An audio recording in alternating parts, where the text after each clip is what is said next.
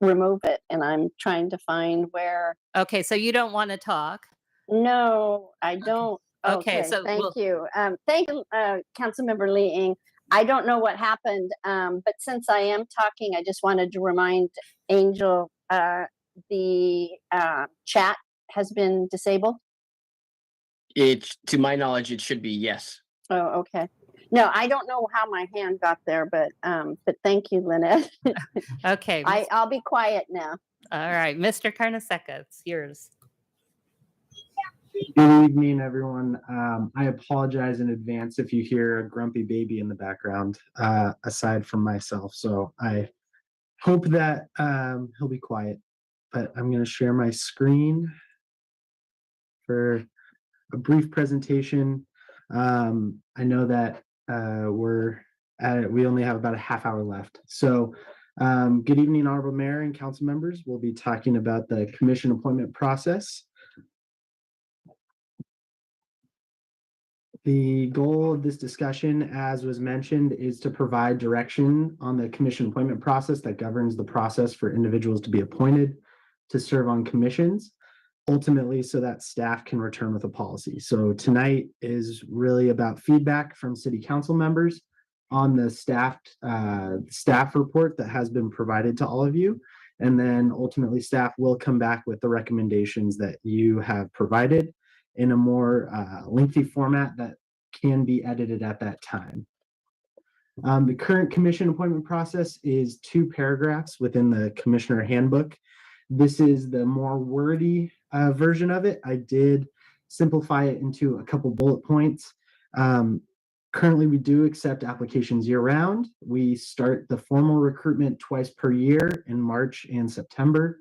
We conduct in-person interviews with no standard questions or timing, and then voting on appointments at a separate meeting than the interview special meeting. So ultimately, it does take 2 meetings to make the recommendations of who should be appointed to commissions. And the Youth Commission is handled through a separate process. I do want to note that at this point in time, city staff has not recommended changing the process for the Youth Commission appointment process. So we are only talking about the other commissions, the other 11 commissions, not the Youth Commission.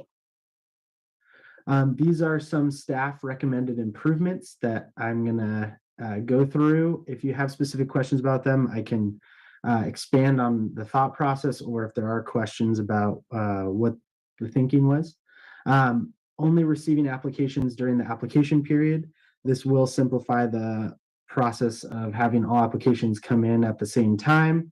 The city clerk can organize all of them and present them to city council. Move commission appointment process to once per year. Ultimately, it would be the best use of resources for advertising, reaching out to the community, trying to get as many candidates as we could if it all happens at the same time once per year. If it happens once per year, then more people in the community will know about the commission appointment and they'll be able to apply. Require that the number of applicants must be greater than commissioner vacancies before council begins the applicant review process. That is so to ensure that the number of applications and applicants will be more, so you will have a more qualified candidate pool to select from. Limit applicants to only be appointed to their requested commissions. So this would allow potential commission applicants to apply to multiple commissions, but city council would appoint them to one of their selected commissions. So they can prioritize and select which ones they want, and then city council could appoint them to the specific commissions. And then conduct all reviews and voting for commission appointments at the same singular city council meeting. This will make it so that it's no longer 2 separate meetings, but just one. And then incorporate an attendance record as part of the application packet for the incumbent review process. So currently, I think that may be informally part of the process, but that would be included into the formal language for the process itself.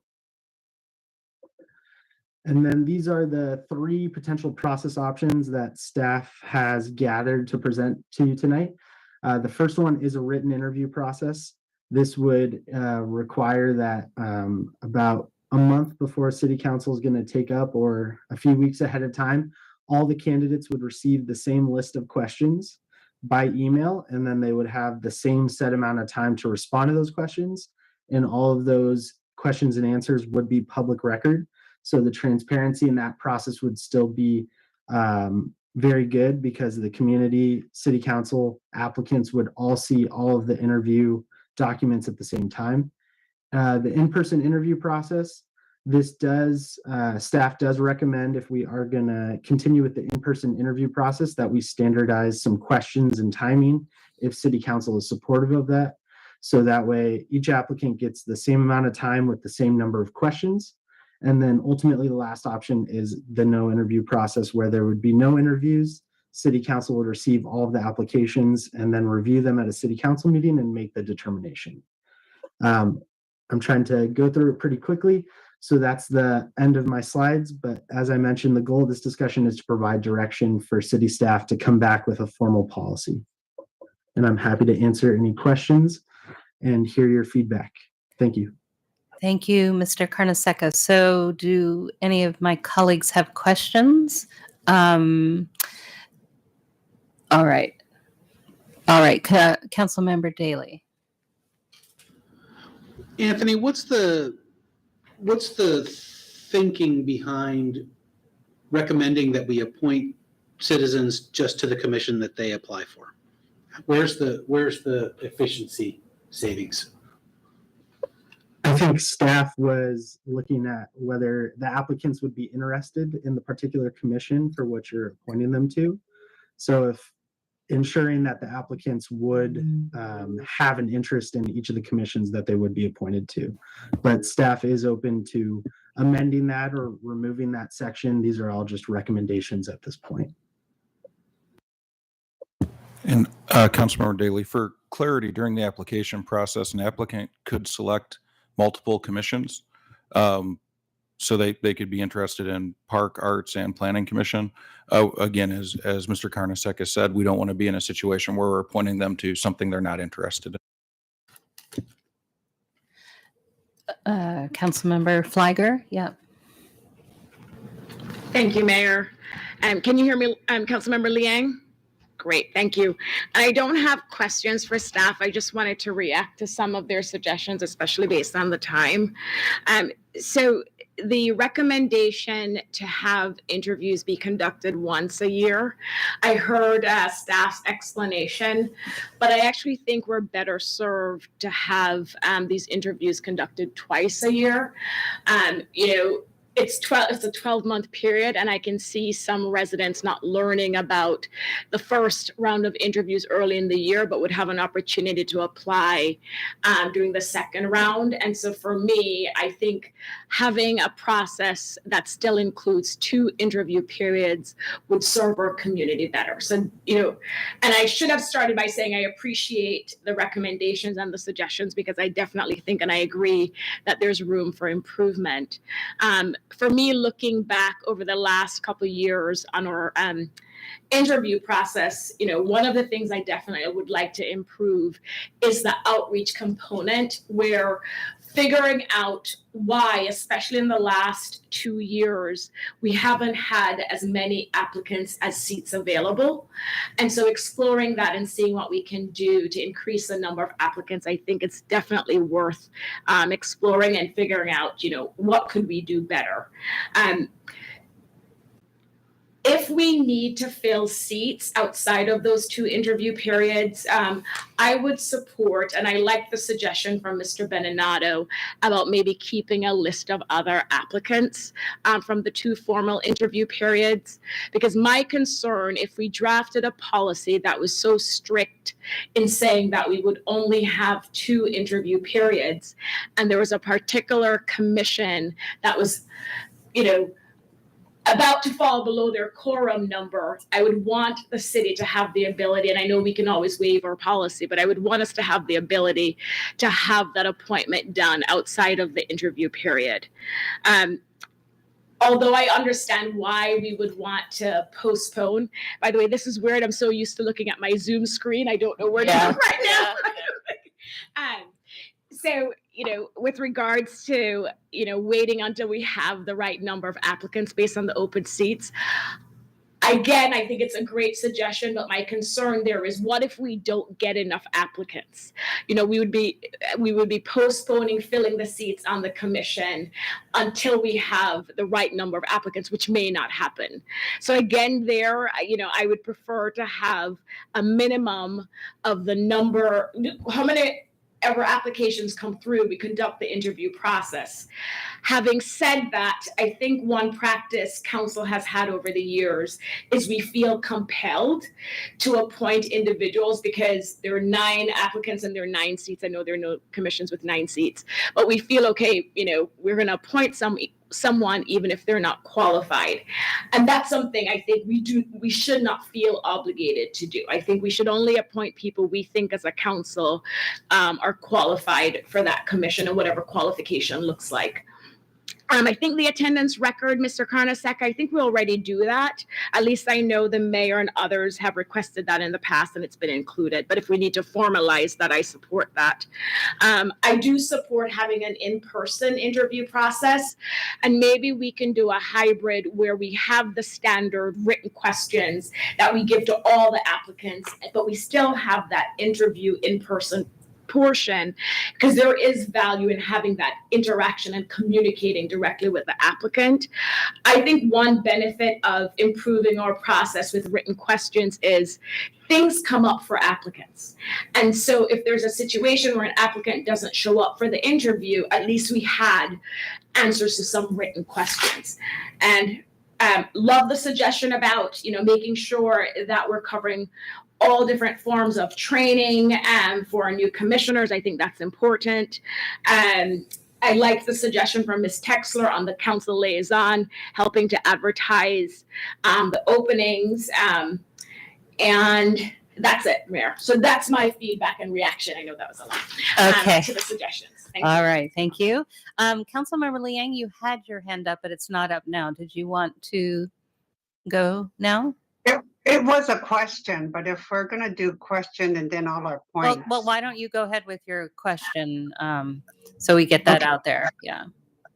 I was just wondering why one of the suggestions was not made, because some of these things that can be made more efficiently if we updated our application. And I'm looking at our commission application, and I think it is really due for an update now. Is there any reason why that was not brought up as well?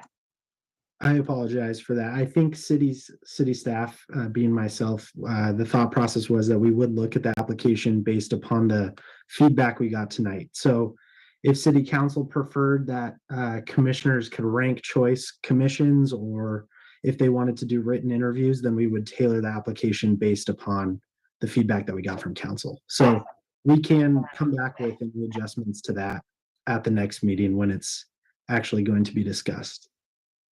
Okay, and then if the suggestion was also to only try to do everything in one meeting, I wasn't clear on the process on that one meeting. Is there an opportunity that, or you're suggesting that we're going to have a matrix and then we all have a scorecard, or we provide some scores after we conduct all our interviews? I believe it would be the same interview type process of the voting, but it would just happen at one singular meeting. So you wouldn't wait 2 weeks or a week to discuss the actual voting itself. You would just do it all on the same night. Okay, I understand that. I would like to hear other questions, Mayor, and then I'd be glad to provide my comments after the other questions. All right. Thank you. Vice Mayor Weinberg, did you have questions? I don't have questions, so we can go straight to comments if Councilmember Liang is ready to go. All right. So Councilmember Liang, do you want to provide your comments? Yeah. I'm trying to. I do some of the comments that were made and by Councilmember Flygore, I agree with wholeheartedly. We should have the staggered meeting twice a year. I believe that there was a reason why we went that way. And I think that's valuable to keep it that way.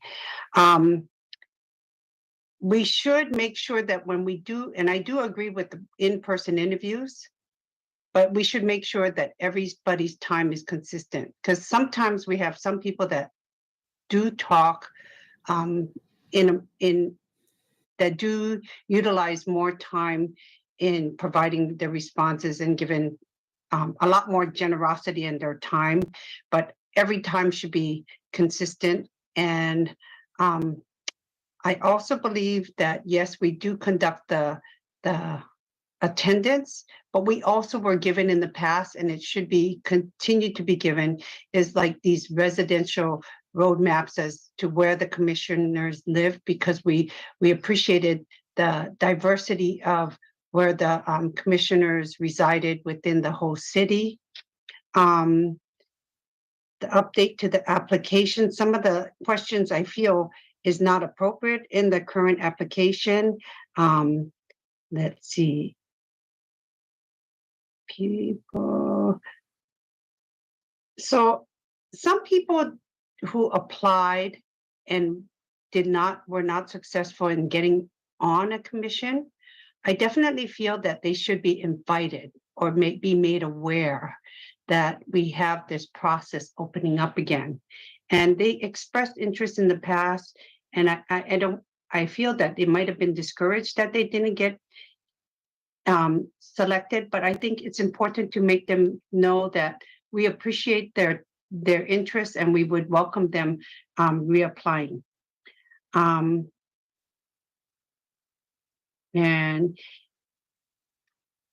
as stated by Councilmember Liger, I agreed with the points made, and but I also agreed with another point by Mr. Bear about commissions need to represent the whole community, and sometimes it's good to have a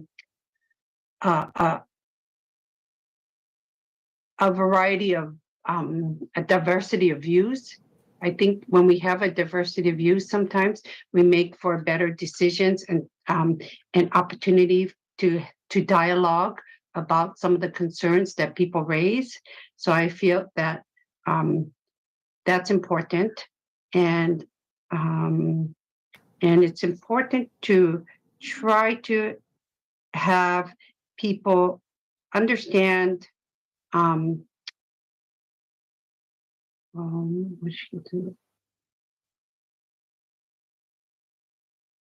that if we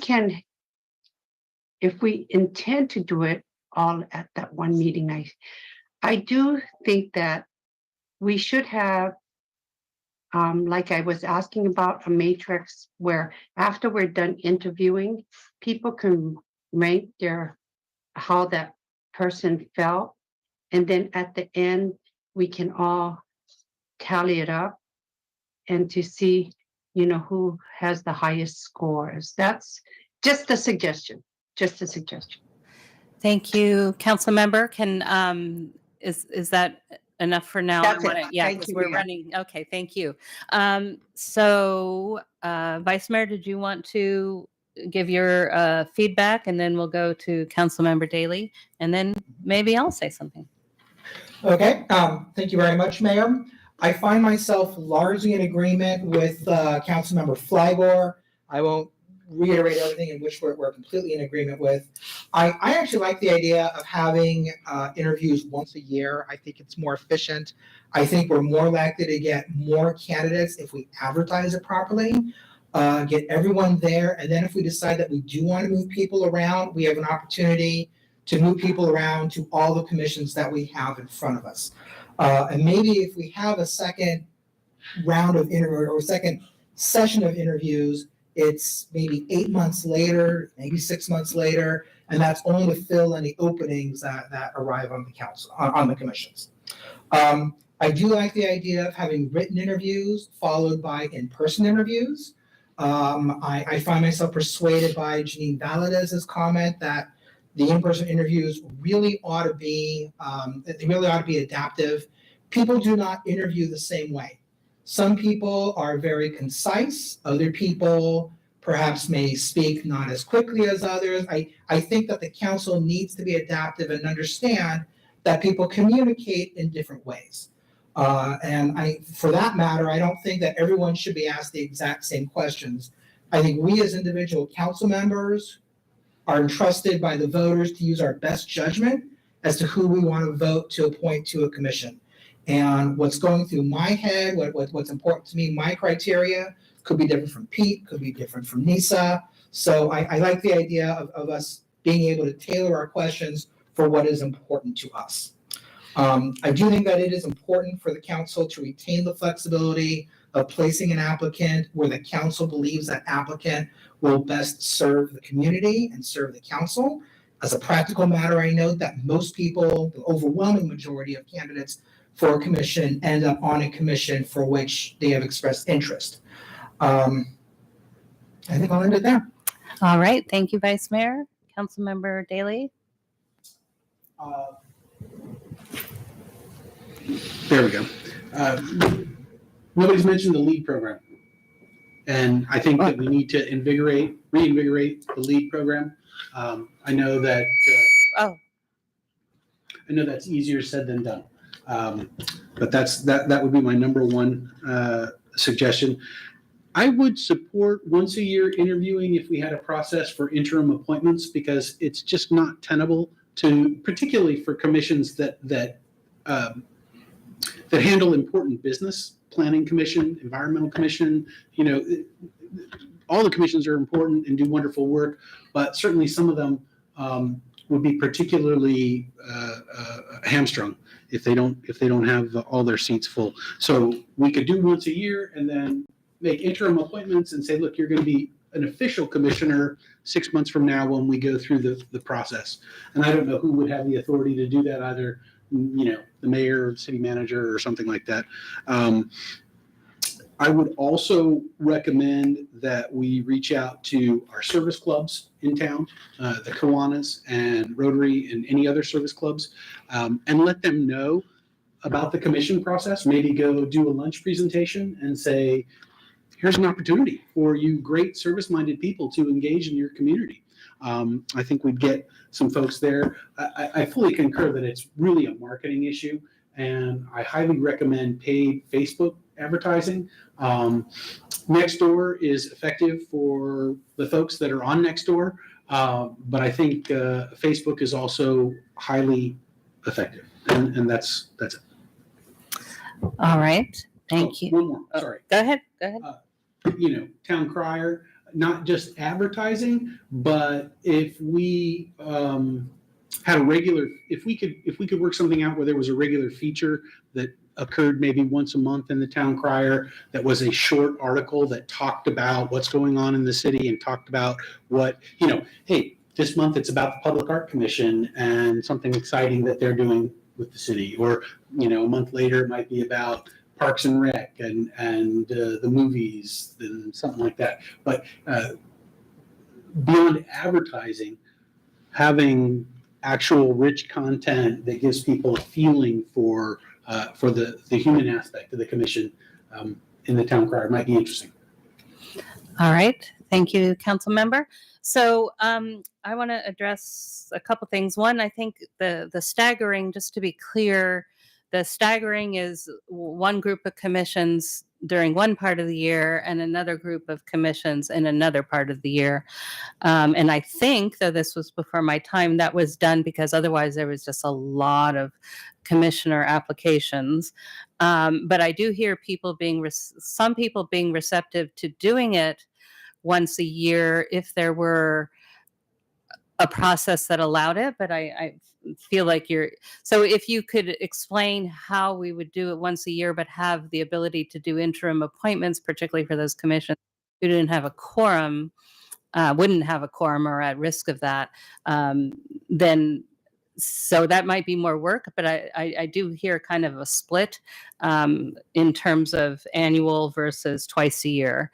In terms of the I think I heard, and I also agree that the written interview process with some standard questions should be part of the application process, but we do have to do in-person interviews. I think we can be more disciplined in how we structure them.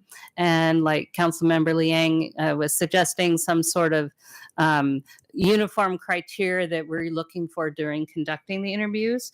But I think we need to make it clear that the applications are part of the interview process. I mean, we kind of ignore the fact that we get some, and I know this isn't a paid job, but we get some really awful applications. And I don't want to hire someone who doesn't take the time to do the application correctly. So I feel like the application is part of the interview process. There should be some standard questions, and there should be some in-person ability. And yes, there's many ways to reach out to the community, and I think staff can work on that, and we can come up with more ideas. So I won't belabor that right now, but I do think it's important that the application be also pre-screened by staff, because we had an example where someone didn't even live in Los Altos, close to Los Altos, but not close enough. And so that person shouldn't have been interviewed. And, so the applications are more important than we've been using them. And I also agree the residential roadmaps, when we had that for one of the recent interview processes, I think that is useful, especially if we think about what some of those commissions might be hearing and reviewing during their time, and understanding who might have conflicts of interest potentially or whatever. So that's all important updates. So I don't know if that gives you enough information. Anthony, do you want to ask some clarifying questions? I think I was trying to vigorously take notes, so I have about 3 pages here. So if I'm gathering based on what I'm hearing, it sounded like there might be support for a once per year process with a process for interim spots as needed. Is that the direction where it was? I heard different opinions, so I wanted to get thoughts on that. I think that there were people who definitely supported the twice a year process, but there were people who would consider the once a year process if there was a way to build in recruiting on the interim when needed. I don't know. Did we have because I don't think we had a clear split. It wasn't like 3. I mean, it was 2.5, 2.5. I would like some clarification on that, because I know Yes. that Councilmember Fleiger and myself was we would support the 2 times a year. So Right. I'd like to better understand that. So why don't we clarify? I mean, because the 3 of us were kind of, we'd consider a once a year process, but I do see the benefits to the twice a year, because there are a lot of commissions. And again, we'll look at sort of rationalizing some of the commissions later on at our offsite or retreat or whatever we're going to call it. So we don't need to get into that now. So I'm not sure. I mean, we really were kind of split. I think we're open to seeing a good suggestion for once a year if you want. Otherwise, I think the comfort level would be to continue some commissions one part of the year and some commissions the other part of the year. Okay, city staff can work on, I'll take all of this feedback and meet with the city manager, and I can try and incorporate as best I can. And then obviously it's still up for discussion for city council to provide feedback. So no decisions are made tonight as to what the process will look like. Right. And then I think when we look at this again, we need to talk about how we're conducting the interviews, because we're not at all disciplined about the agenda. We assign 10 minutes to people. We spend 20 minutes on each person. We spend twice as much time.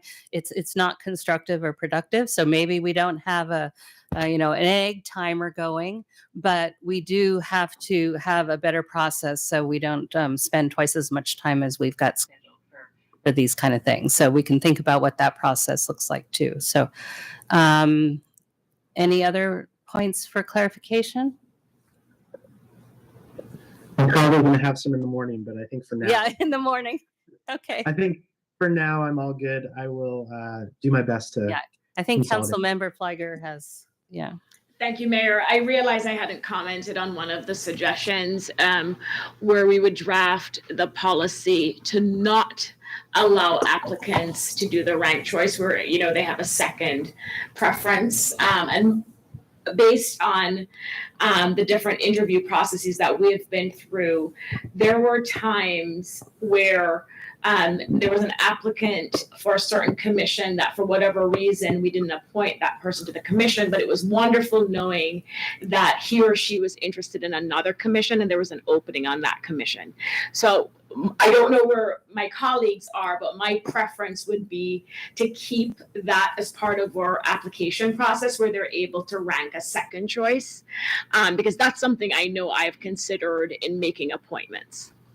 And I think I would agree with that, but where we've gotten into trouble is when we throw something at them they didn't express a choice for, and then they back out after we've appointed them. So we don't want to do that, I think. Any other, do you have any feelings on that, or you agree? I agree with the two of you. Okay. All right. So I think we'll call that a wrap to the study session unless there's any final questions or comments. All right. So thank you all. We're going to close the study session and then we'll be back in 4.5 minutes. All right. Thank you.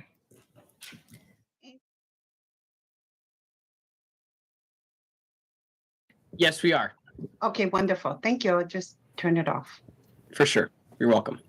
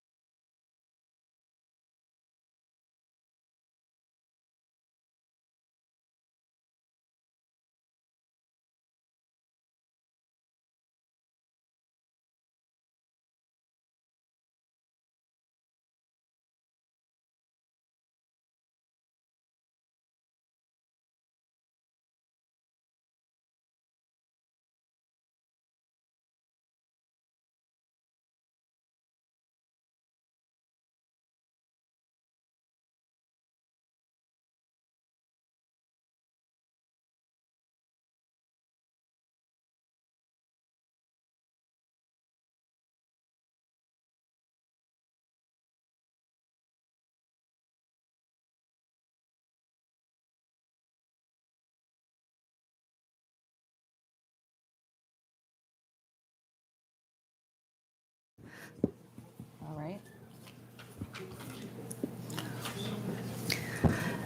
City Clerk and City Attorney, I'm checking to see if you're online. Oh, Jonathan. I am here, Mayor. Okay.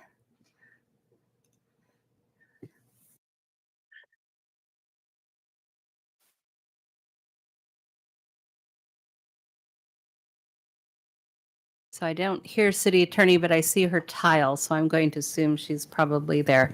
So I want to, can I call? Recording in progress. Right. So I want to call this meeting to order. It is the City Council regular meeting of Tuesday, January 10th, 2023. And City Clerk, can you establish quorum, please? Yes, Mayor. Members of the council, if you are present, please indicate so by answering in the affirmative. Councilmember Fliger. Here. Thank you. Councilmember Lee Ang.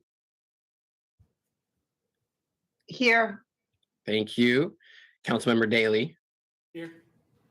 Thank you. Vice Mayor Weinberg. Here. Thank you. And Mayor Meadows. Here. Thank you. We have a quorum. Everyone's present. All right. And we're going to do the pledge. I actually don't see. Oh, there it is. It's here. Okay. Councilmember Daly is going to do the honor of leading us in the pledge tonight. I pledge allegiance to the flag of the United States of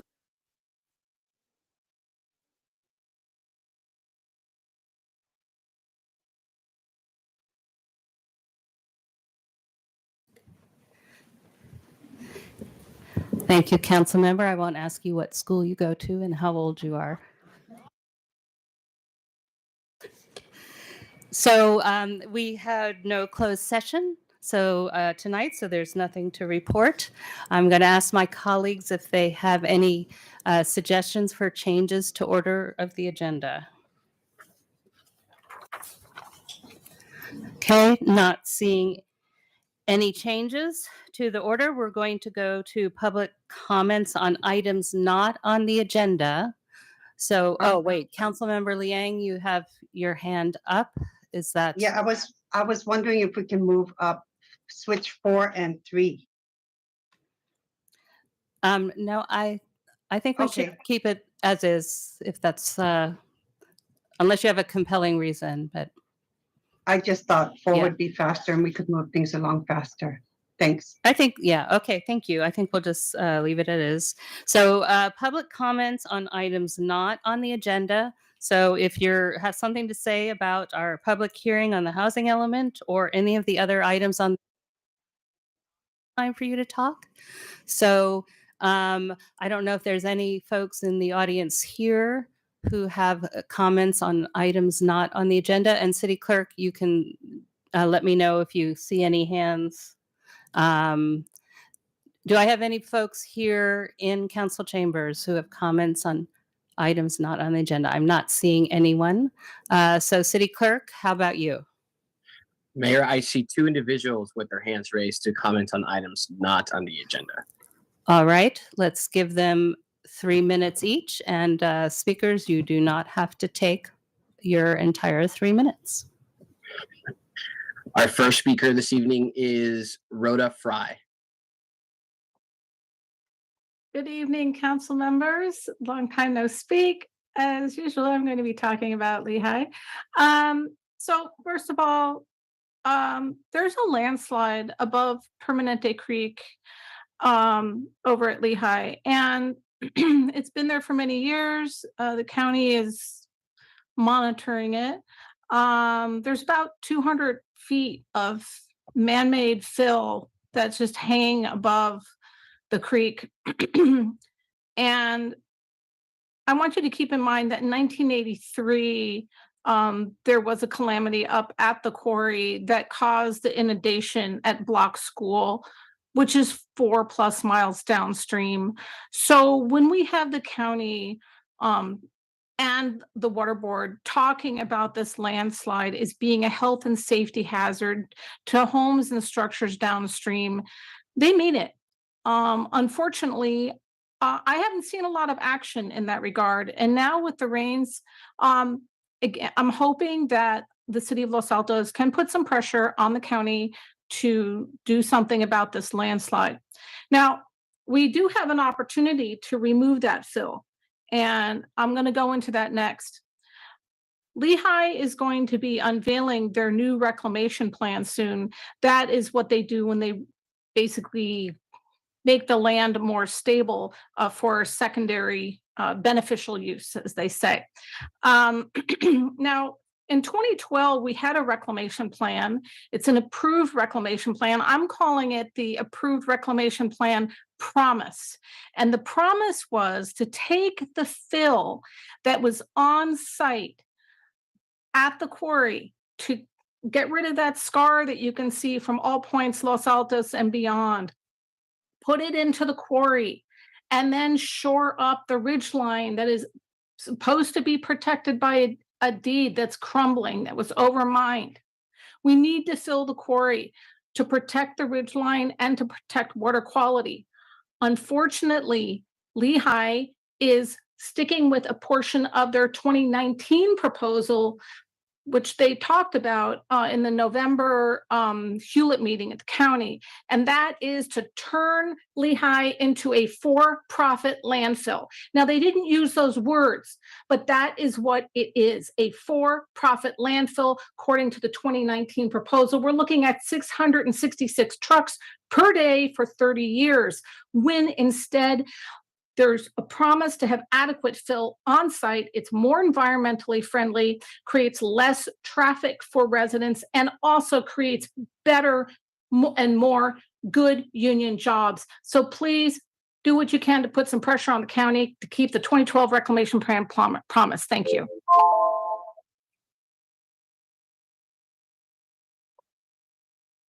Thank Mayor? you. Yes, I was wrestling my mute button. Thank you, Ms. Fry. And it looks like we don't have any other speakers. Clerk? That's correct. That was going to be my comment. All right. Thank you very much. So moving on then to the special item, mayor's comments. I promise not to do this every meeting. But I did want to say that I'm excited to represent us, to represent Los Altos as mayor this year. It's an honor to serve. It's an honor to serve on council, and it's an honor and to serve as mayor. I'm going to find out, I'm sure. So we're going to have a busy and productive year starting tonight. I do want to acknowledge that one common request and or complaint I've gotten has been about our meetings. So it's kind of ironic. I'm spending a little time talking about how people want our meetings to be shorter, but I will keep this brief. And I know we're all committed to being as efficient and productive as we can be in these meetings. And we know that the community wants us to do that. We know that staff really, really wants us to do that. And so we're going to work on keeping our meetings as focused and constructive as possible. And I will do my best to facilitate our meetings in order to do that. And I'm hopeful that we will hold each other accountable to achieve this. And so I probably picked the wrong meeting to say this, because next we're going to hear the housing element. So there goes that good intention. But with that, I'll wrap it up and let's get to work. And thank you so much. So now we're going to move on to the consent calendar, which unusually just has one item. Anyone have any questions, or can we have a motion? Can I have a motion? Madam Mayor, I move to approve the consent calendar. I'll second that, Mayor. All right, City Clerk, can you take the roll call, please? Yes, Mayor. Members of the council, if you are in favor of the motion on the floor, please indicate so by answering in the affirmative. Councilmember Lee Ng. Yes. Thank you. Councilmember Daly. Yes. Thank you. Councilmember Flagger. Yes. Thank you. Vice Mayor Weinberg. Aye. Thank you. Mayor Meadows. Yes. Thank you. Motion passes with a unanimous vote. All right. So with that, we're going to move to agenda item number 2, which is the 6th cycle housing element. And Director Zorns is going to walk us through that. For the 6th cycle housing element and the updates that have been made. 2022. I would like just to at least initially remind the council is that we are statutorily obligated to adopt this housing element in order to by January 31st, 2023. So timing is tight. So I would like to make sure that we do obtain any feedback from the public as well as the council as a whole this evening in order to be able to try and fulfill our obligation and do our due diligence as a jurisdiction. This evening, we are going to start with a presentation that is going to be led by LWC or Lisa Weiss Consulting. They should be on the call as a panelist and starting to share their screen now. Just because of some of the power outages for a couple of them that are remote. I'm not sure exactly who's going to start speaking this evening, so your guess is as good as mine, and we'll get it turned over to them. And someone at LWC, can you please take it away for us? Thank you. That's right. It's a surprise appearance from David Bergman, director at LWC. And I'm joined actually on the panel by Jen Murillo, who has been the project manager, and Stefano Riccici, our lead associate, who's done a lot of the heavy lifting on the project. So I'll provide the presentation, and I will heed the mayor's advice and admonition to keep meetings short. I'll be brief, particularly going over some of the material that maybe we have discussed before and really focus on the new information since the last time we've been before this body. So if we can go to the next slide, here's what we're going to talk about in this presentation. Again, for people who are coming into the process maybe for the first time, I know that the council is well aware of this information, but for public information to provide a brief overview of what the housing element is, then a report on revisions to the draft housing element that have been made in light of public comments from the California Department of Housing and Community Development, and recommendations that have come from Planning Commission and the City Council in revising the document. And then finally, recommendations for next steps related to the housing element and its adoption. So again, as Director Zorns pointed out, that this is a statutory requirement. It's in government code that every city and county, every jurisdiction in the state adopt an 8-year plan for accommodating its regional share of housing growth. And the current cycle is the 6th cycle, which will cover a planning period from this year, 2023 to 2031.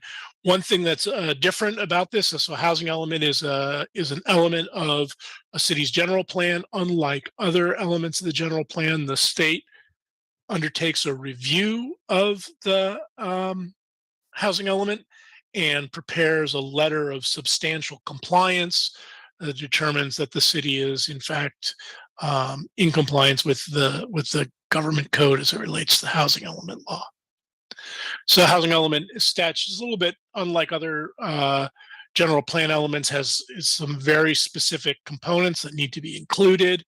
And this is again tied to statute. The housing element has these components. New to the 6th cycle, which is a little bit different than if any of you have participated 8 years ago. In the 5th cycle is a requirement to affirmatively further fair housing, which is AFFH. But otherwise, the housing elements required to assess the needs of the community, to inventory sites to show that there's capacity to accommodate the city's regional housing needs allocation, any constraints that exist within the city's development code, and also non-governmental constraints that can be environmental or market-based, looking at progress on existing programs, documenting public outreach, and identifying resources. At the core of the housing element are the goals, policies, and programs that implement the production of housing, or the programs to implement the production of housing. Next slide, please. So we've been engaged in a significant and diligent public outreach effort for going on, I believe, almost 2 years for this process, or 18 months that we've been engaged with the city of Los Altos in preparation of this draft. This has included pop-up events, focus group meetings with key stakeholders, small group meetings, community workshops, targeted outreach for fair housing, and public hearings with both the Planning Commission and the City Council. And also through the entire process, we have had intake opportunities for public comments through the website and through email. So there's been a 30-day public review period between June, and it occurred in late June to late July, which also where additional comments were received by the Planning Commission in July, later the City Council, and again, we received comments through the website and direct communications with city staff. Recently, we've come back to the community with additional engagement. In November, there were meetings with the Los Altos Affordable Housing Alliance, 2-hour meetings, meetings with the nonprofits such as Dignity Moves, and also presentations to the Chamber, Community Coalition, and additional presentations to residents and engaged civic groups such as the League of Women Voters.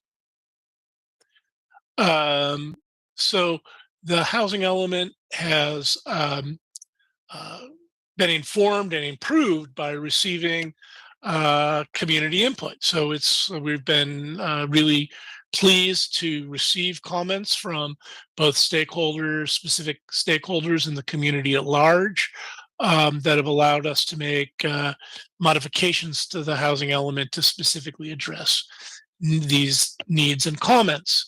One was to look at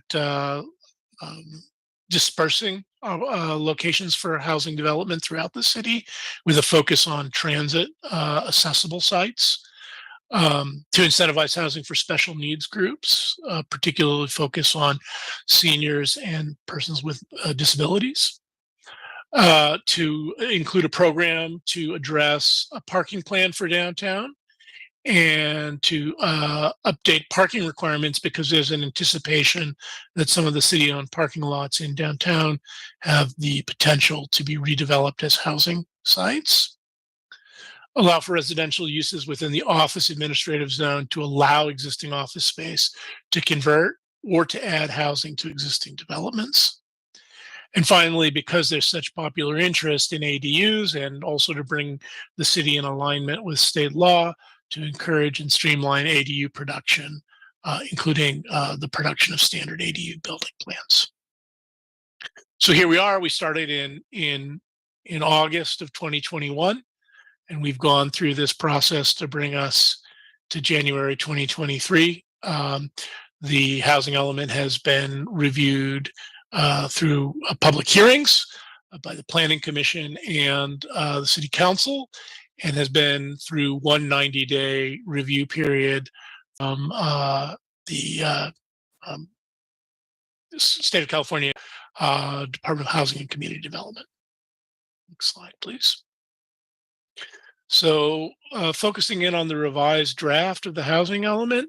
So in response to comments from the public, the Commission and Council, the city submitted a draft to HCD, and we received comments on that draft on November 10th. Housing element has we give 4 sections, which we call the main body document. That's really the housing plan is the core of it. And then it's supported by appendices that undertake the analyses that are statutorily required. But the housing plan it contains goals. The goals are broad visions for the city to meet its obligations to make housing development, facilitate housing development, and meet its regional share of projected growth. Next slide. Oh, if you go back. So there's no changes to the sites inventory since the release of the public review draft on June 22nd. So that has been consistent through the public presentations. There has been a program added to facilitate and monitor entitled and approved housing projects to make sure that those entitled and approved projects, the so-called pipeline, move forward without any unnecessary constraints. As you can see from this table, the city's regional obligation is about 1,900 units. The meeting that obligation is made up of some from accessory dwelling units using a safe harbor methodology. We can forecast that over 8 years, there'll be a little over 320 of those. Again, about 500 and just a little bit less than 590 units are in the pipeline.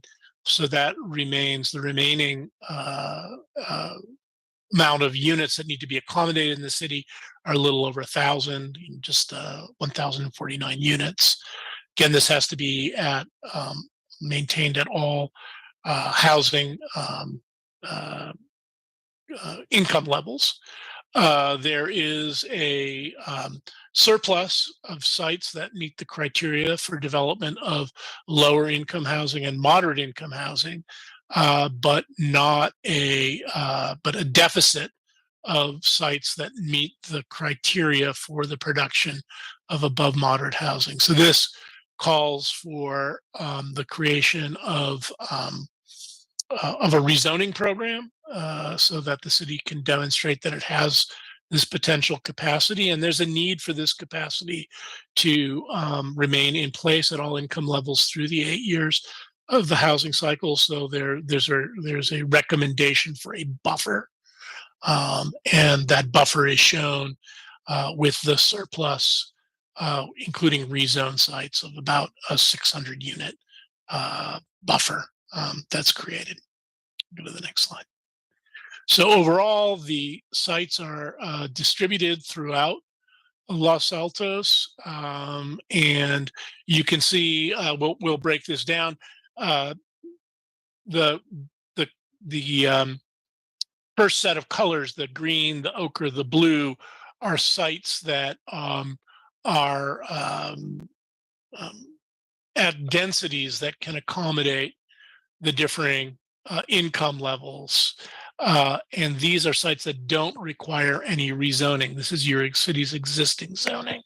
And as you will go, next slide here, you'll see for the northern part of the city, you can see a little bit more detail here on this map.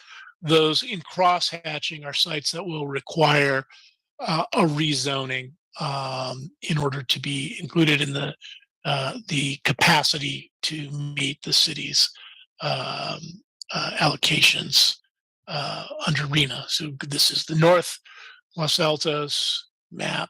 The next slide. Central Los Altos, the downtown, and the San Antonio corridor. Again, the ones that don't have cross-hatching, this is already sites that are anticipated as being able to accommodate housing under your current zoning and general plan.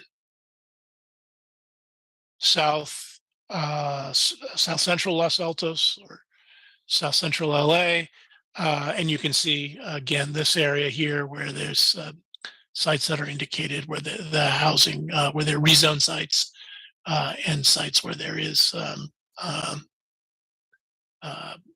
existing capacity for for residential development. And finally, South Los Altos. Go to the next slide, please. So given we get comments, the city received comments on the draft from HCD where they require modifications in order to find that the housing element is in substantial compliance with the government code. So this recommendation brought modifications to these specific programs. One was to increase the density in the CT district for allowing higher density for residential development, a requirement to update the Loyola Corners specific plan area and to remove some of the constraints for housing production that are associated with that specific plan, to undertake a proactive facilitation of housing on city-owned sites, streamlining ADU production, preparation of a downtown parking plan, because again, there is and then looking at parking requirements, there is anticipation that city-owned sites in the downtown will make up an important part of the city's housing production over the 8-year cycle. Modifications were required to building height limitations in mixed-use zoning districts. Amendments were required to the design review process. And then again, programs to help facilitate alternate modes of transportation. The next slide, please. Also, some of these were technical that just need to be, every city needs to react to changing legislation. So a program to implement SB 9, which is lot split in single family residential developments mandated by state law in R1 zones. Monitor pipeline housing projects, and then also modifications of emergency shelters, again, bringing the city in compliance with state law, and modified development standards in the R3 zoning district.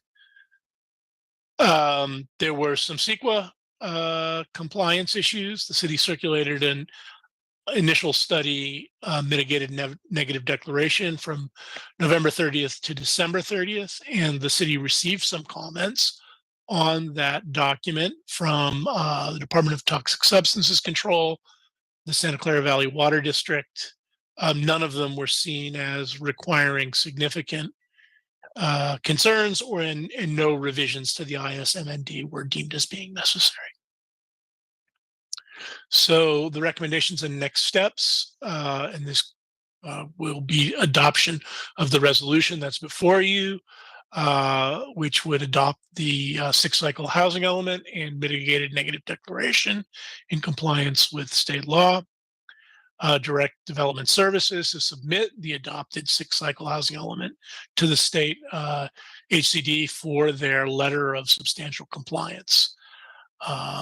And then again, additional Planning Commission recommendation, which is on program 3H. This came from the Planning Commission, which was to clarify that there would be 14 calendar days for appeals process. And this came out from the Planning Commission hearing earlier. The League of Women Voters also provided some recommendations for some edits to language for program 1H for city-owned sites, facilitating housing, and to assist in securing funding. So for adoption, the adoption hearings are held January 10th, can be continued to January 24th, and HCD and certification within 60 days will come within 60 days of submittal of the adopted housing element. Dave, that's an error. I'll just say those are supposed to be 2023. Thank you. That's for that. Yeah, thank you for that. That's Stefano Riccici on our team. But yeah, that's 2023. And then finally, as we're aware, but for the audience, there are significant penalties for noncompliance if the 1-year deadline is missed, which is January 31st. And they can range from financial penalties, including not being eligible to receive state housing grant funds, sequestration of the SB1 transportation funds, and other more serious potential penalties, including loss of permitting authority if the general plan is found to be inadequate. So that is the formal presentation, and we turn it back to Nick. Thank you so much.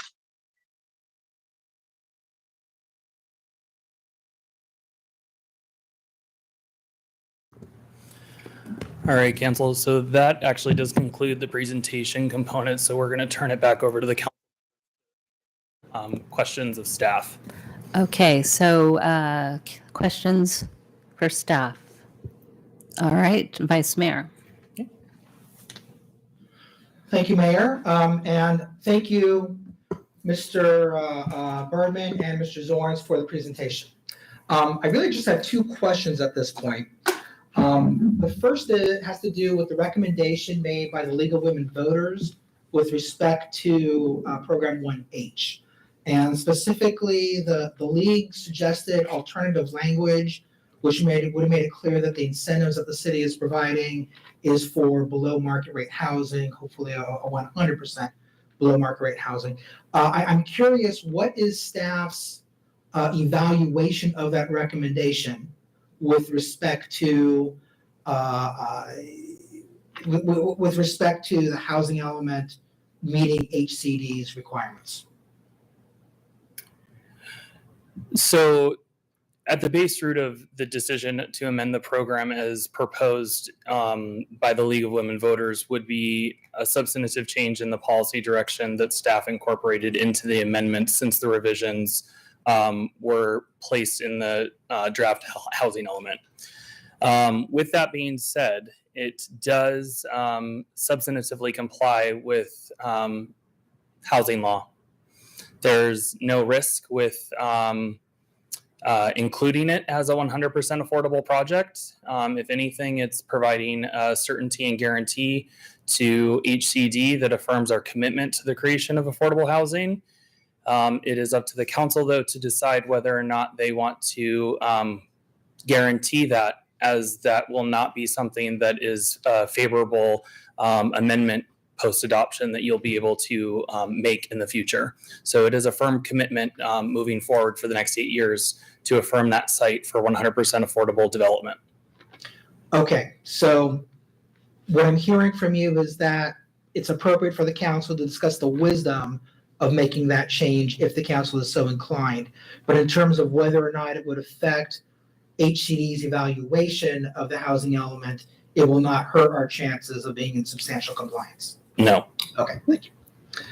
And then the other question I had has to do with the term, there's a new position that's envisioned, a full-time housing manager, and that occurs in programs 5B and 6D.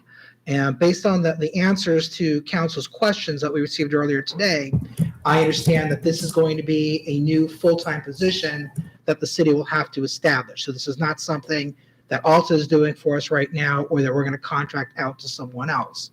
Can you please talk in some detail about what it is the full-time housing manager is going to do?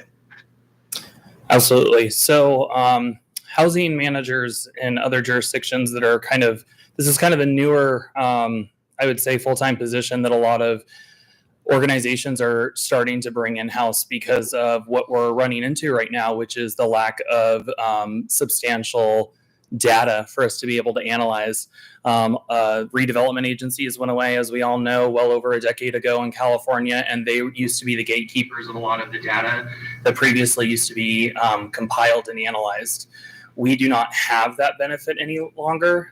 The city, as city staff, we do not have some of the data that would be necessary to truly analyze and be able to compile and detail exactly what our community at large actually needs for some of the specifics once we get into program implementation and development. So it is necessary for us to, in the forthcoming, I would say, first 2 years, to really have someone boots on the ground that's going to be doing substantial amount of community engagement efforts. These are not community engagement efforts that are adequately served in a public forum the size of, community workshops. This is going, sometimes essentially almost door to door to some degree when it's going to work with our folks that work in Los Altos or folks that might just be at a bus stop nearby in Los Altos. This is actually sometimes where other jurisdictions have homeless outreach workers that actually go and actually talk to some of the homeless population that are in Los Altos or immediately adjacent and nearby that might be frequenting and becoming transient in and out of our jurisdiction. Those are just some of the things that are just coming up off the top of my head. So with that being said, we also do have a service provider, Alta Housing. I am in no way saying that we do away with that contract. They do provide a vital resource to our jurisdiction in regards to being a third-party independent firm, essentially, that helps us manage a non-biased housing portfolio to make sure that things are adequately served with the applicable housing laws. That is something, though, that I would say they could do more, but it's going to cost us more. As we saw last year when we talked about the priority waiting list and expansion thereof, that was something specifically that Alta said, well, we'll have to talk to you about our contract because that's an expansion of service. That's an expensive contract as is, and we really only get it for a very finite amount of work deliverables. And so it's something that we really do need to be able to also be able to internally control certain things, especially in times of need. I will say, Alta also struggles with having adequate staffing levels in order to be able to provide the services that they're contracted as. I know that specifically from talking with folks that have also worked with Alta Housing. So it's something that we're able to more control when we have that position in-house, and it's a service that we're able to provide as well. Okay, thank you for that. It was a very detailed answer, and I appreciate that. So at a high level, what I'm understanding is that the full-time housing manager is going to be collecting data and analyzing data, and this is a very labor-intensive job that includes going out into the community and really, turning over rocks and getting the information we need for staff to be able to advise the council what we're doing right and where we have opportunities to improve. Would the full-time housing manager be able to take over the duties that we've sourced out to Alta, or is that really something completely separate and that's too much to burden one person with? I would say that within maybe 3 to 4 years, that's something that we could look at sunsetting the contract. I would say affirmatively for at least 2 to 3 years, that is something that would not be able to be grappled with because we need them to focus on obtaining a lot of the data that we are deficient in. Okay. Thank you very much, Director. Madam Mayor, I have no further questions. Okay, I'm just going to tag on to a question that the Vice Mayor asked, and then go to my colleagues for other questions. So, Director Zorns, the question was asked about if we commit to the plazas being 100% affordable. If it says that it's going to be 100% affordable housing, then that's what it's going to be during the planning period. As written now, where it's written where we consider at least 20% inclusionary with potential incentives, does that preclude us from soliciting and potentially accepting 100% affordable homes? Not at all. The program 1H was designed with the wording to specifically allow us the flexibility to be able to set these as target minimums for the city of Los Altos.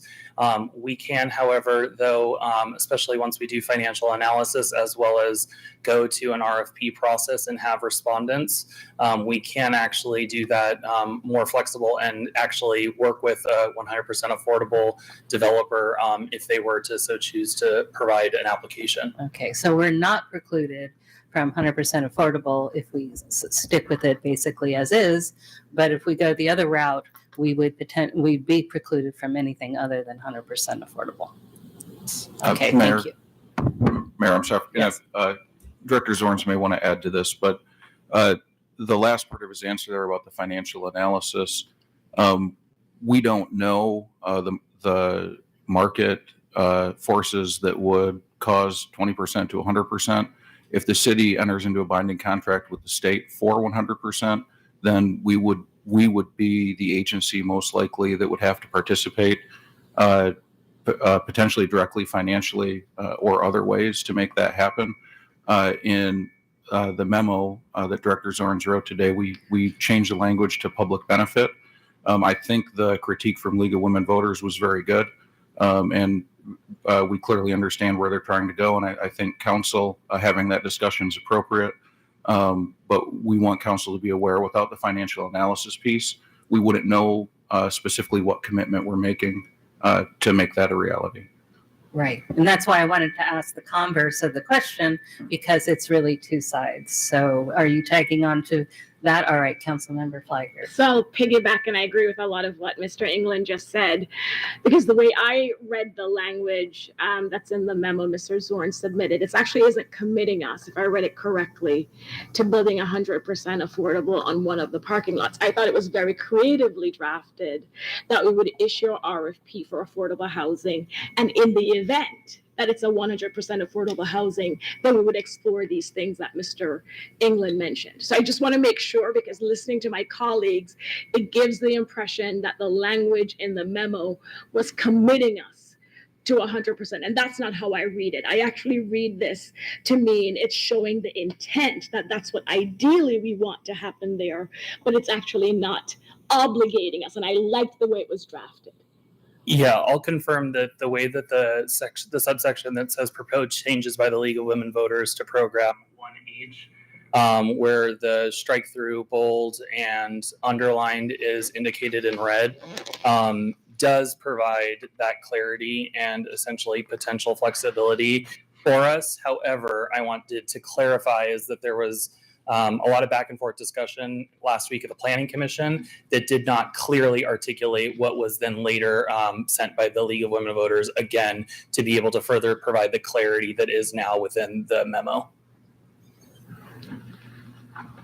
Okay, so that was our segues with the Vice Mayor's question. So who would like to ask questions next? Councilmember Liang, do you have any questions? I do. Thank you, but I was just waiting to see if anyone else. I'm not seeing anyone jump in, so Thank you. please go ahead. My understanding is, and from hearing from many other residents, that just to make sure we're all on the same page and clear on this, is that an approved housing element is basically a contract between the city and HCD.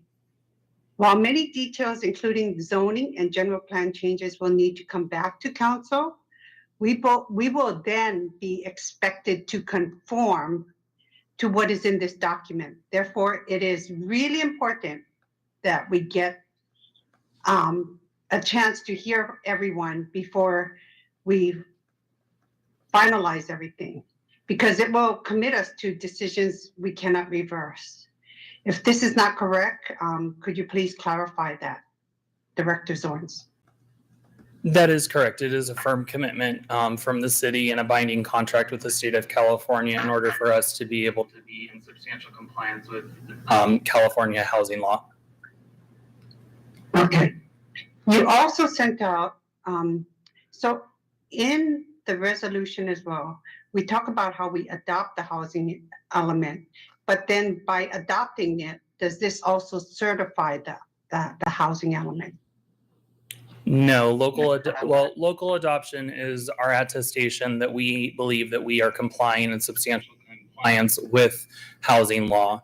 However, the housing element must then be returned to HCD for a 60-day mandatory second review, which then in prior years they referred to as certification.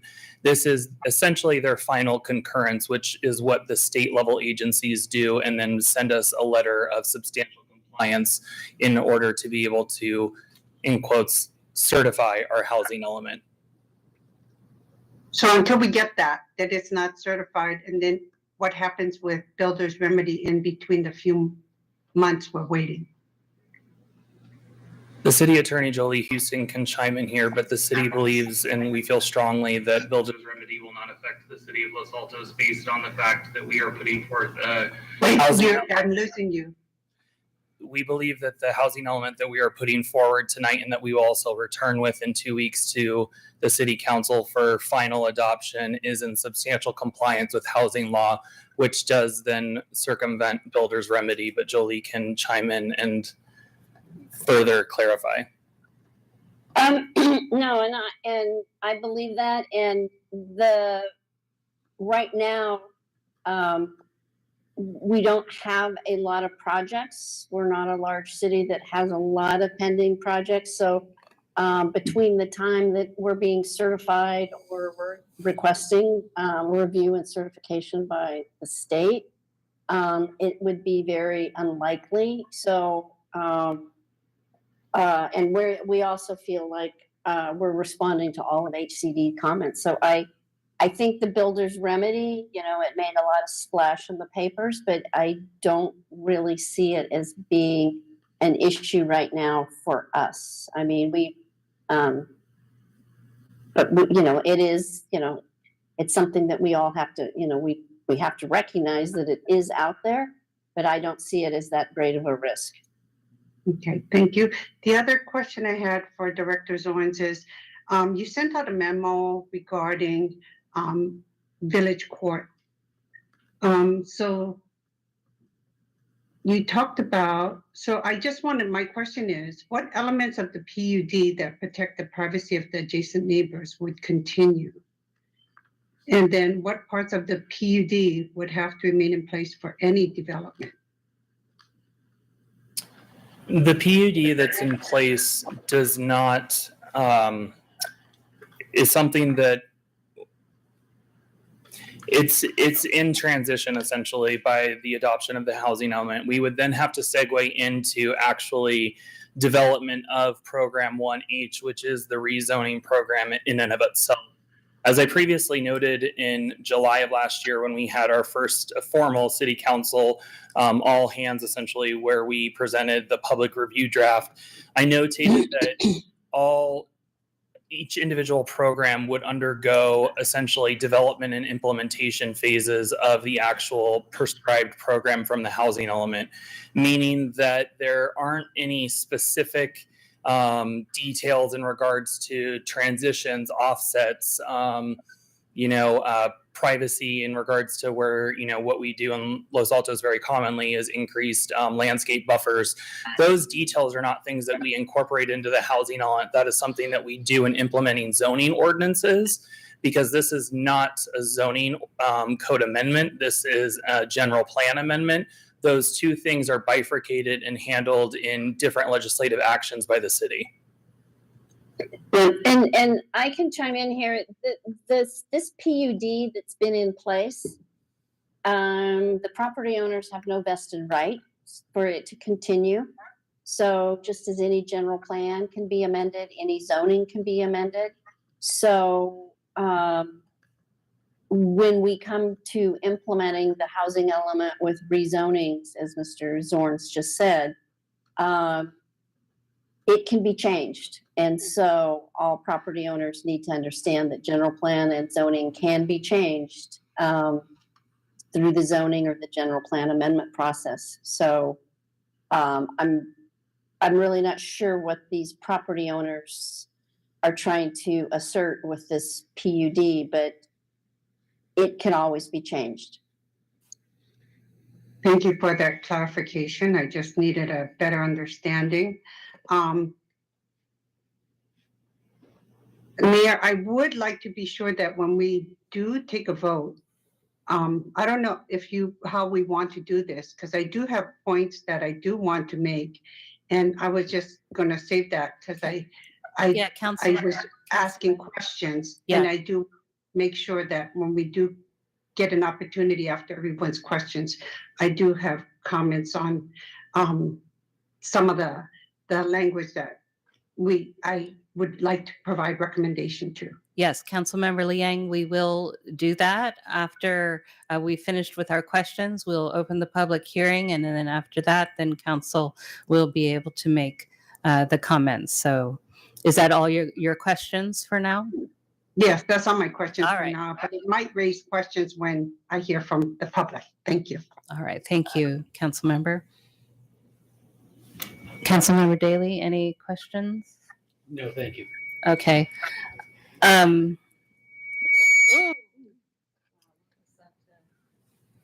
I'm off. I don't Yeah. know. I'm ready. I'll try turning this back on.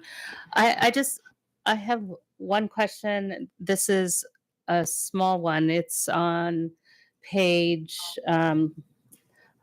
it's about program 5A.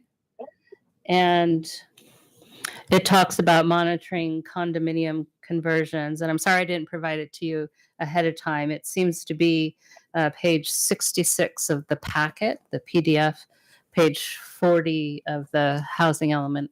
And it talks about the city will continue to implement the condo conversion ordinance to protect against the conversion or demolition of rental units.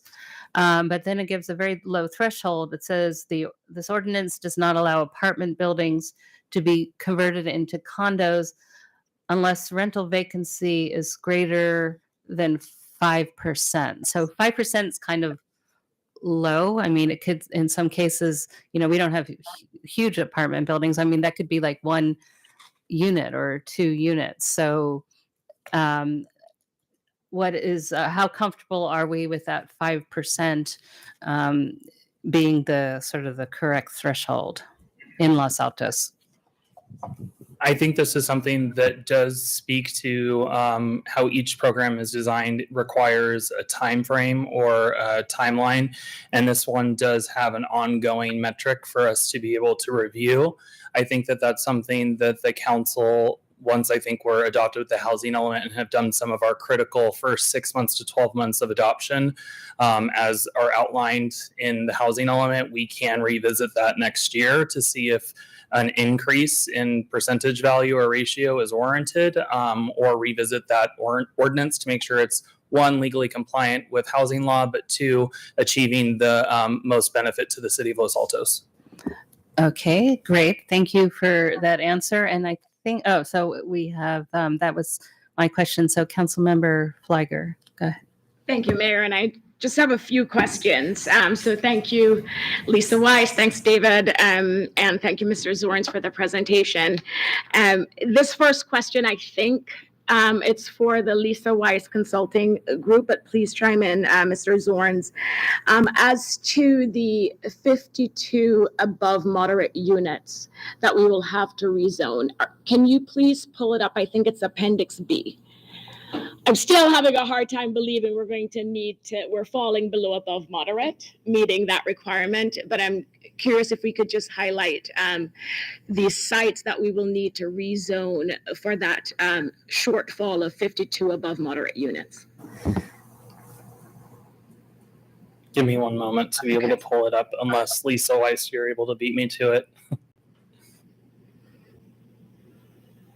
It's probably also got to do with net new, right? And as you and the question is just, to further explain, why is it that we've identified, knowing Los Altos and the history here, a shortfall of 52 above moderate units? So this is Dave here. Well, Nick is getting the map up. So the issue comes from HCD's methodology, and it's not necessarily reflective of what will happen on the ground. So the way that it's looked at is they identify density ranges of where housing development can occur at the specified income levels.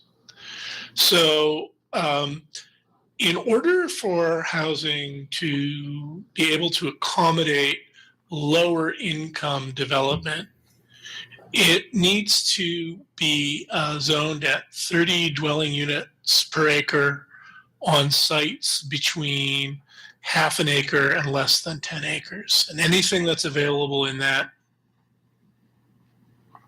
within those parameters, is considered eligible for lower income housing development. Now, there's an understanding that the state has that the sites that meet that or those criteria may not develop as 100% affordable.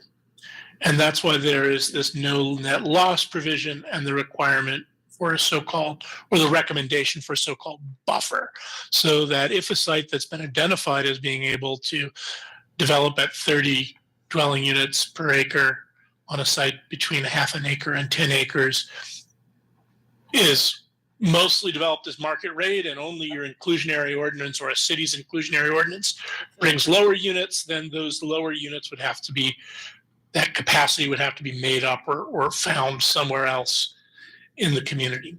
So now here's the question, which is the above moderate is determined by a lower density. That's really all that means. It says that sites with lower densities are presumed to not be able to accommodate lower income housing development.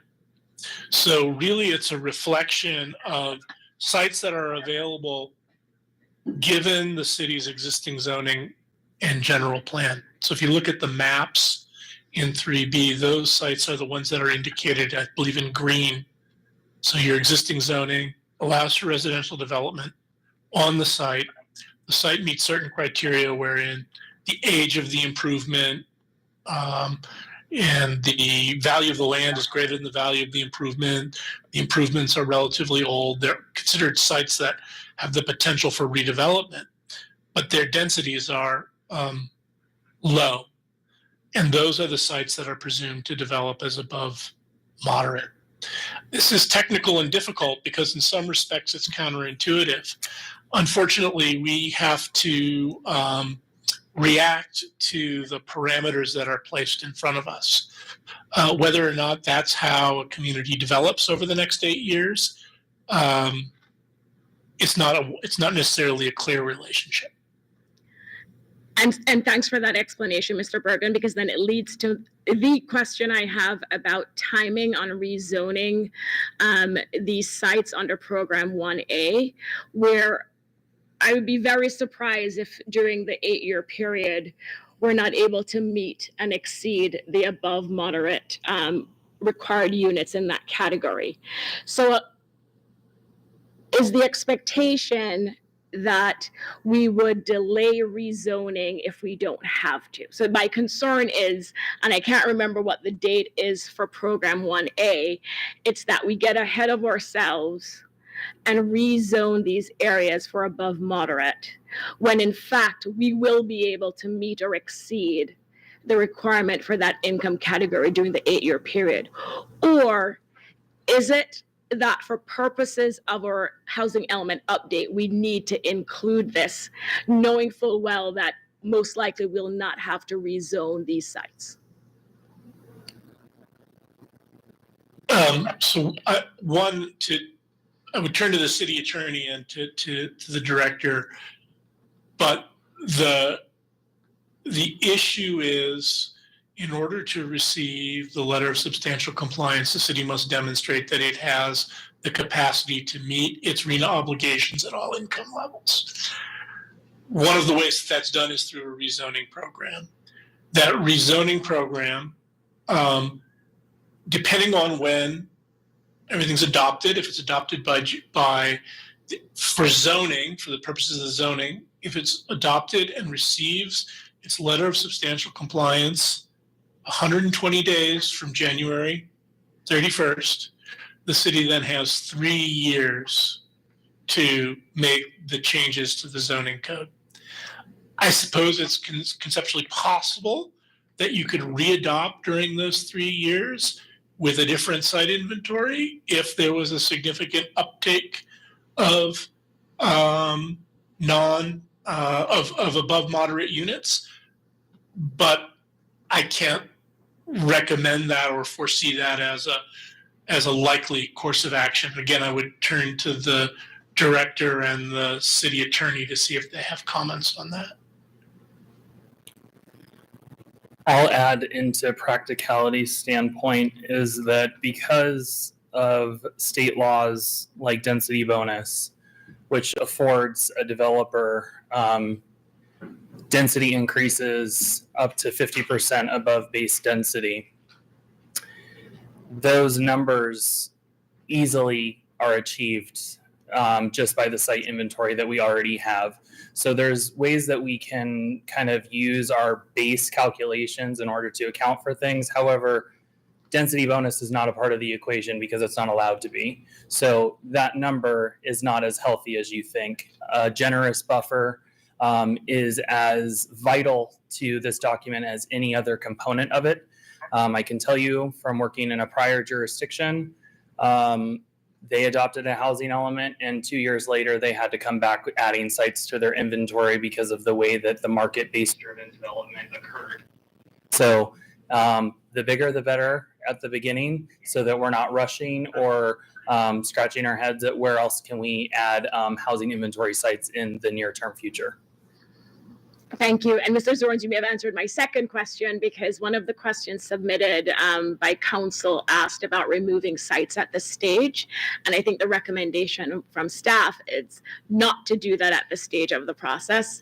And so I assume it's the same answer you just gave about why you would recommend us if there's a site. And I have a site in mind that I would have asked my colleagues to consider removing tonight, but I think staff's recommendation, because of the reason you just explained, it's not to remove sites at this point. Is that correct? I would not do so at this time. Okay. Program 1D with regards to the religious institutions, the language there says we will reach out, I think, every 2 years until an application is submitted. Is there a point in the process, for example, we know Seas Candy on El Camino has indicated, at least that's what I've heard, that it's not interested in developing.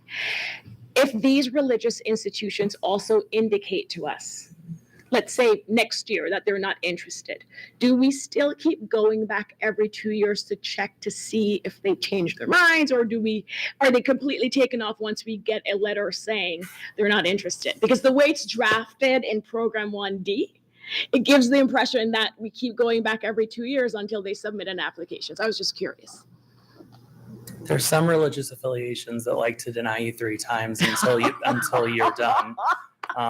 One of which I prescribe to. So I just kind of think it's funny is that determination always is obviously somewhat dependent upon the religious institution's donors. I have worked specifically with a church site that has developed a housing element site. And they very much so had, similarly to what our city has had, they've had individuals, a part of the congregation, that opposed it because they lived in the immediate area.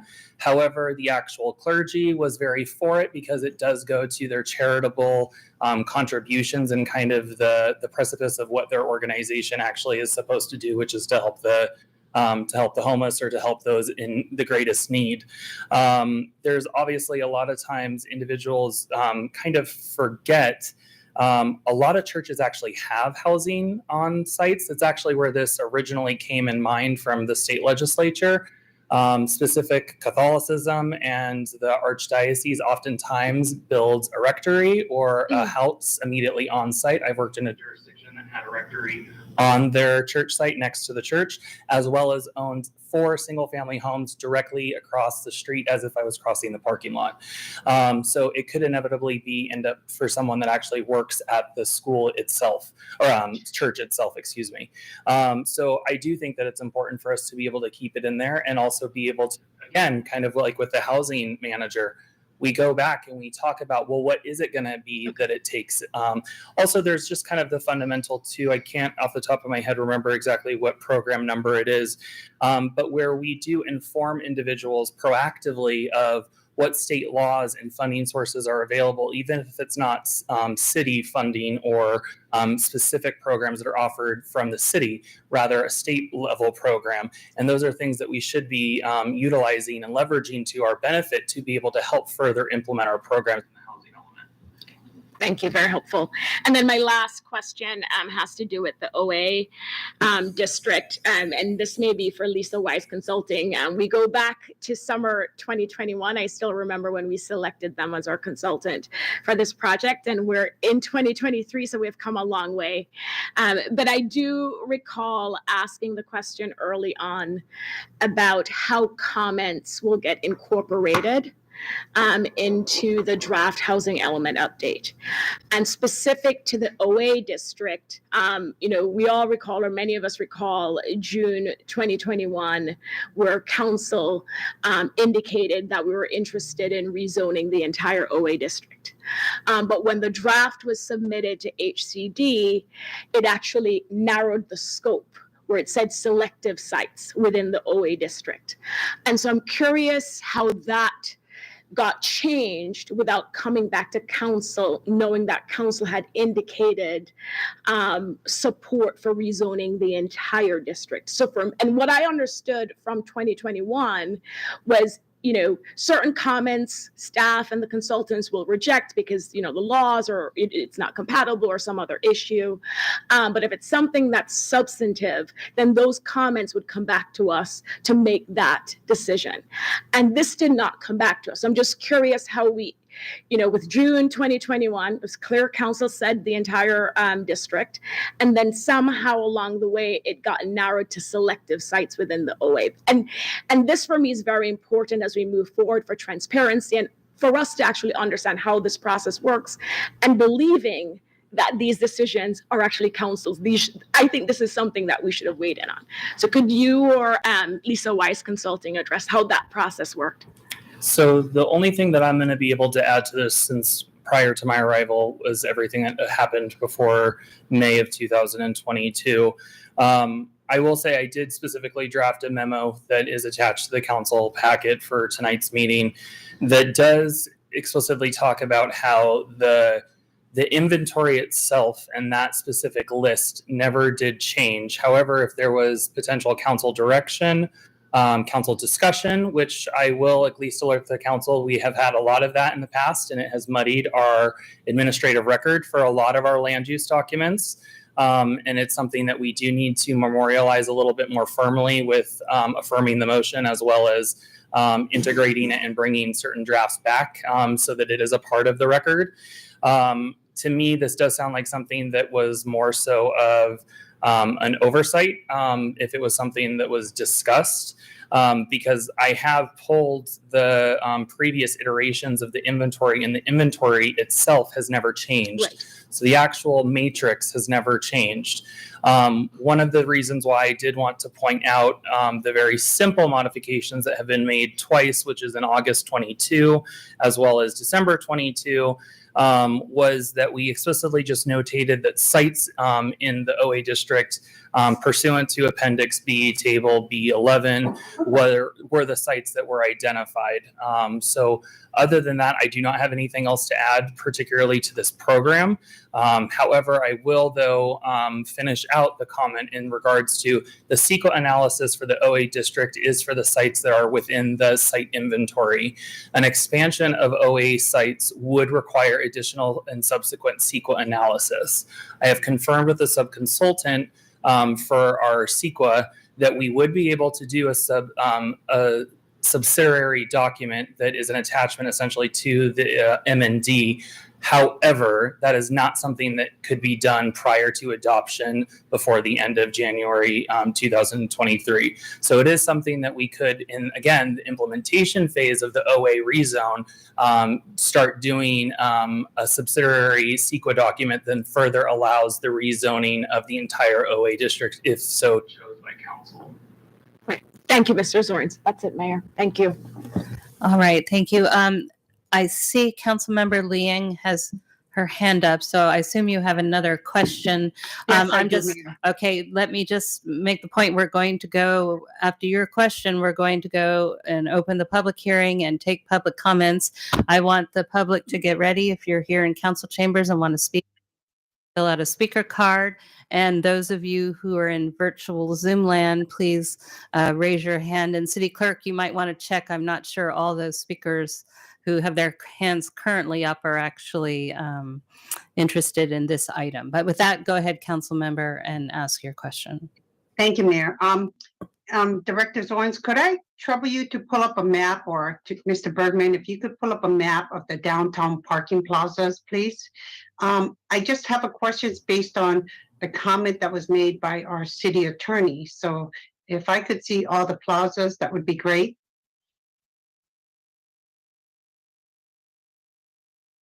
Give me one moment. Thank you.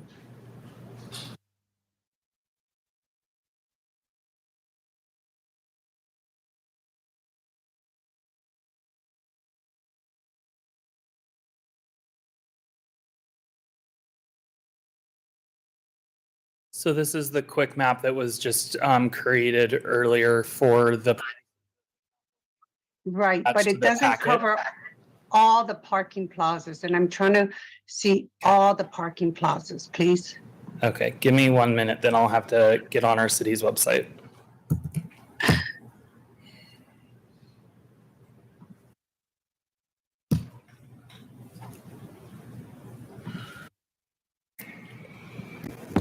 Council member, can you verbalize your question while he's looking for the picture? Would that be possible? Yeah, I can try to do that. Yeah, Yes, thank there's a you. parking plaza that is not a city parking plaza, and it is next to the First Street Market. Is that the First Street Market, that new little shopping plaza? So, State Street Market. yeah, State Street Market, thank you. So we have an owner, oh, thank you. So the reason That- why I have this layer on, just for clarification, is that the sites that are indicated in the blue are public parking plazas that are essentially sandwiched in between our main building frontage of Main and State Street. Okay, so the plaza right of Plaza N, Yes. so we could actually rezone that for greater density, because we have an owner of the property that supports all the density, correct? And we can continue to do something like that and look at that, because I know that philanthropist seems to express interest in support for developing and revitalizing our downtown. So council member, I'm gonna say that Because I heard what the city attorney said, so it's, it was based on, we can provide suggestions, we could reach out to these people, we can identify sites. The other thing is, we're going to identify a plaza on 2nd Street and look at how we're going to utilize it for Council member, do you have a question that staff can Yeah. answer? You're sort of So- veering into So discussion. can we identify that lot right of Plaza N and Plaza and Plaza C to make those, because it's already been identified that I mean, the one right of Plaza N would be something that if we're looking for owners who would be interested in doing so, it might be willing for us to go back every 2 years. So Aside from- I'm going to stop you right there, because Director Zorns, this was not part of the process of the housing element. I'm not sure if you even want to comment on that. I don't think that's a question that we can answer right now before the public comments. If you want to bring it up during discussion, potentially, I suspect Director Zorns will tell us that wasn't included in the draft and will be a totally new thing, but I'll leave him time to think about that. But please put that in your parking lot for points to bring up in the discussion, because I'm not, unless Director Zorns, do you have? I want to add a point of clarification. Okay, thank Parking you. Plaza N is Parking Plaza 8 that's identified in the council Q&A packet, which I provided yesterday. Parking Plaza number 7 is the one that is just slightly below and to the left. So with my cursor, this is parking 7. Parking Plaza N is actually our lot, and that is Parking Plaza number 8. So those are the 2 plazas that were already included into the draft housing element. Right, but I was asking about the one right off Plaza N. So if you So wanna move I'm to gonna call this a discussion item because Okay, the- okay, I yes. can make it a discussion item. yeah, that's we're fine. going to, I think that's not really a felt question. that it would be, if he wanted to answer the question, he could answer it now, but I'll save it for discussion. All right, thank you. I appreciate that. And with that, I'm going to open the public hearing, and we're going to take any people who want to speak on this item here in this room before we go to Zoom. So I don't have any speaker cards in front of me, but I see Ms. Wheeler approaching. So Ms. Wheeler, and then, oh, here we go. They're coming my way.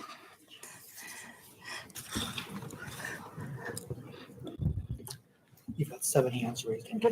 Yeah. Okay, so, yes, please go right ahead. Thank you. I just want to, Sorry, I didn't give a clarification on timing. Oh. And so rather than having our city clerk guess, we've got 8 numbers growing online, and we've got 4, 5. So I'm going to give 2 minutes. So yes. Okay, thank you. Go ahead. okay, thank you.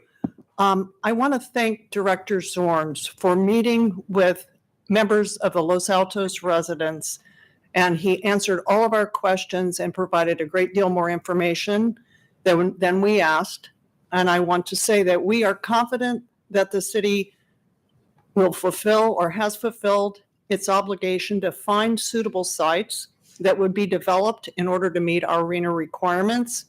We are also confident in his plan to fulfill the city's obligations to affirmatively further fair housing by hiring a housing manager and by way of the programs that are included in the revised housing element.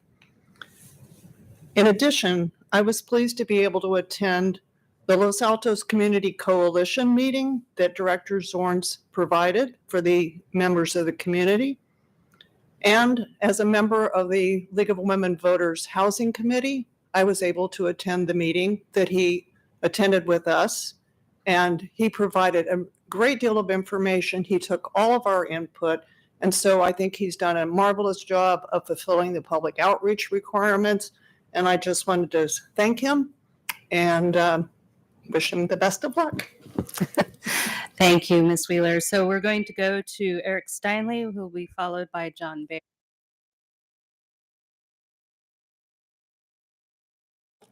As it should be. Okay. I'm delighted to be back here addressing you. It's been far too long. I couldn't pass up the opportunity.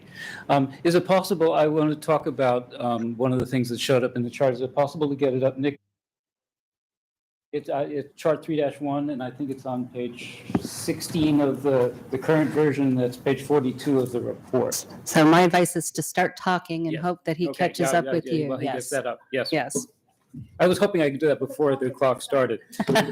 I'm speaking, I am a planning commissioner, and I made the motion to recommend this to you today. But I am now going to speak sort of as a planning commissioner because I want to extend some of the remarks that I made during the meeting. And it's about particularly that set of numbers, because the staff, David and his crew, have done a spectacular job in drafting the element along with Nick and his people. That's spectacular. They actually changed my thinking about a few of the items, not necessarily central to the housing element update, but a few of the items. It is a wonderful document. I recommend it to everybody. I think they have been very good, prudent, and strategic recommendations. And I think I was exactly on the prize, which is to get compliance, right? And then all the hard work will start. And that's the hard work right there. That's the one that keeps me up at night. Those numbers scare me, quite frankly. We're talking about a 330 distal every year for the next 8 years, if we're going to comply with those numbers. We can have all the policies, everything else that we want, but we have to get people to come and build them. And I'm not sure how we're going to do that. Fortunately, that's your job, not mine. But that's the thing. I think that is the most important part of the housing element. Right there. That's it. Everything else, wonderful, great policies, great programs. It's very strategic. I love it. But that's, as I like to say, it's never about the money until it is about the money, and then it's only about the money. Speaking as a lawyer, it's never about the numbers until it is about the numbers, and then it's only going to be about those numbers. HCD is going to be about our programs, not about our policies, not about our wonderfulness, but those numbers. And with that jolly thought, thank you. Good night. Thank you, Mr. Steinley, and for all your efforts as well, Mr. Bear. Thank you. And after Mr. Bear, we're going to have Janine Valadez. So few comments. First of all, parking plazas are not excess land. They're vital for our downtown, for the vitality of our downtown, and to meet our need for parking for the condos which are underparked in our downtown. 20% BMR on public plazas, not enough. 100%, way too much. We want a balanced community, and we should try to achieve that. The document talks about potentially giving away the parking plazas. I'm not suggesting we charge fair market value, but we absolutely need to charge the cost of replacing the parking we lost. Because otherwise the residents of this town take on that burden, and that's simply not fair. The document talks about potentially increasing the height in the CDR3. There is no requirement to do so to meet HCD RENA numbers. So I encourage you not to change that height limit. It's a backwards way of raising the height limit in downtown without public input. Please don't do that. Talk about the OA district. The OA district, we talk about it being a district. It's really a hodgepodge. We've got properties that abut Civic Center. We've got properties that abut people's side yards and backyards. The council has talked gratefully about things like low-density two-story townhouses. I would encourage you to put language in there that you're going to protect those residential neighborhoods and make whatever gets built there consistent and compatible with the R1 district. That's not an undue burden, and I think it would be helpful, particularly given the fact that those side streets have essentially almost no parking on it for the residents, much less other people who might need to park there. Thank you very much. Thank you, Mr. Bear and Janine Valadez. And I have no other speaker cards for people in the room. So this is your last chance if you're in the room and want to say something. Ms. Valadez, the floor is yours. Hi there, Janine Valadez, Parks and Rec Commissioner, speaking as a member of the public. I have submitted a letter, but didn't make it into the packet. So I'm not going to read that, but I do want to make an overarching comment for the benefit of the public, that I believe while the housing element, first draft, second draft are all tremendous pieces of work, particularly Mr. Zorn's, Director Zorn's responsiveness to the community. I am literally amazed at his ability to turn on those and turn out memos implementing those. So I thank him publicly and privately.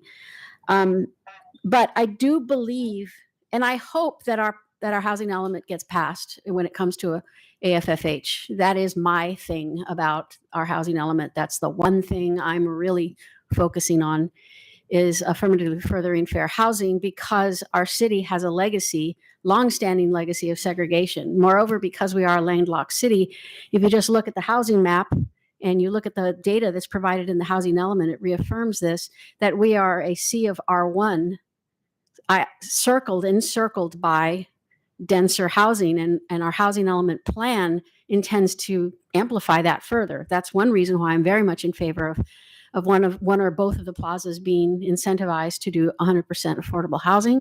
So that's already in the housing element, but I still believe that if the HCD passes with the amendments that have been made so far, I applaud. Great. But if it doesn't, I think there are things we have to do to R1 to further fair housing and to get rid of this legacy that we have of segregation. One might say, oh, well, affordable housing has to be close to transit and all that. It's true, but it also should be close to neighborhood schools, and it should be distributed throughout the city. So my letter makes some specific proposals, and I hope you consider them. Thank you. Thank you, Ms. Valdez. And it reminds me that I didn't make a remark, which I meant to do, which is we receive a lot of public comment by email ahead of time. And just because it didn't make the packet by tonight, it will be added to the packet later on as part of the public record. So thank you to everyone. Even if you didn't speak tonight, if you send us an email, we got it and we read them. I can guarantee we read every single one of them. So thank you. So City Clerk, I'm going to pass it over to you for the next public speakers. Thank you, Madam Mayor. Our next public speaker is Rhoda Fry. Hi, good evening, council members. Rhoda Fry. I work and shop in Los Altos, and I hope that the housing element will continue to support making Los Altos a great city to work, shop, live, and play. I do concur with previous speaker regarding concerns about parking. Perhaps we could keep the parking and have the housing, so have our cake and eat it too by having underground parking. And also we need to protect the residential neighborhoods. And two more comments. I'd like to see permanent affordable housing. One of the things that is when builders build these affordable housing, at some point they sunset. And we need to have housing be permanent because we're just going to be continuing to chase having affordable housing available in our community. So please do whatever you can to make affordable housing permanent. 45 years, 55 years, even 99 years doesn't cut it.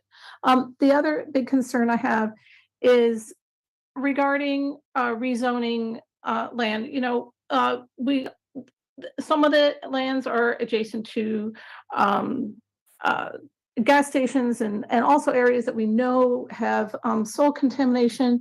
If we look at Bayview neighborhood or San Francisco, you know, you've got people who have illnesses that are generational. This is not something that we want in our community. And what's happening is when we have these ministerial rezonings, the state now is actually loosening rules on toxics. So I'd really like to see some language in the housing element so that that a land that might not actually be appropriate for housing can be zoned back to commercial if it does have toxics. I thank you very much. Thank you, Ms. Fry. Our next speaker is Ronnie Fisher.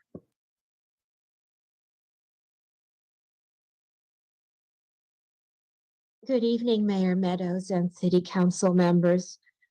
I represent the Santa Clara Valley Audubon Society.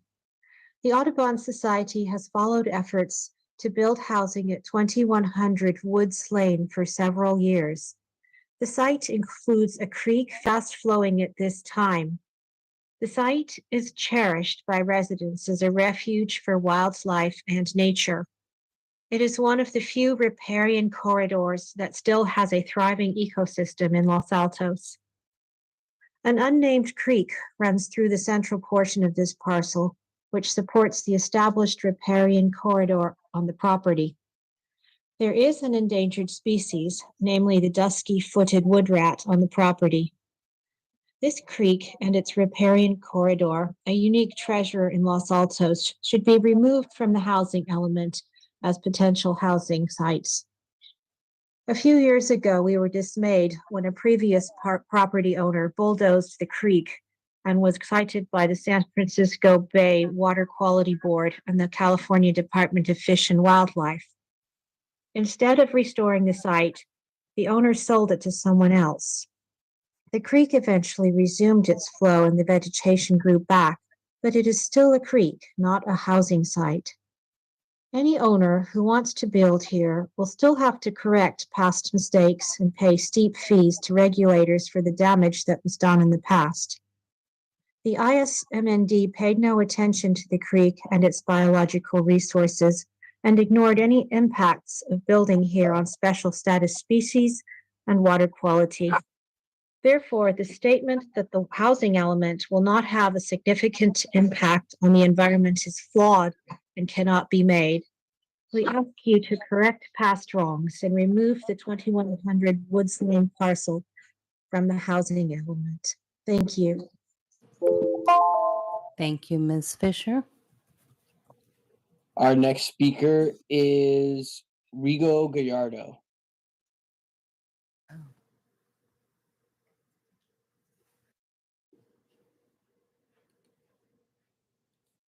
Rigo, are you there? Yes. Perfect. We can hear you. Good evening, Mayor and City Council members. My name is Rigo Gallardo. I'm a representative from the Carpenters Local Union 405 for Santa Clara County. I'm speaking on behalf of approximately 39,000 union carpenters, men and women across Northern California, including 18,000 Santa Clara County resident members. Today, I am here to speak on area labor standards, ones that include a livable wage, healthcare apprenticeships, and local hire. A livable wage with medical and retirement benefits that allows workers and their families to live in the communities they work in. This also means those wages will be reinvested back into the local economic community as they spend their earnings, and their tax dollars will help fund local schools and government. A commitment to accredited apprenticeship programs to guarantee we will continue to have a trained, skilled, and experienced workforce that is able to complete high-quality projects in a safe and timely manner. Healthcare is vital in these COVID years, and having healthcare for families is a big necessity. And I believe if you work hard for full-time, you should have access to healthcare from your employer. Being able to work where you live as a local hire allows you to spend more time with your family and being more involved in your community. My question to you, council members, is what are we doing to implement these area labor standards in our upcoming projects? Thank you. Thank you, Mr. Gallardo. Our next speaker is T. Couture. Who? Hi, it's Terry Couture, and I'm speaking as a public resident in Los Altos and not as a Art Commission member. Dear City Council members and staff, I must emphasize to anyone that is working on this well-developed housing element, the majority of the Los Altos homeowners do not know anything about this housing element, nor do they know how it will impact the town and its budget. I implore the council and all the stakeholders to expand their outreach in all ways possible to alert the townspeople and the taxpayers so they're fully knowledgeable. Thank you so much. Thank you, Ms. Couture. Our next speaker is Teresa Morris. Good evening. Thank you for the opportunity to speak. This is Teresa Morris. I'm on the Park and Rec Commission, but I'm not speaking as a Park and Rec Commissioner. I'm just speaking as a resident tonight. Welcome back to the chambers. I'm asking that you keep the Loyola Corner specific plan. This is in regard to 1.e section of the housing element plan. Getting rid of it has no real bearing on housing, as state laws override any limits imposed within the Loyola Corner specific plan. If there is a need to modify the plan in some way to show how the numbers can be reached, to show the state how the numbers can be reached, then do so in a conservative way. Keep everything else. This plan is for a historic district. It has been codified and modified over the years. It's been modified as recently as 2017. In 2017, changes to plan were unanimously approved. This plan has much more than housing and should only be modified with mindful and methodical study and public outreach. The plan addresses such things as noise, heights, and the need to have walkability within the area. That walkability is desired by not only residents, but also developers. The plan also works on having a balance and the residential rid of something that has so much effort that's been put into it and so much support. I please ask you once again to keep the plan. Additionally, I wanted to say that there was a speaker, Bear. He mentioned the height limits, and I think the height limits are important to keep.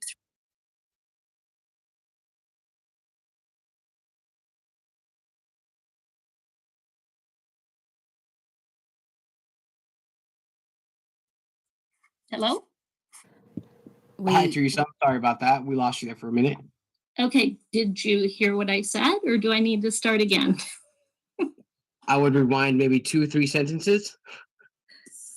So I don't know where you didn't hear. Did you hear the part about being methodical about the study and public outreach if the plan is going to be changed? And that the plan addresses noise and heights? Yeah, we heard that. It ended when you were talking about height limits and that they needed to be kept. I think. Yeah, I think that they need to be kept and that the plans and the covenants that are within our city need to be kept because they have importance in that residents have put into them, and they have historical significance in that they were put together for specific reasons. So thank you so much for the time and for allowing me to finish what I was saying. Thank you. Thank you, Ms. Morris. Our next speaker is Tom F. Hi, can you hear me okay? Yes, we can. Okay, thank you. This is Tom Perry. Thanks for the time. I have comments regarding the program 1.e on page 20 for Loyola Corners. Same subject as Teresa. I think a couple things to point out. The 20 unit cap that's listed there, I don't think is quite right. I think the confusion was that 20 units were added to the amended Loyola Corners specific plan in October of 2017. So I'm pretty sure the total available in Loyola Corners is more than 20. 20 were added in 2017 above what was already there. So I think it would be important to clarify how many units are actually available today in order to understand the Loyola Corners housing in the context of the entire plan. I think we need accurate numbers there. Number two, the dwelling size, I think, is incorrect in that paragraph on page 20. I think the 8,000 should be 800. 800 was intended to be the minimum. So 8,000 being the minimum and 1,500 being the maximum makes no sense. And I think the error comes from the original amendment from October of 2017 was also in error. So I would recommend you take a look at that and correct that. I believe that's incorrect. I heard a comment earlier, and I'd like to get clarification about if units which are available given the state laws that allow for density bonuses can be counted as part of the housing element. Because I think the number of units in the Loyola Corners specific plan and adding 20 units and so on comprehended the fact that there would be more units due to the density bonuses. So I think I would like to have clarification on that as well. If you do the housing plan, can you count units that would come through density bonuses and other state laws that are already on the books? And I think it would be important for us residents and the council people and staff to understand what Loyola Corners looks like overall in the housing element, as opposed to reading an entire list of lots and trying to figure out which ones are in Loyola Corners or not. Because Loyola Corners is a little community that has very specific constraints and requirements, particularly with traffic for cars, bikes, and pedestrians. Thank you, So I Mr. think- Perry. You're over time. Yeah, yes. thank you, Mr. Perry. Thank you. Our next speaker is Roberta Phillips. Hi, good evening. So, number one, I really do want to thank Nick Zorns and Gabe England. They've done extensive outreach to the community, been really, really patient and answered all of the questions that we had. We all want the housing element to, be approved. And he's really demonstrated his expertise in the area. It's, and has really good reasons for doing the response to HCD in the way that he did. I do have a comment on the League of Women Voters recommendation to make it 100% affordable. I don't think that that is really feasible.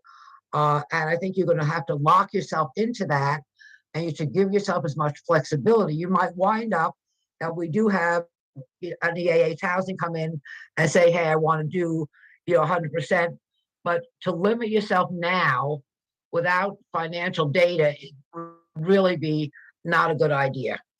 Also, I've spoken to a lot of people in the community, and they are all concerns about the parking lots and, doing a free land lease. The land, parking lot could be worth $10 million. And we don't want the city to have to pay, or taxpayers have to pay $5 million to replace the parking. We need to be able to have the ability to negotiate the use of that land, both to achieve affordable housing and moderate housing, and meet the state laws while respecting the rest of the community and protecting, the R1 district. The houses that abut the R1, like Loyola Corners, the OA district, the PUD, really need to be considered in the future when they do the result. Thank you. Thank you, Ms. Phillips. Our next speaker is Joe Benenato. Good evening. It's Joe Benenato. I'm speaking tonight as a resident, not as a planning commissioner. Thank you once again for all the hard work to Director Zorns, everybody on staff, and everybody at Lease Wise Consulting. This is an excellent, comprehensive document, as I stated the other night. I have two topics I'd like to cover. First, regarding the parking plazas. While I'd love to see as much affordable housing built as possible, I just think we should be careful we don't limit our options by being too prescriptive about what exactly will go on which parking plaza, especially in advance of an economic analysis as well as a full parking study to truly understand what the needs are. There's a variety of factors to consider here, including the value of this, prime downtown real estate, the need for affordable housing, our parking needs, other potential development projects that might need land, for example, the theater program, et cetera. So I don't think we should be so specific about what concessions we're willing to provide to either affordable or market rate developers. And we need to trust Mr. Zorns to evaluate the various possibilities and come back to council with the best proposal possible. Regarding the OA zone, I'm opposed to language that picks and chooses certain lots to rezone along San Antonio. I believe the entire segment should be treated similarly and upzoned. Since AB 2011 will rezone San Antonio Road, any assumptions that are made now about who may want to redevelop which lots may change as a result of AB 2011, which I believe will happen over the summer. And then finally, while the OA zone applies to both San Antonio and Altos Oaks Drive, these two roads are very different in character and might require different zoning solutions. So we could look at possibly treating the two zones differently in the future. Thank you. Thank you, Mr. Benenato. Our next speaker is Debbie Skelton. Hello, I'm Debbie Skelton, and I'd like to thank everyone who's put so much time and energy into this project. It's really outstanding, very impressive. Also, I prepared a speech today, and pretty much everything I had to say was covered by others, so I don't want to repeat everything. However, I do want to speak quickly, I guess, about the Loyola Corners specific plan. And I do agree that it's important to honor that plan and to have a look at it and really make sure that we stay in keeping with its original intent. I do want to say something about height. I understand that buildings are going to have to get taller to accommodate and meet the needs. However, I think we have to be specific about how tall each floor can be. If we start adding 18-foot first floors, our height is really going to soar. So I'm hoping that there'll be some specific information with regards to height. I'm also in agreement that I'd like to request that we really respect the nearby R1 housing areas in terms of character and privacy. Again, I'm off script. I wrote a speech, but don't want to bore you all with it. So there we go. That's all I really have to say. I appreciate that the Loyola Corner specific plan has been in place for many, many years, and that it offers a lot of value to this community. And thanks so much. Thank you, Ms. Skelton. Our next speaker is Ann Paulson.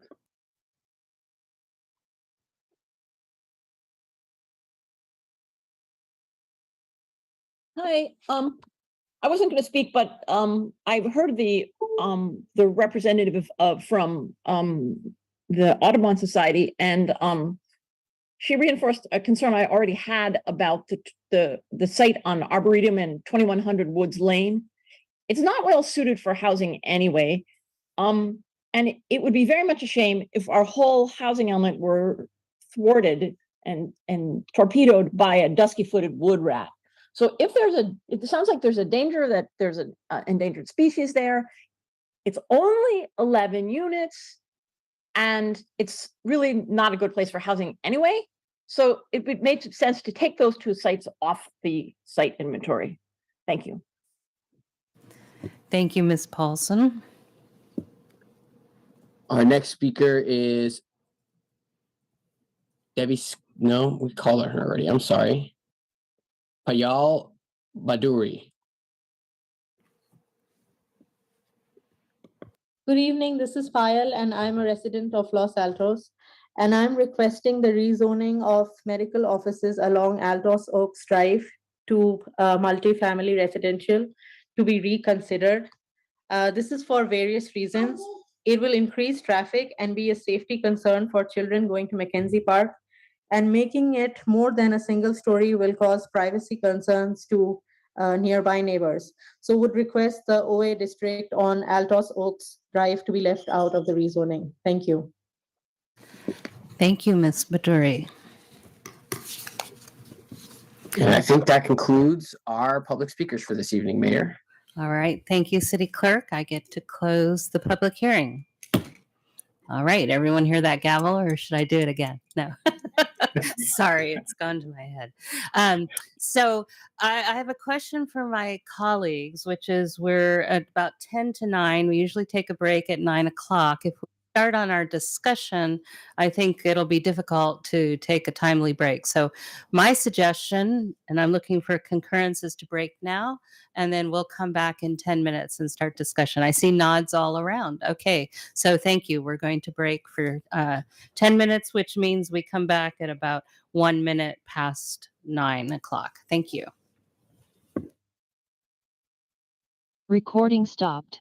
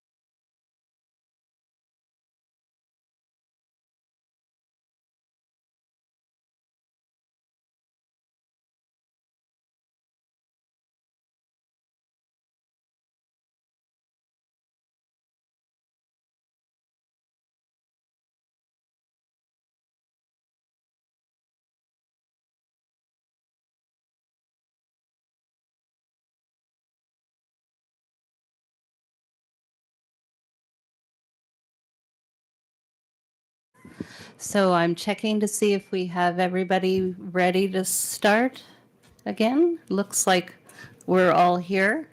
All right, so I'm going to call. Recording in progress. I'm going to call the meeting back to order, and we're going to start with council discussion. Director Zorns, do you have something?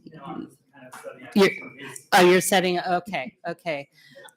Great. So, which of my colleagues would like to go first? Looking for volunteers. I'll go first. All right, the vice mayor is going to speak. Thank you for the floor, Mayor.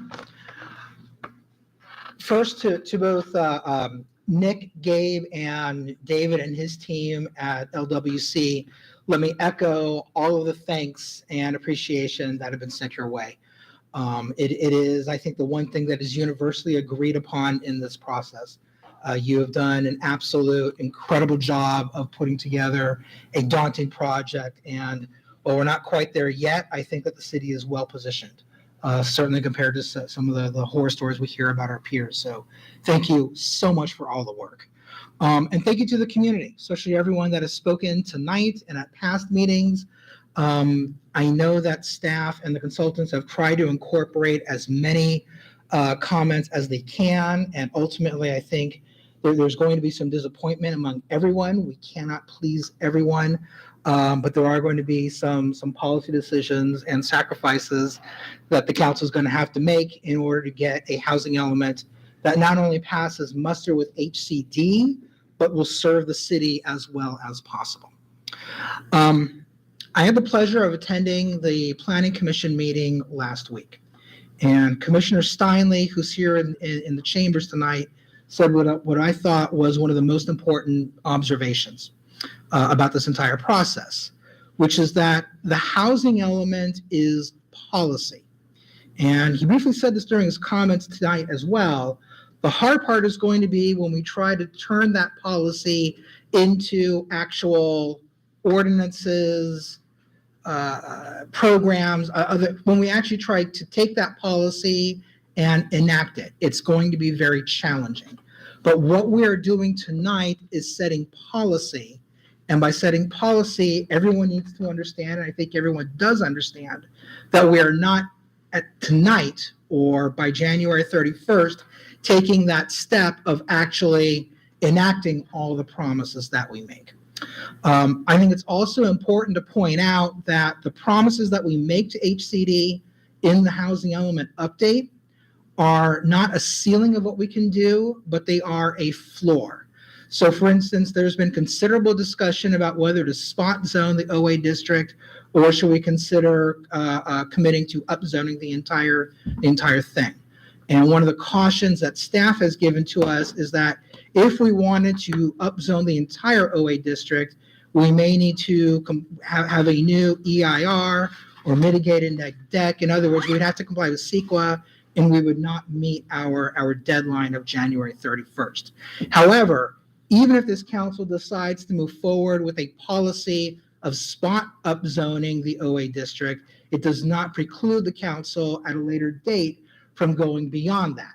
We cannot upzone less than that, but we could upzone more than that. And I'm not advocating for that tonight. I'm simply using that as an example that I think many people who are watching tonight are familiar with.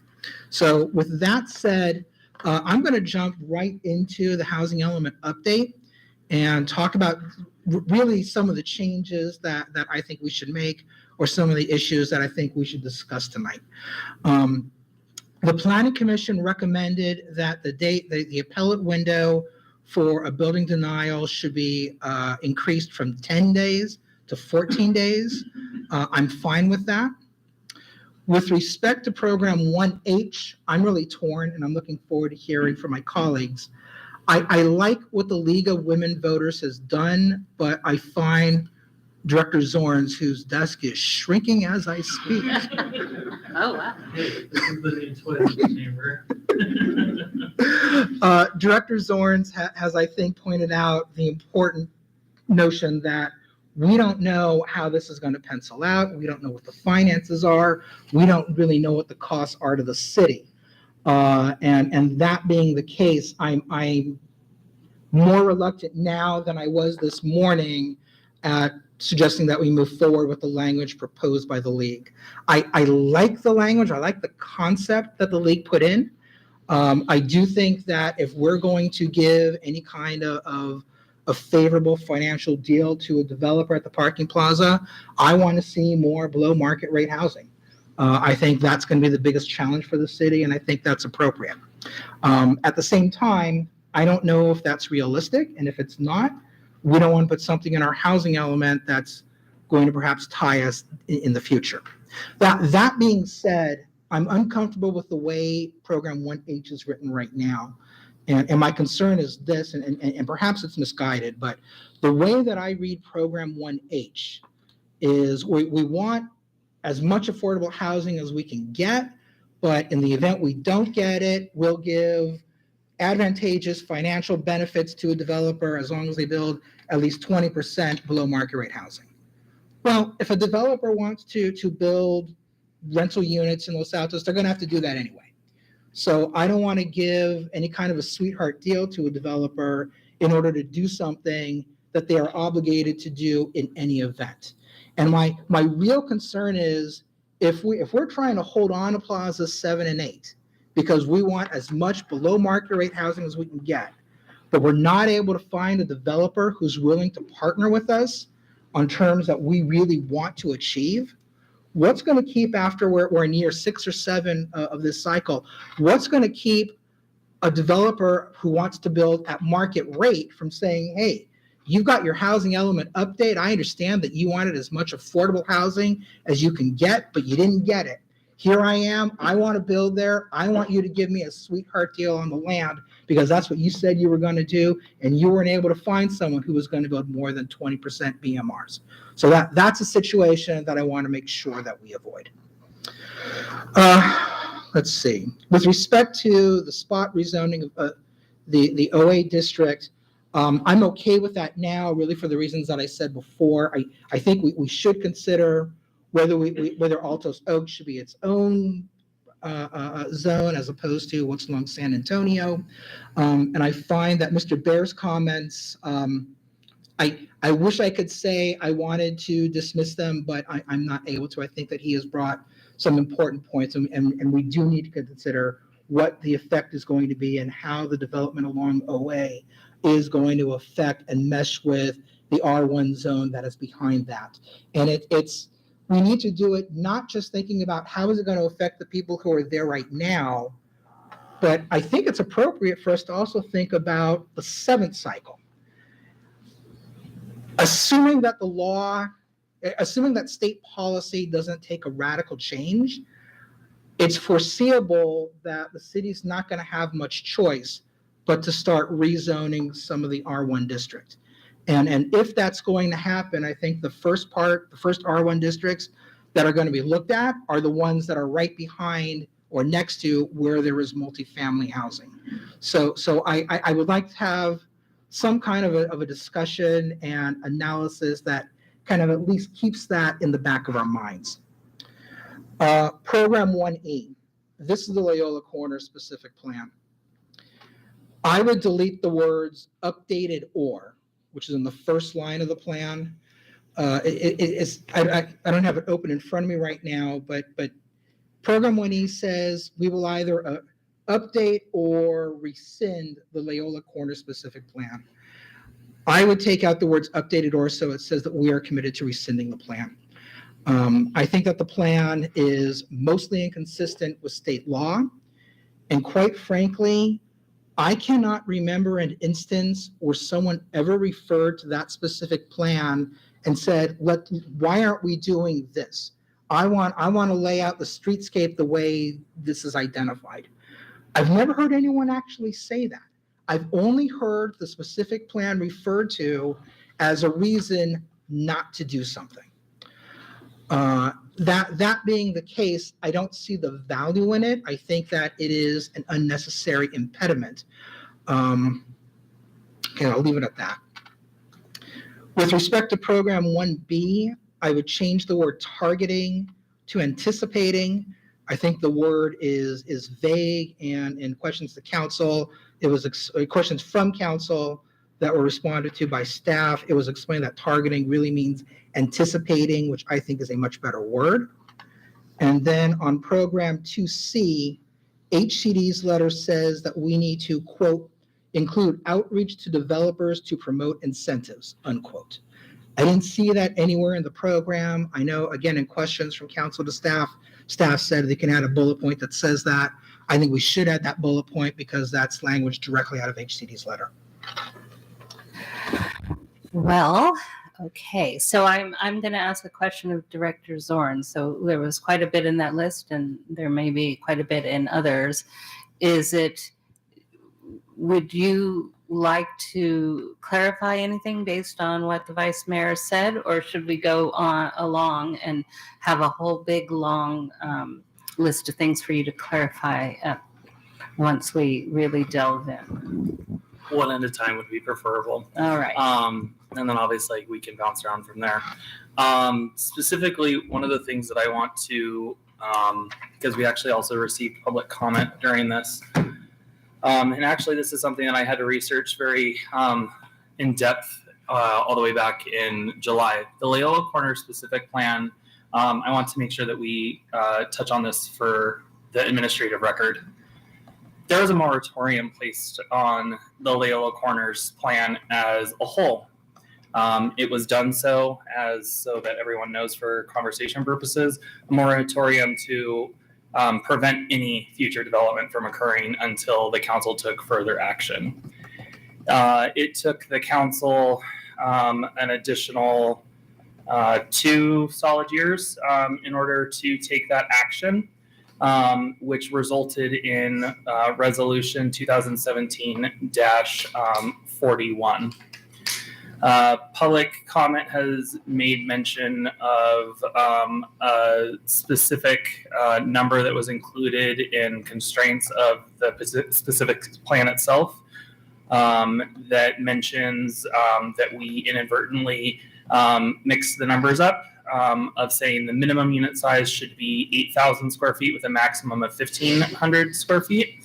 That is not an error. That is actually the resolution that was adopted by the city council. For us to legally actually undo what was legally adopted, we need to resend that ordinance at bare minimum or create a correcting amendment by resolution of the council. Further, there has been obviously public comment tonight as well as previously about a density cap. The unit count cap, and I quote, the residential development is limited to a total increase of 20 additional dwelling units, end quote. That is the amendment that the city council in 2017 did put on, further exacerbating inconsistencies with current state law. I do want to touch on the fact, as public comment did also touch on, state law does circumvent everything that I just mentioned. However, in the eyes of HCD as well as housing law, and to be found in compliance, you need to undo the sins of the past. This is a sin of the past, and we need to formally update, rescind, or amend exactly what has prevented and yielded no development, to my knowledge, that has been substantial in the last 5 solid years since that resolution was adopted by the city council. To touch on further, I would be able to, take whatever direction from the council regarding program 1E, which is the Loyola Corners specific plan. After further discussion, program 1B, I think that is an acceptable change in regarding the targeting to anticipating. That is appropriate. Bullet point for 2C to include a bullet point where we do an annual developer roundtable. That is traditionally what would be done in order to be able to make sure your local zoning laws are effectively allowing for development to occur. So that's one mechanism that we can deploy to do so. And then 1H, further discussion, obviously, I think will warrant a decision on that particular topic, which is the parking lots for downtown. Okay, so let me, ooh, I'm sorry, can I ask one more question? go One more ahead, point. go ahead. Director Zorns, has your opinion about Woods Lane changed at all based upon the comments that have been made tonight? No. Yep, the city attorney concurs. We can report back at the next meeting, but those late comments haven't changed my position. Okay, so we have a number of things that Director Zorns seem to accept in what the Vice Mayor said, and and I concur with the suggestions made. If we have any council members who don't agree with the concurrence, which I believe was you agree with the 14 days, does anyone not agree with the 14 days with the recommendation from Planning Commission? We all agree with that appeal period, right? Okay, so we're going to talk about 1H more, the parking plazas, so that's still on the table. And the Vice Mayor specifically talked about rescinding, taking the language out with the flexibility. But you have the language in there that says change or rescind. Do you want to? I mean, to me, we have more flexibility. Rescinding is probably the right action, but we don't need to decide if we leave the language as is. Which was your preference on? Obviously, we need to change it. You were very clear on that.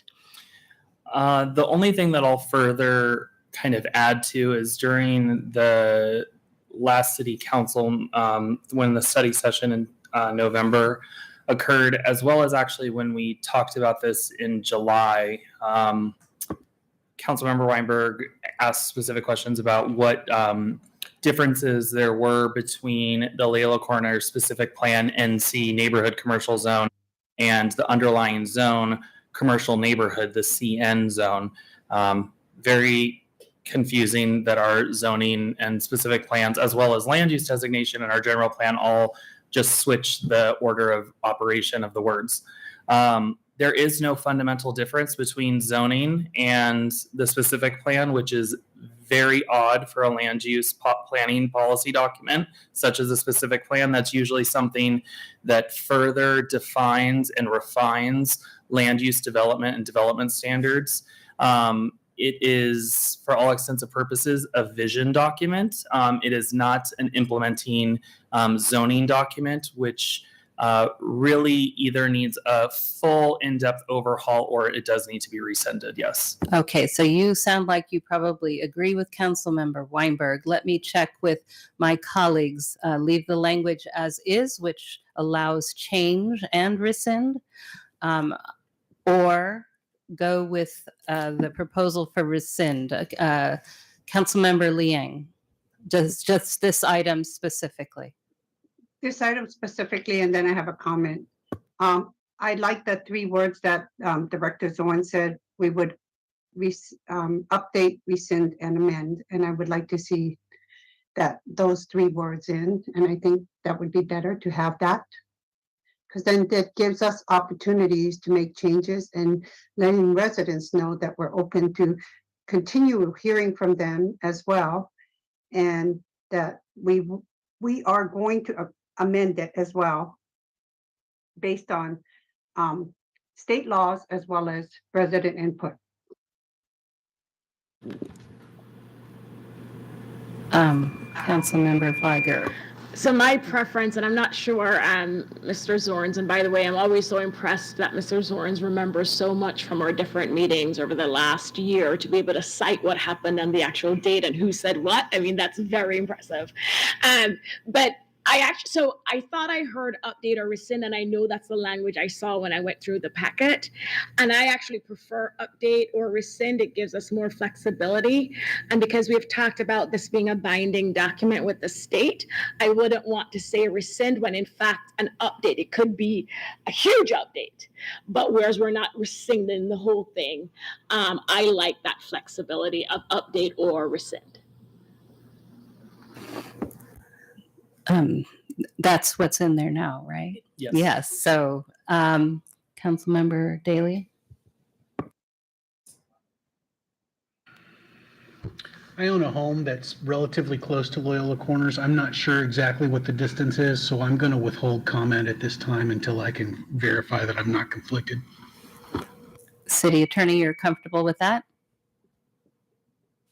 Yes, at this point I am. So, yes. So I'm not asking him to recuse. We're just going to not have him comment on it. Okay. And we'll make sure Right. for the next meeting. Okay. So I'm Councilmember Lee has something to say. again about this wording. We're still talking about update and rescind, Councilmember. You're muted, council member. We can finish this one, but I am going to be confused if we jump from one program to the next. So if we can do it in a Okay, in that's some order, that yeah. would be very, very, very helpful to me. All right, and thank you for that, because I want to explain what I'm trying to accomplish. We've had a whole slew of suggestions here, some of which we obviously have council concurrence on. I don't want to try to keep track of them when we all give these. So we're really, what I'm trying to help us do is identify what we're left with that we still need to have more in-depth discussion. So, and I apologize, it is not in numerical order, and we're not going 1A, 1B, 1C. But I'm focusing on what the Vice Mayor said. So, Yeah, go but ahead. just for me as a person who wants to hear everybody's comments, because I might have comments on 1H as well and stuff, but if we're jumping back and forth, and if we could put the document up so we can see what changes we are actually requesting to make, that's really helpful for me. When we get, I think we will when we get to the 1H. I mean, if we pull it up, okay. Director Zorns, you understand the question. So I'm going to go with stay with the language, which is what change, update or rescind. Just for the flexibility, it's in there as is now. Again, I'm not going to presuppose what we'll do, but clearly that at least gives us more flexibility. I think we're approaching many aspects of this housing element as a contract, and so we want to preserve flexibility with that. Okay, so I think we had the majority favoring the current language. All right, so we're going to put 1H in, I'm going to call it parking lot, which is the wrong way to describe it, but a topic that we're going to discuss more in depth, but I think we cleared the rest of the items that the Vice Mayor brought up. So who wants to go next? And Councilmember Liang, maybe this is your time then to go next, so you can bring up what you want to discuss. I think it would be helpful if I could see the newest amendments that he's making to the language. Is that the newest amendment? Oh, no. How do I scroll it down? Are you looking? You stated that you changed the language to put in the words public benefit. And I think it's helpful for all of us to see this. And so, yeah, Councilmember, that's 1H. We are going to talk about this in depth. okay, So let someone else talk and I'll speak after. So do you want to comment on something other than 1H right now? Do you have other? Yes, I do have other programs I would like to comment on. All right, go right ahead then. You want me to start from my list? So I think that's the reason why if we had some sort of order, it would have been helpful for me, because I have comments on 1C, 1. Well, we'll use that order. That's the benefit to you going ahead right now. So we'll follow along with your comments. Okay, then if we can scroll to 1C, Mr. Zorns, that'd be great. I think that 1C, after the paragraph, at the end of the paragraph, a maximum density of 30 units per acre, it would be helpful if we could put developments will meet the anticipated parking requirements. I think it's important that we address the concerns that were raised regarding overflow parking on local and nearby resident streets. This was brought up as a concern at our planning commission. So we could just add a few words there that would be helpful.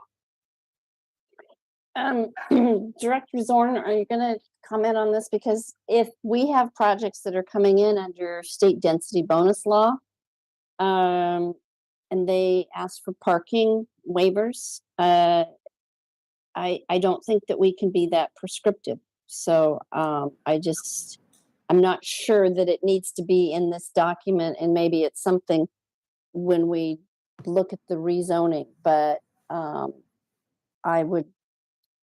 I'm not sure that we can actually put language in there that would address this in the housing element update. It might, maybe we can look at it with the zoning.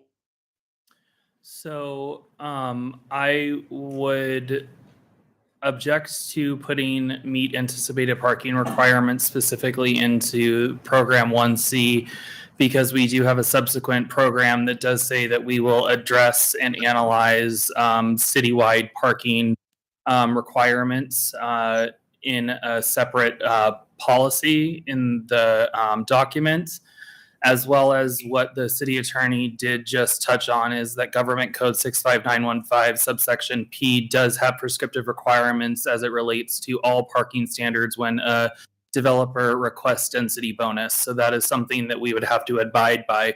We also do have an additional subsequent program in the housing element that does say that we will adhere to all requirements of the Government Code section previously notated. Okay, so thank you for answering my question earlier in 1F. The regarding 1H, I think we're going to have further discussion on that when we hear from everyone. But I am uncomfortable about the parking plazas because they're our greatest assets. And I agree with the public benefit aspect of it, but I would like to see somehow if we can encourage more partnerships with nonprofits. This when we state that we're going to have partnerships with nonprofits, that would help to increase a greater percentage of affordable. So is there a way we can also say that we would be working with our municipal agencies and nonprofits first? I think fundamentally what you're requesting, Councilmember Liang, is inevitably the constructibility of a 100% affordable development at the foundation of what your comment is right now. I would be hesitant to explicitly say that we will work with a nonprofit housing developer. EAH Housing is not 100% considered a nonprofit housing developer. They are an affordable housing developer that does turn a return on investment, very small, but when you talk about 100% affordable projects and tying it explicitly to a nonprofit housing group, they are 100% dependent upon public subsidy, whether or not that's from the local agency, state, in some circumstances, if there's a housing trust set up in a county, also then the federal government. So that would be something that would be a longer projection into the future that I don't think that we could firmly guarantee ourselves, where as long as we are guaranteeing or setting out the perspective of us doing a 100% affordable project, we are able to do so and meet the intent of what we're actually trying to accomplish inevitably. Obviously, we would be able to potentially, if there is a nonprofit developer that already has their ducks in a row and they're just sitting on the applicable state and federal funding, and they're just waiting for a land donation, obviously we can jump at the opportunities such as that. But a lot of times they need the land donation first and then working on all of the multifaceted financing on the later part of their project development. Yeah, and Councilmember Lee Ing, I mean, even 330 Distal, it was the county purchasing the land, and then it was EAH, and then it was Measure A money, and how these 100% affordable projects, they get cobbled together by land donations, as Mr. Zorn said, um, fee waivers by the local agency. All these things contribute to the affordability of making these projects pencil out. And it's usually many different groups working together. And so it's not just as easy to say we'll go work with a nonprofit. There's many layers, and Yeah, right. It was not just nonprofit, it was municipal and nonprofit agencies. So it wasn't just a nonprofit, just to clarify that. So, but I thought that the likelihood of prioritizing that in some way would have been preferential to ensure that we would be able to get our higher percentage of affordable housing. So that's, you're talking about 1H, right? Correct. Okay. And then, okay, Yeah. 1L.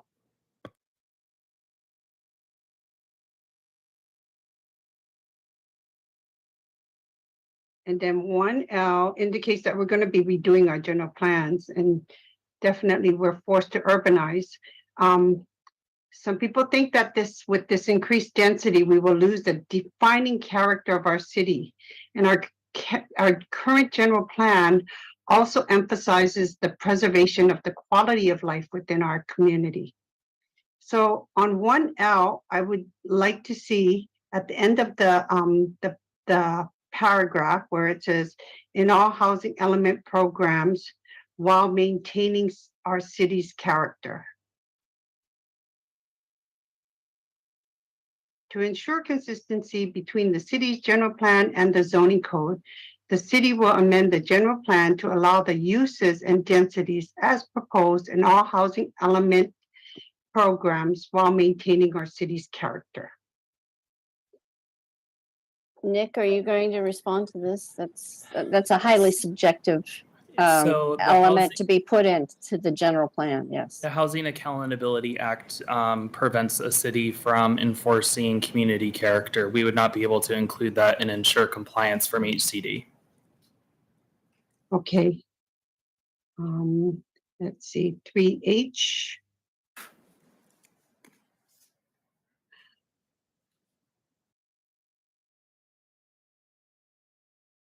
I understand and agree that we have to have changes in our process, but I wanted to make sure that we do not lose the transparency and noticing to the neighbors and the community, which our residents expect. We also need to be sure that the public understands that there will be a limited time to express their concerns about new home developments in their neighborhood. So I'm concerned about how we word the first bullet. And I think that it shouldn't just state consolidate. We should say that we carefully consider how our design review commission and planning commission and historical commission will work in the future, and that the community development department and city staff should be conducted within the state law, but also as a way to provide transparency for neighbors and residents about future development. But so I didn't feel that it was right to just state consolidate, but we would review and provide careful consideration as to how we would move forward on that, because I just feel that retaining our planning commission has a lot to do. And I thought the goal is to make it efficient and effective. And I just feel that we can direct DRC to just focus on single family home and then focus the planning commission on the larger developments. So, council member, can I clarify? Are you suggesting that you don't want to eliminate? I want to, yeah, I don't want the word consolidate right there. So you're just talking about the word consolidate. You're Yeah, not arguing with and the I was rest of giving it. my explanations Yes. why. Okay. So, Director Zorns, do you understand? Yeah. Because I think that as we continue to form and have these discussions, this is going to dictate we're going to consolidate. And I just think that we should have the discussion before we decide that. We've had people in the past that expressed concerns about the elimination of DRC. So I just want to make sure that we have that opportunity to have that full discussion, and we can be more prescriptive with DRC, and then be more prescriptive with Planning Commission to make sure that we achieve what we need to achieve with both commissions. Director Zorns, do you want me to? I can kind of give a couple nuggets of information in regards to this. So bullet number 1 is inevitably to achieve the consolidation as it is of the 2 commissions into one, and returning them to what we originally had upon incorporation of the city. The original zoning code is actually sitting on the back table that I actually reviewed earlier this year. When the city initially incorporated and we transitioned from county purview to cityhood, we had a combined planning commission and board of adjustments, which is one and the same. And they had a segment of the group that 3 of the individuals were to review of projects and 4 were to review the planning commission and land use regulations contained within our ordinance. That remains intact for several decades. And then in the last 25 years or so, it's actually bounced around multiple times. We previously had a PTC, the Planning and Transportation Commission. We previously had a Bicycle and Ped Committee. We had multiple different things that we now are left resulting where we're at. With respects to actually something that was asked by one of the council members for the study session and included in your Q&A packet, there was a table matrix that actually identified all of the commissions, and one of the columns notated the frequency of the meetings as well as the number of canceled meetings. The Design Review Commission had 7 canceled meetings last year, and the Planning Commission had 11. None of those were canceled for anything other than the lack of projects to take forward.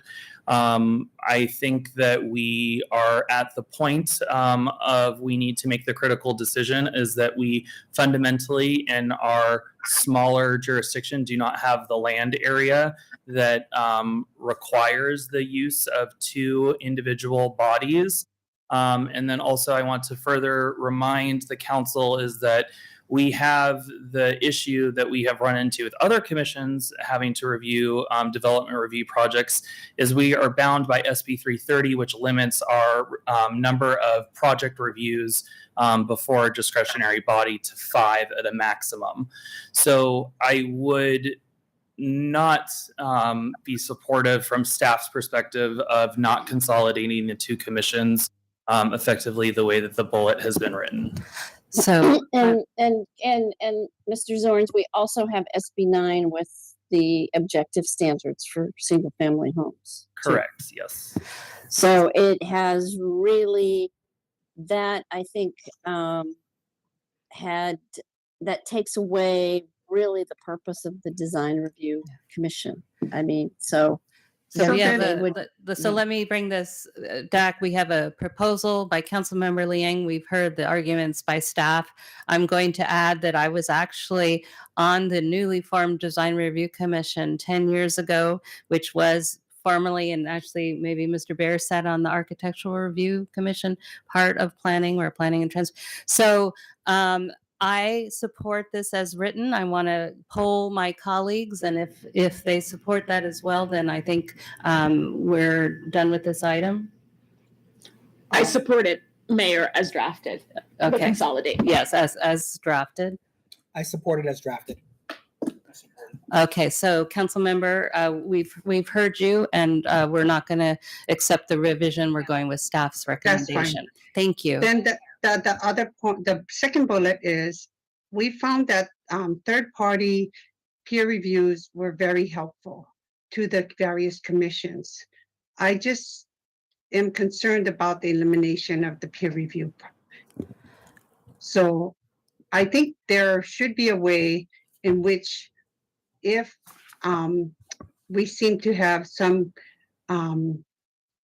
concern, maybe we should still not eliminate it, but keep it open where we can still have access to opportunities where we could utilize third-party independent peer. So council member, thank you. I apologize. I wasn't clear. I was actually polling on all of 3H, but good point. I didn't. So I Oh, support. sorry. I just was yes. going through Yes. various things. Okay, thank so do council members, does anyone, as far as 3H, I'm going to now specify that that I'm talking about the whole thing. So does anyone support any changes? No. Okay, so we all support 3H as written, and thank you staff, and thank you council member. Go ahead with your next letter. Okay, 3N. I would like to add that the end of the paragraph, when we talk about these site coverage or changes to R3 zonings, I think that I would like to add the words at the end of the paragraph, following safe geological, structural, and safety standards. There are some areas where these R3 zones are abutting hillsides, and we just have to ensure that we have the safety and the making sure everything is covered when we talk about the adjacent R1 homes. Mr. Zorns, wouldn't that be included with the building code review of these? Can I comment on that, Jolie or Miss Houston? I think it's important to provide some coverage and assurance. I mean, people will read our housing element and would like to see the language that we've done and thoughtfully considered to include stuff like that. We've done a lot of areas where we've done repetitive language, and I think having language that ensures that will provide a peace of mind. I mean, yeah. And I think that is a good suggestion, but I think it would be in the zoning that allows the heights to be 3 stories, and it would include that. I mean, Director Zorns, wouldn't that also be included in the implementing zoning, but not be put in the housing element? It would best be incorporated into the zoning code as a hillside lot ordinance, which is commonly referred to in other jurisdictions, or it would even be, which our city does not have, is strict regulations regarding grading. In a formalized grading ordinance, we follow prescriptive requirements under the county as well as state requirements for grading and everything under a PE's license. So there's a lot of different particulars that we should actually think about in other areas of our code, but that's not something that lives within the housing element. Yeah, and Los Altos doesn't have a hillside zoning ordinance that goes into the slope density calculations where, you know, you may be able to have one home on a 1 acre lot, but with the slope density, it may not be allowed. But I do think that is something that we should look at with the zoning, but not put it in the housing element. At least that's my. Okay, if we keep note, and I think it's important that we acknowledge it and make sure we we keep track of that. That would be appreciated. The other thing is on item 3N. That's I the would like- program we just covered. I mean, okay, there needs to be a C13.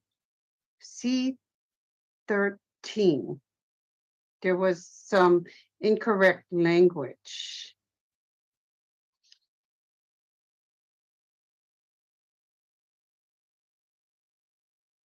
And then while you're looking for that, I had another question because it was based on something that I've always advocate for is, and a resident as well brought it up tonight. And I just don't think that 99 years is enough. And I agree with that individual. And how can we have a program where ensures perpetuity of our BMRs to remain in perpetuity? So if we can add that, that would be great. I'm sure HCG would appreciate seeing something like that. So, council member, we've gone through this in many different meetings, and we've adopted city I know, attorney and but I think director. this might have changed. The language might change or City attorney, do strengthen you that. care to comment? Well, as explained, these restrictions are evergreen. They renew with the new owner, like for ownership, and with the rentals, it does the same thing. There is no reason why we need to do in perpetuity. And as I've said, I'm concerned about in perpetuity. We've done, I think the state law requires 55 years and we've gone to 99 years. I believe that there is some exposure, there's some liability to go into in perpetuity. So we can I have a explain council my member. reasoning as well. Council Because, member. Yeah, You've made a I just need proposal. to, I can't, yeah, I need to make my comments, please, and to explain myself at times, and I would greatly appreciate the latitude to do so. You have news reports that talked about BMRs that have expired and how many of the people residing in BMRs have lost their homes because, yes, it comes up for renewal, and then the developers choose not to renew it.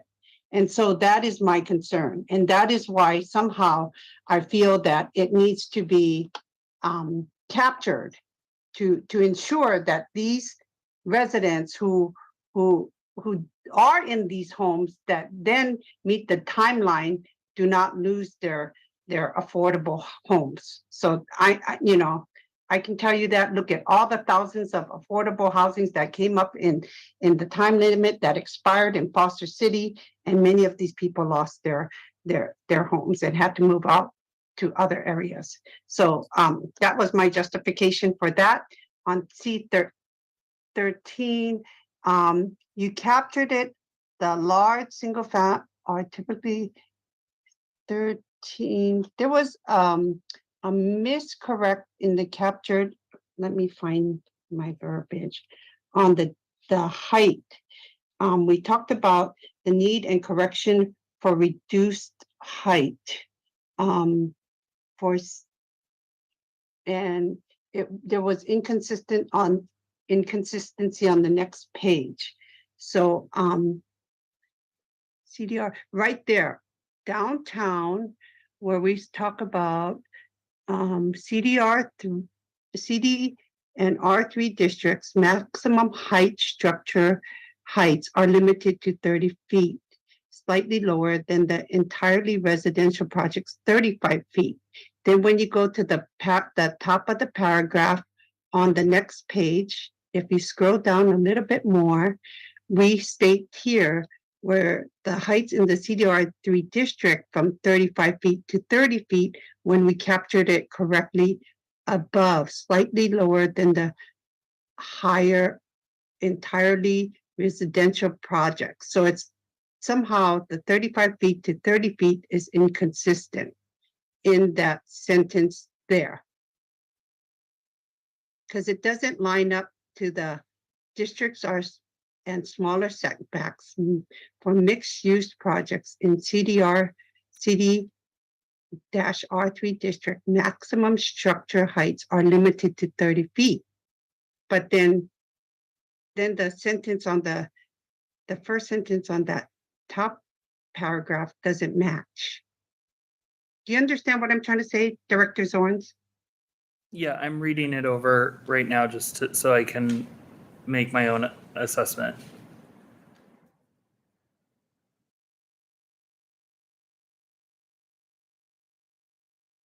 And then my concern is that we didn't need to promise height limits in.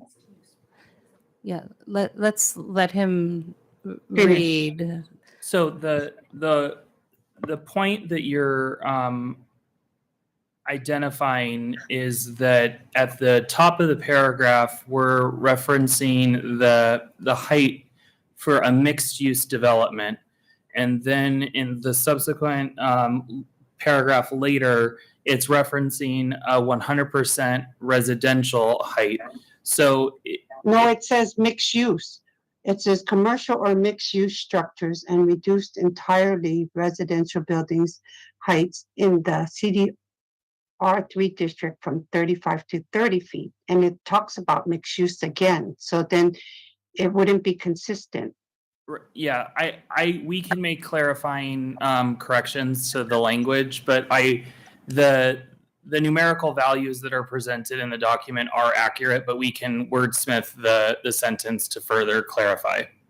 That would be great. Okay. And then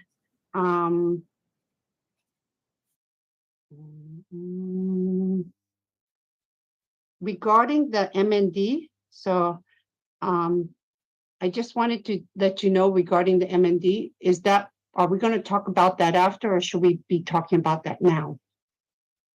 Ideally, I would like to keep the document that we're talking about right now versus the MND, which is separate but tandem. So let's get through the programs and. Okay, let's get through this programs, and then afterwards, I do have comments on the MND. Thank you. So, Councilmember, are you done with the programs? Yes, thank you. Okay, thank you. I neglected to mention when we came back from break that it is my intention, but I want to check with my colleagues for concurrence that we will get through the entire agenda. Councilmember Daley, looking for a nod. Yes, Councilmember Liang.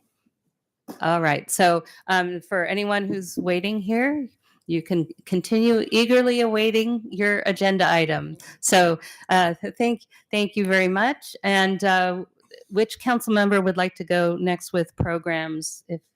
Okay, Councilmember Daley. Oh, and let me just say, that I think we addressed all. We still have 1H as something we're all going to discuss, but we've been addressing it as we've gone along with the rest of them. Okay, Councilmember Daley. Thank you. Okay, I don't want to go through program by program. I want to make some general comments that I think are applicable to all of them, at least as far as where I stand on this. Okay, and first and foremost, I oppose any language that mentions city character. I was very glad to hear Director Zorns point out that it's just not acceptable by law anymore. And I would say that there are many well-intentioned people who are concerned about our city's character, as I think most residents are in one way or another. But unfortunately, that terminology has a lot of baggage. And so we should just stay the heck away from it.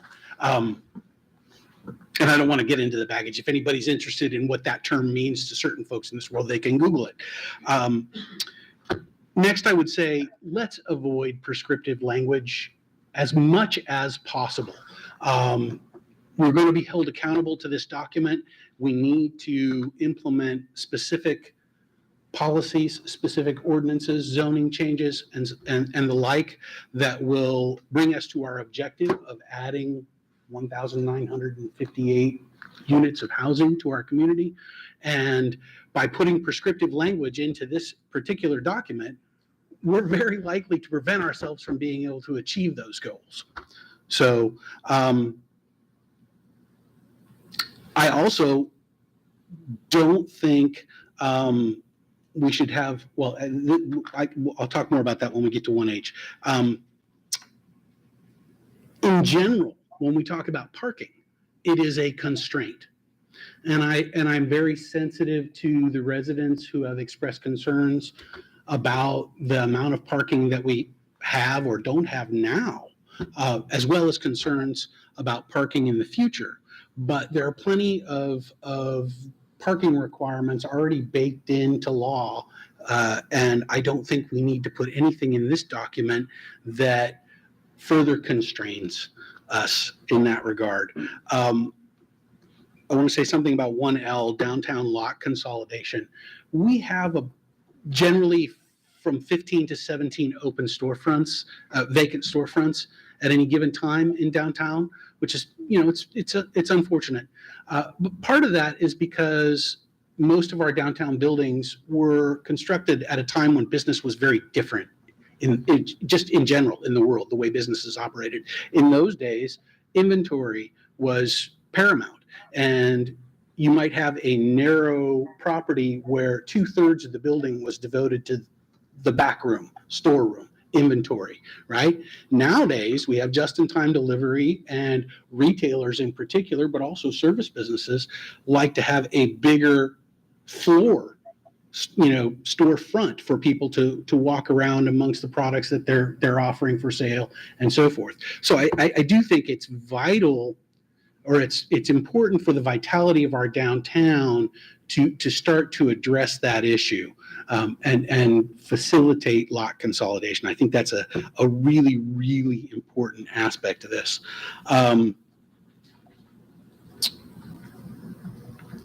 Now, we're also obligated to promote alternative transportation. So while I said I don't favor any prescriptive language, I certainly don't want prescriptive language about parking, but if you must put something prescriptive in, then let's talk about adding bike corrals or things that actually promote alternative transportation. Yeah, that's it. Those are my comments. Thank you. Councilmember Fliger. Thank you, Mayor. And I really appreciate your approach. I was able to cross 3 things off my list.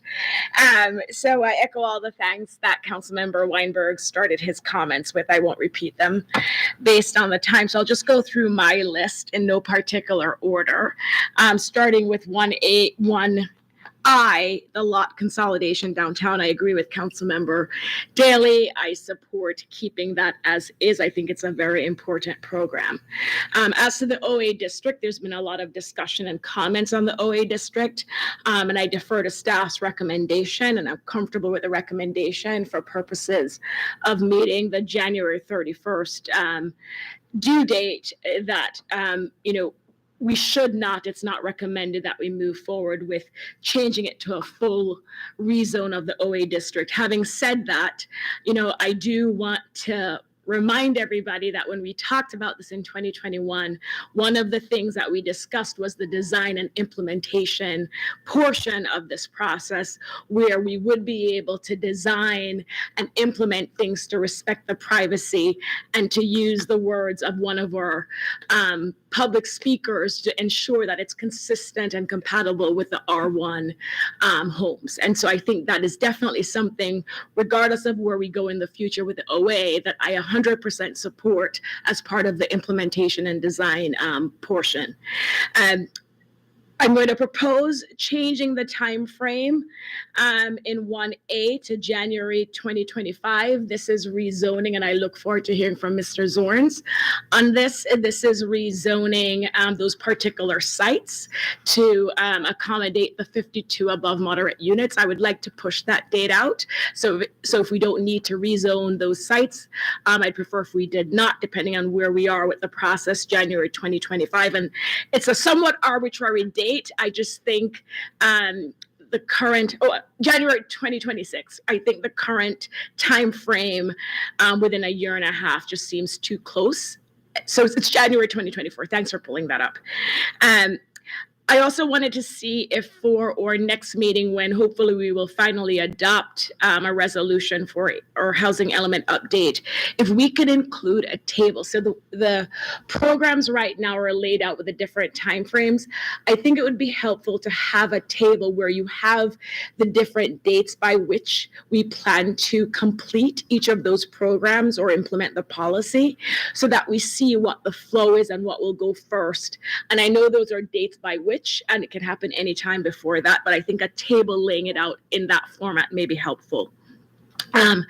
As to 1C, and so I'm going to put that in my parking lot.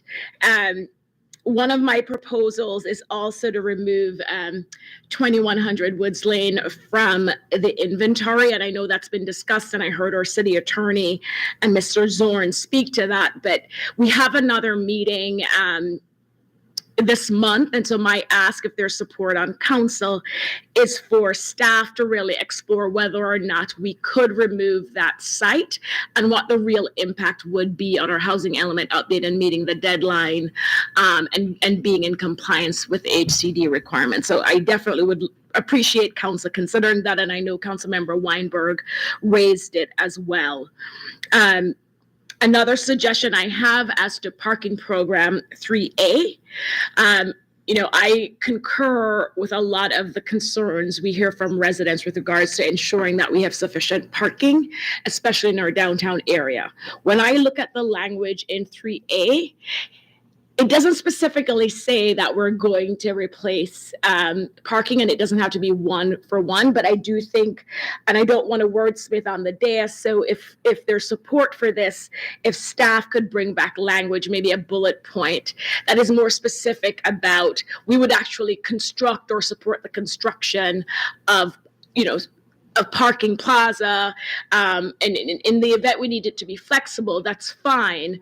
But right now under program 3A, there's really no commitment or indication that after the exploration and looking at our parking requirements, that we're actually saying we're going to ensure that we have a parking structure in some form. 2C, I agree with what Councilmember Lee Eng was saying.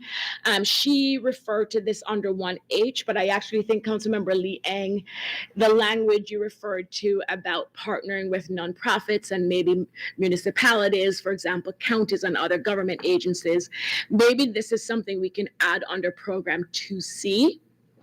With regards to affordable housing, as opposed to trying to put it solely for the downtown parking plazas under 1H. And then I 100% agree with Councilmember Weinberg about changing targeting to anticipating. I do think that's the right word choice. And I think that's it for now. Thank you. Wow, that was fast talking. I know. I'm respecting the time. Yeah, no, I appreciate that. I'm not sure I got all the right numbers that you're. So do we want to go through then? And actually, Director Zorns, do you have clarifications? I think I've got 1A, 1C, 3A, and 2C that you're looking to see what staff has to say and whether you have council support for. Is that the right numbers? Yes. So 1A, removing 2100 Woods Lane, adding language to 3A, adding language to 2C. All right, let's put 1C with 1H. I think that's big enough that we'll not do that right here. We'll do that just a little later. So 1C goes with 1H. And then so 1A, 3A, 2C. Yes. So. Since I'm already on 3A, so I want to kind of somewhat touch on what HCD's finding letter inevitably really referenced. Initially, the program was proposed to prepare a parking plan specific to downtown only. HCD's request was for us to specifically expand that program to be a citywide analysis of parking in our jurisdiction. Really, inevitably, what that ends up doing in practical purposes for all of our other zones is we're going to look at and assess and address what the appropriate parking ratios are. Replacement parking really kind of more goes to like the parking management for downtown specifically. That's not really something that really needs to be assessed or addressed in the housing element. So I understand that it's, it's kind of creating that extra bullet or just language in the document. I don't necessarily think it's required for us to do it. I would be fearful of is anytime you say you're going to do something and add it, I'd have to make it a pretty healthy bullet point to say that this is something that the city is going to sponsor. This is something the city will take in. The city will further also make sure that nothing that we require as a part of this program will hinder or influence the development of housing or lack thereof development. I'm sorry to interrupt you. Up on the diagrams, the screens all went blank, so we're not seeing what's. We're not seeing that projection. It just disappeared all IT of a guys sudden. hiding in that room. Yeah. So you keep talking, and they'll address it while we. And I definitely cannot read that screen. I hope it wasn't my feet with the cords underneath that. So I would be fearful of specifically including something that says that we're going to have replacement parking without creating a specific fund that we are going to somehow subsidize and create that mechanism a different way.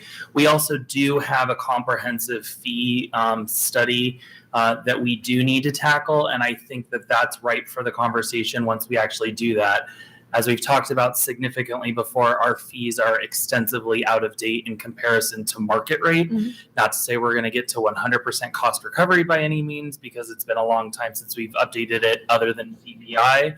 But it is something that I think that's really kind of the first step, is to see where we're at, what fees we can start collecting beyond what we already do. And then we can really then start programming additional things into our citywide kind of approach to parking. So Director Zorns, you're advocating for sticking with it as is. Councilmember Fliger, I'm going to support Director Zorns. Let's see what my colleagues. I agree with Director Zorns as well. Okay. Sure. Councilmember Daly, Councilmember Liang, if you want to weigh in, you don't have to because we have majority support to stick with the staff report, but you're welcome to say either way if you want. Okay, I guess you don't care to comment. That's fine. So we addressed 3A. We're sticking with staff. 2C or 2C's one. 2C. Yeah. That's adding the language to partner with nonprofits and municipalities like counties. Adding a bullet. Could I speak to that while the director looks at his notes? I am vehemently opposed to that language, and this is why. There was an assumption that if we partner with a nonprofit, that's going to lead to more BMR units than if we partner with someone else. I could very easily see a nonprofit saying, hey, we can get a really sweetheart deal in Los Altos to develop there because we're getting the land for almost nothing. And rents are really, really high there. So we could build a market rate development and make a lot of money, and then we'll use that money to further our mission in other jurisdictions, and we can build even more BMR units somewhere else. Can I just clarify? So 2C, it's not similar to what I think Councilmember Lee Ang was proposing for 1A. Completely different. This is just a list of the different ways we can identify funding for affordable housing. This is complete. So I appreciate what you said, Councilmember Weinberg, and it 100% applies to, I think, the language that was being proposed for 1H. But in the context of 2C, it's just different ways we can find funding. And one of the ways is exactly to partner with nonprofits. So it's not a priority list. It's not saying choose it over another one. So what do we gain then by identifying nonprofits as a preference if what we're looking for is someone that can help us find additional? So we're not identifying them as a preference or a priority. It's just one of the many ways we could fund affordable housing projects. And that's what 2C addresses. So it simply addresses, it acknowledges that a nonprofit may be the best. Right. It may be one of the options. Yeah. Then I'm fine with that. I'm sorry. Yeah. No, it's fine. Director Zorns, did you comment on that? I don't know. No, I didn't, but I mean, I would be okay with that language just Okay. because the last bullet point, the last sentence, kind of somewhat, it's specific to a funding for the multi-jurisdictional housing finance program that's already in the works. But that last sentence is the city will continue to coordinate with the County of Santa Clara and other agencies on multi-jurisdictional housing financing. It's similar to that, but we can add another bullet that kind of essentially wordsmiths. So I'll Okay. pretty much use that last sentence and add it about partnering with nonprofits and. I think we've got concurrence. So, okay, good. I see Councilmember Liang nodding her head also. So we've addressed 2C and then back to 1A. Did we talk about 1A? I forget the details. So 1A, you know this, 1A pertains to rezoning those sites for the 52 above moderate units.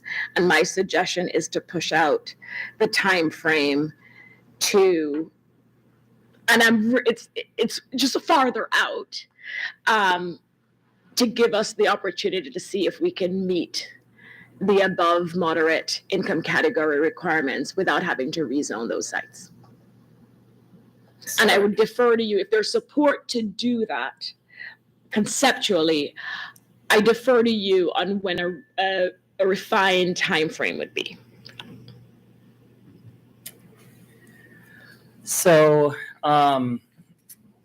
this again is something that we already have initiated this in draft form to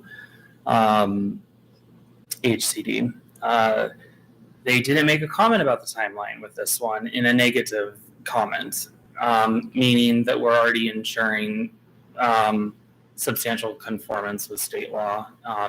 Otherwise, they would have already given us a comment specifically in regards to the time frame.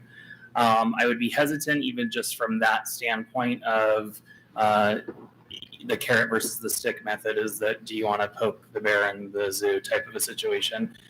So I would not think that that is something that we should move forward with, as well as we also need to, a part of the rezoning and it being in heightened timelines where several cycles ago you used to be able to, you had to complete it in your cycle. Well, HCD, they learned from their mistakes and the errors and sins of the past from other jurisdictions that you don't do it early on, you're not going to actually reap the benefits in essentially the second half of your planning period. Us completing it as early as possible then allows for us to reap the benefits of that rezone. So that's kind of the position that I take, is that we should be accomplishing our rezone as soon as possible. I'm happy to stick with it as is. I think. What about colleagues? I sympathize with what you're saying, and I'm worried that we are overburdening, Nick, your department. What department? Ouch. And then the last thing, Mayor, it's just the 2100 Woods Lane. If there's support to ask. We're putting that in 1C. Oh, that's we're what gonna, yes, you did 1C say. and 1H. We're gonna talk about that. So, all right. So we've got that. I think then I'll just make a few general comments. Again, pretty thanks to all. I don't know anyone's mentioned our residents. I mean, a lot of people spend a lot of time working with staff and really just diving into this process. And I think we're all so much better off because our residents have done this. So thanks to the community for really pulling in. I really appreciate that. So Director Zorns, thank you for your memos today. I support them. Again, we're going to talk about 1H and 1C, but they've been very clarifying and helpful. I also want to thank the Planning Commission, because they went through this in advance of us, and Council Subcommittee, including a former Council Member Enander. I mean, you guys did a lot of work too. So, thanks to everyone. So, just a couple comments. So, we've already talked about the January 31st date, and so we're committed to achieving that because I don't think any of us want to risk the various things that can go wrong if we don't submit after our next meeting. But and I want to say that we've actually done this. I hope the community understands that. I know everyone has their favorite thing that they don't want to change, but the things we've mentioned changing are actually not in the R110, excuse me, the R1 districts, the residential districts. And the only way we've been able to achieve this is through the work that's been done to talk about some of the rezoning programs, et cetera. So if we start whittling out pieces, then we're not going to have the assurance that we're eventually going to have to go into the residential if we pull out things, including the buffer zone that we're planning for. So I just wanted to mention that. I think it's probably understood, but also I think it's important to realize that just because, so I'm going to repeat, and I'm not sure if it's been said tonight, but it's certainly been said during the last year and a half. But the housing element is a commitment that the city will rezone and enable owners of property to develop. And of course, other than parking plazas, which are our own, but those are programs we've discussed. So it doesn't mean that we simply have to show over time that we're maintaining the ability for somebody to build and deliver those 1,958 residences across the income spectrum. But being in the housing element doesn't mean that something will be built in that space, in any of these spaces. On the converse is also true. Not being in the housing element doesn't mean you're not going to get built. So if someone owns a property, whether we're rezoning it or not, whether we've listed it or not, they can propose anything they want and within the zoning for that. So do not assume that because you're in the housing element, you will see building there. And don't assume that if you're not, you're safe, because that's not how it works. So I just wanted to be sure that we clarified. And one other important point is that each and every item, if we get substantial compliance, we adopt this and we move forward implementing programs. Each of those programs are separate public discussions. So it's not we close the book and go away, scurry into a dark cave and do these things, where nobody can see. Each of the things that we do will come before the council again for many years. So this is not the only shot. And I just wanted to give that context because I think it's important. So I'm not going to add anything. 1H and 1C, I think, are the discussions, the rest of the points we've been talking about. And of course, we still have the mitigated negative deck discussion too. So colleagues, I think we should go to 1H and 1C since we've been focusing on programs, have that discussion, cap off this piece with the mitigate MND. So, and was there anything else besides 1H and 1C that we're missing from the staff? We're accepting everything based on the discussion we've had tonight. Okay. And Mayor, is it 1C? I think we're talking about 2100 Woods Lane. Is 1C? Program 1C? It's not, is it? Sorry, which is one? Remember, Program 1C is the OA, right? Right. Okay, so I might have pulled the wrong number. We're talking about Woods Lane. What number should I be saying? 1H and? Regardless, we can talk about it as site specific. It doesn't have to be a specific program. Okay, so let's go ahead and talk about 1H, which has to do with the wording between, just debating the wording between staff and League of Women Voters and what we're trying to accomplish there. Who would like to go first? Councilmember Flagger. Thank you. As I mentioned during the Q&A portion, I liked the revision that staff did to the language proposed by the league. I agree with my colleagues that we do not want to be too prescriptive. We want to be very flexible here because we don't know what the market conditions will be. We don't know what the negotiations will pan out to be. And so I 100% support having this language be as flexible as possible in 1H.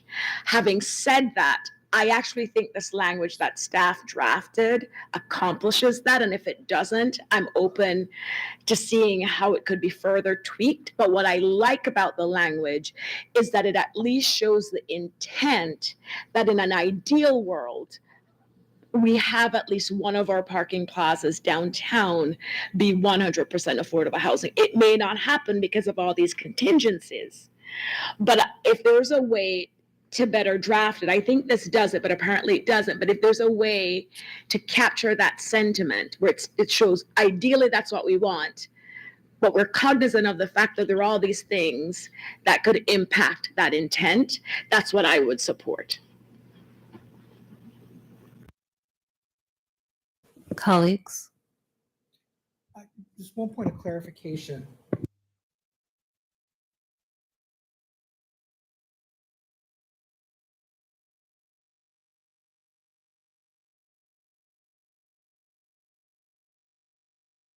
I can't hear anybody. Sorry, I didn't turn the microphone on. With respect to the memo that was distributed by staff yesterday regarding item 1H, are the corrections in the staff memo the League of Women Voters language by itself, or did staff modify it as well? The language that is on the screen notated in bold, red, underline, and strike through is the proposed language from the League of Women Voters.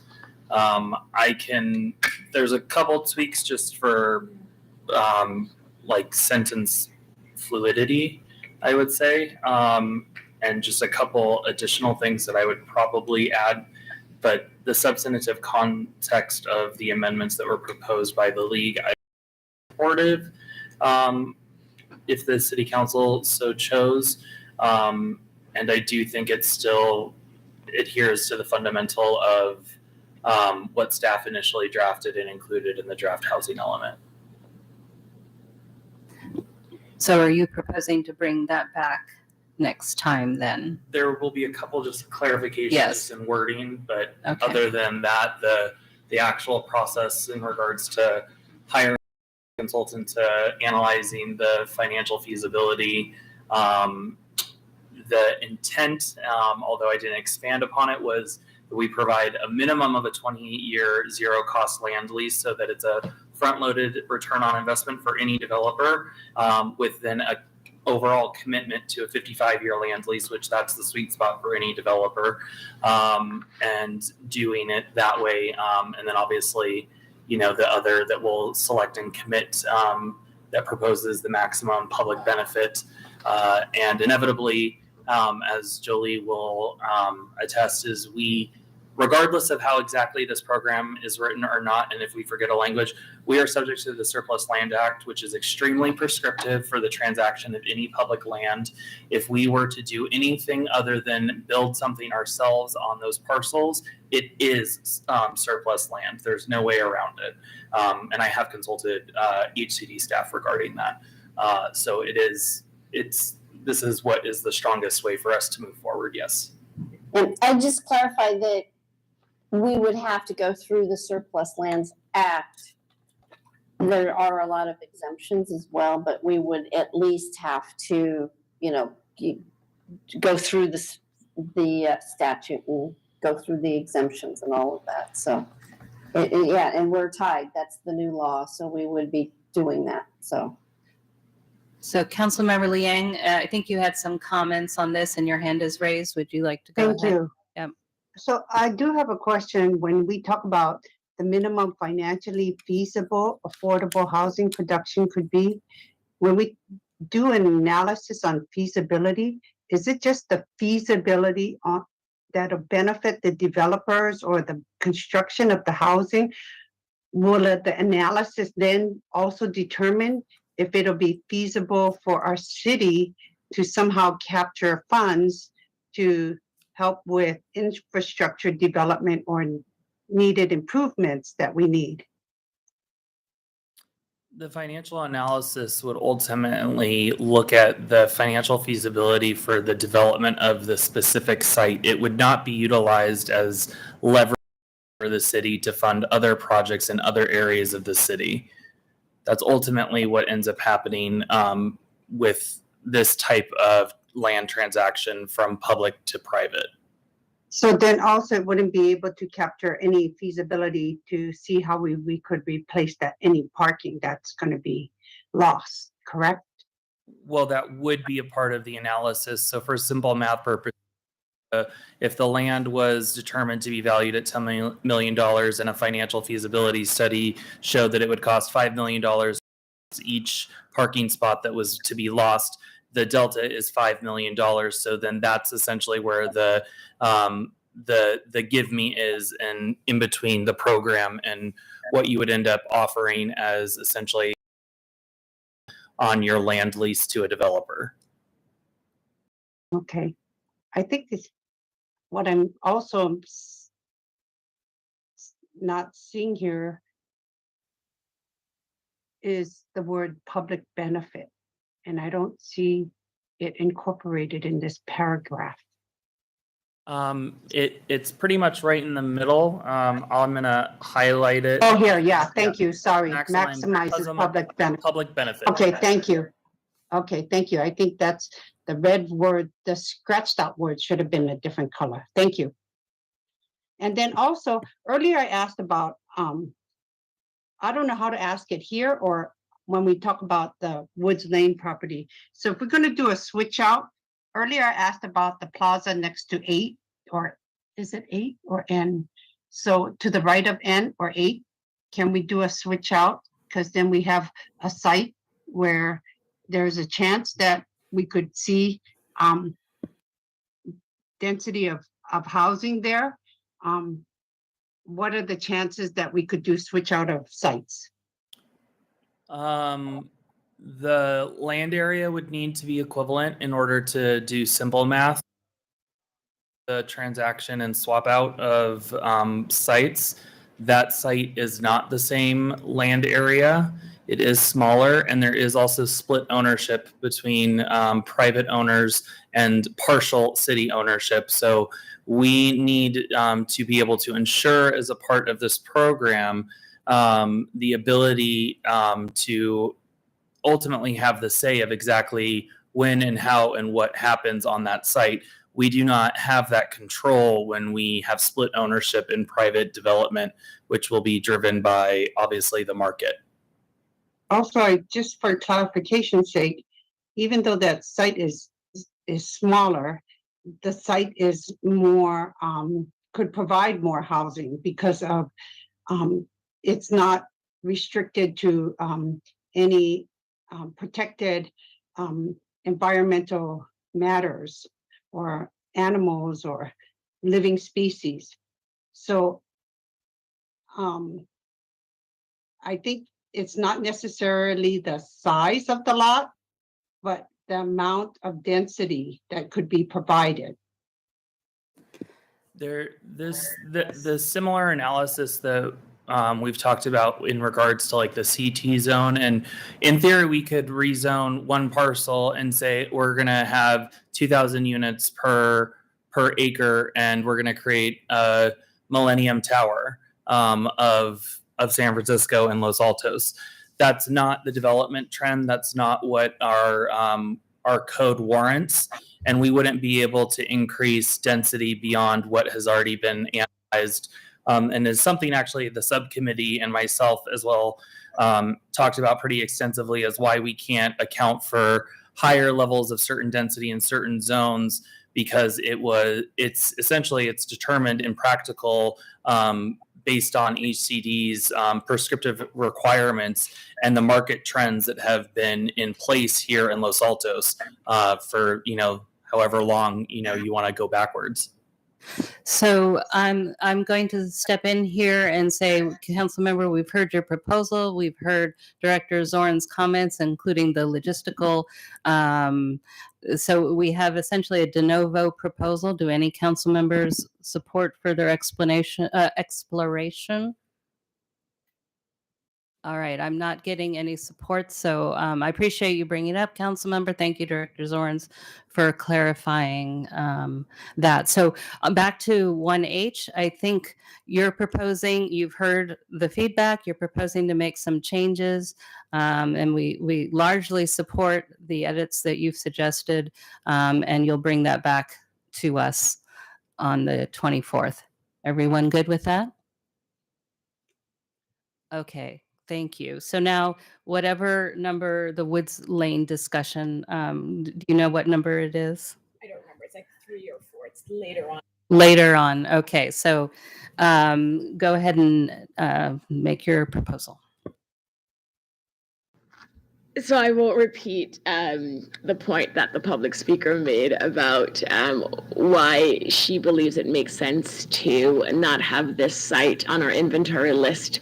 But a couple points. One, as was pointed out, and we have in our packet, it's 11 units. There are environmental concerns there, especially with the last 2 storms we've had.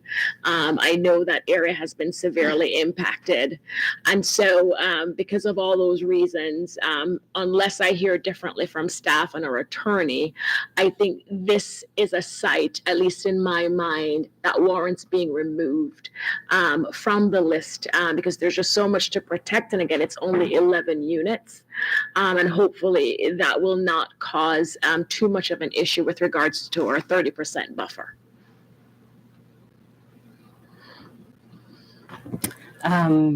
Director, do you want to comment, or do you want to hear some other council members' comments and then comment all at once?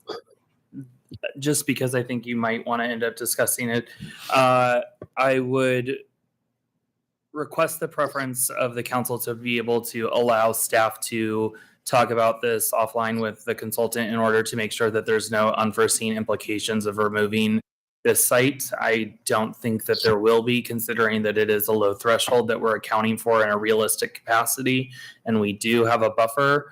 However, I need to look at everything without being able to say that. In regards to just the total unit count number, it does not sound egregious to remove it. However, I don't know if there's any additional implications that I'm not looking at, making that determination while we're here. And regarding the MND, and we can look at that, but the comments made tonight, or the letter received tonight was not a comment to the MND. But we will still look at that. And again, as we're talking about implementing the housing element, there would be rezonings, there would be project specific, specific projects that would be coming forward, and they would have to address all the environmental impacts. So this housing element, including these units or not including those units, is not going to have anything to do with the creek and the dusky-footed wood rat, all of that. This is just looking at the high-level housing element. When a project would come forward, that is when all those potential environmental impacts that would be addressed. So I think it's premature to say, oh, this site has too many environmental impacts. We should pull it out now. But I do want to be able to look at it with our housing consultants and also our environmental consultants. But I don't believe that we've missed anything. We did do the mitigated neg deck. We did the notice of intent to adopt one. We received 2 comment letters. This is now a very late comment letter. But I agree with Director Zorns. We would like to be able to fully look at this as an impact, an environmental impact, and or a housing element impact. So you'll come back to us with that. Go ahead. Oh, Councilmember Daley.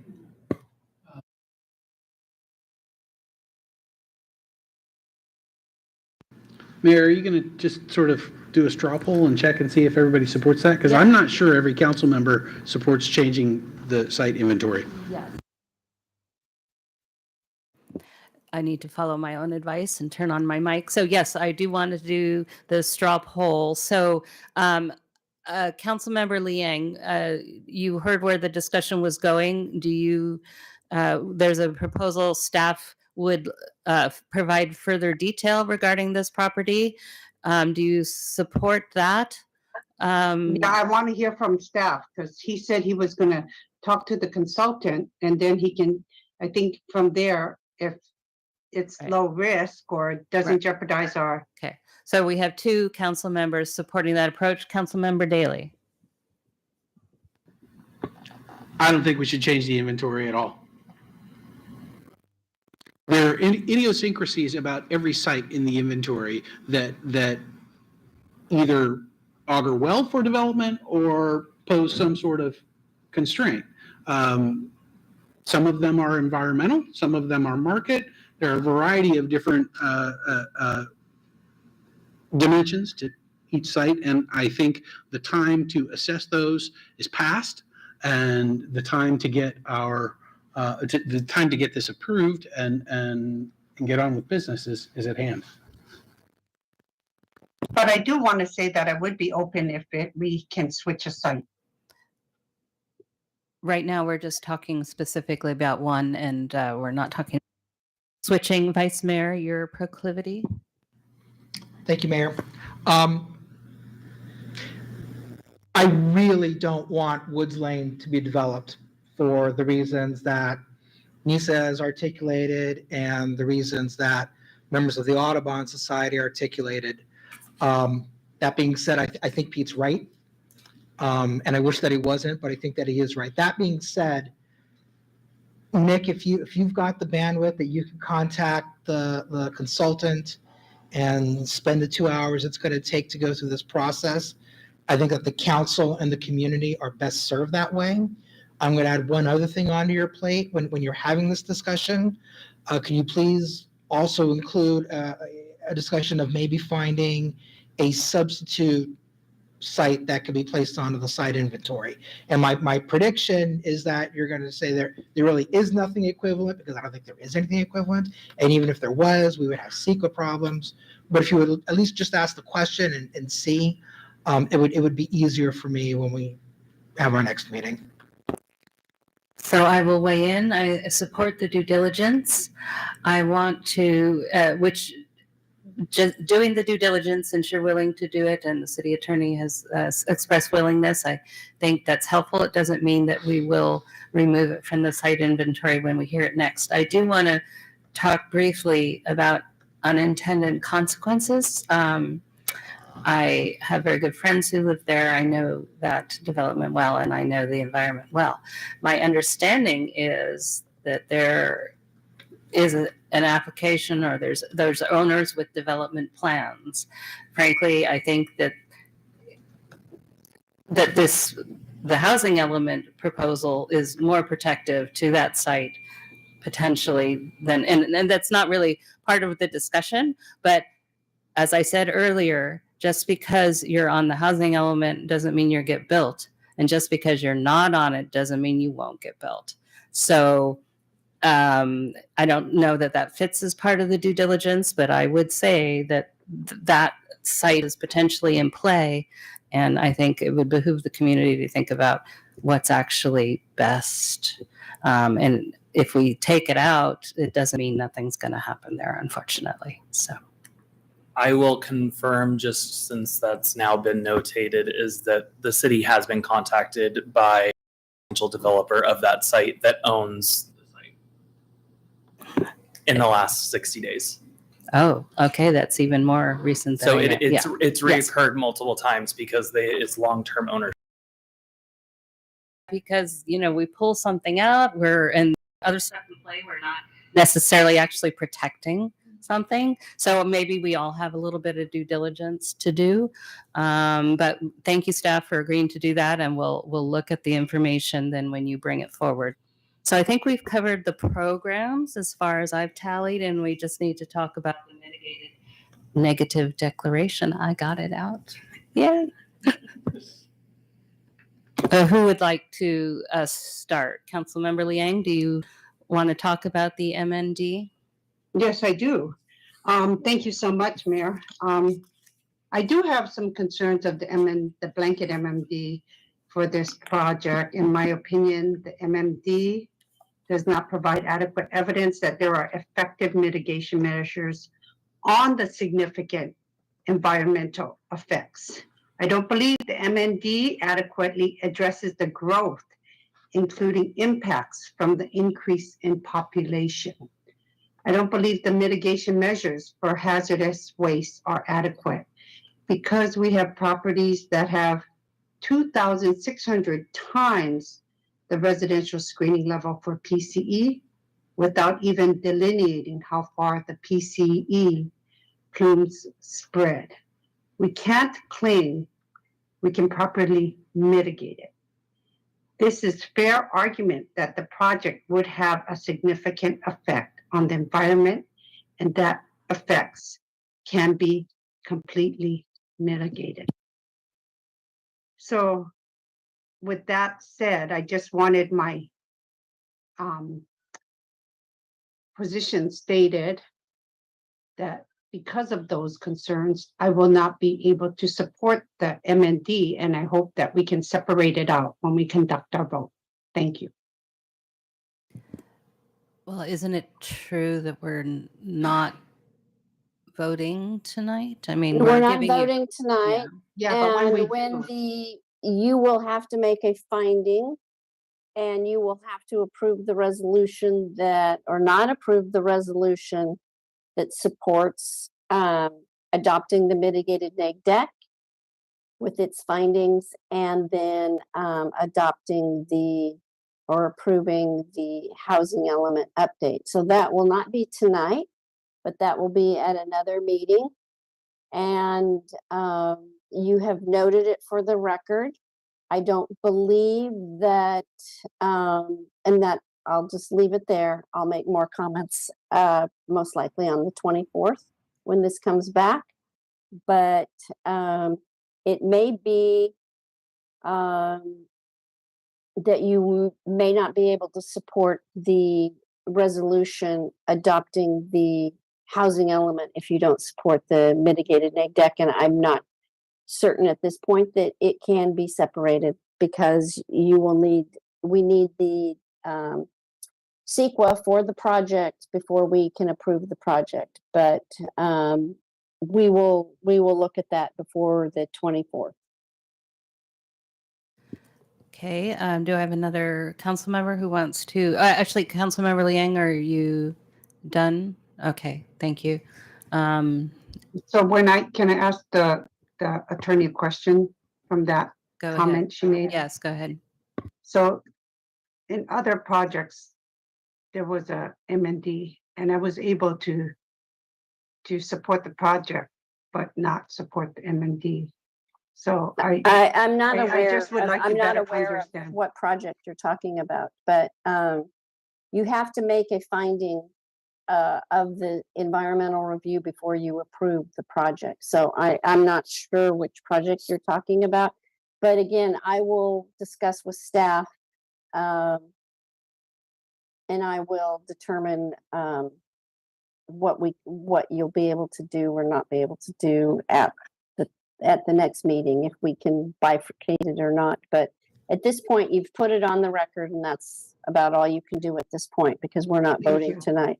Right, but I just wanted to make sure. Thank you. Okay. Anyone else want to put anything on the record? Vice Mayor? Thank you. I will simply say that I trust staff's and our experts and our consultants' conclusion that there is no substantial evidence that this project will have a significant environmental effect. And I'll leave it at that. I echo that comment. I concur with the vice mayor and mayor. And Councilmember Fliger's nodding her head. So, all right. So we've got that. We'll carry on for the discussion. I think we actually can wrap this item up unless staff, do you need any further clarification on anything? No, but the council can close the public hearing in order to be able to move this item for more streamlined next week or in 2 weeks. I do want to remind you of that. That's something that we consulted with the city attorney on prior to this meeting. So would you clarify? Because I did. Yes, yeah, we can tonight, we can close the public hearing, we can bring it back for discussion and action on the resolution regarding the housing element update and the mitigated neg deck. We do not have to open it up again, and we will keep the agenda item exactly the same, and you can do this under the Brown Act. You will be able to do this. We will not open up the public hearing Okay. again. So that you're saying that will show up as a discussion item on the next agenda. Yes. Well, it will be a Continuation to a date certain. Okay. Yes, yes. All right. So I will, again, I get to close the public hearing. Thank you. All right. So it's almost 11. I don't know if anyone needs a break. I would propose we continue on because it might be shorter. But if anyone needs a break, I want to take that into account. Anyone want a break? All right. It looks like Councilmember. A 5-minute bio break would be appreciated. Okay, 5-minute break. Thank you.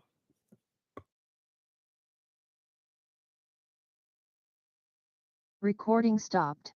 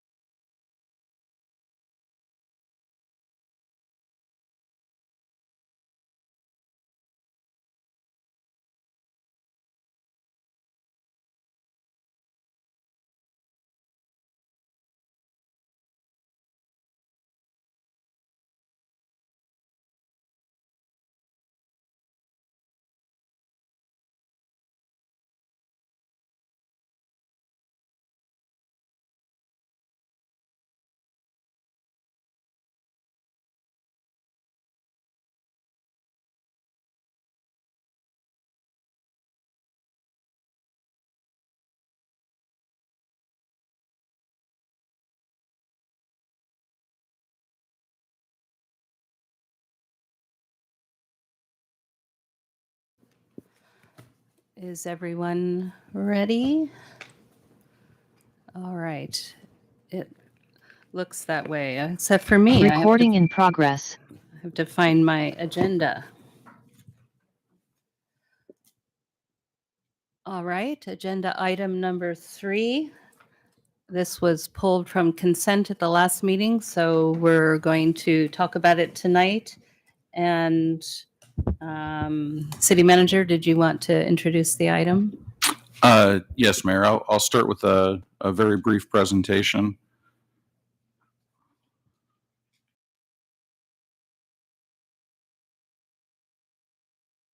All right. So as Mayor said, this was on consent at the last meeting. We had a resident request that it be removed, and then council ultimately moved it to this meeting.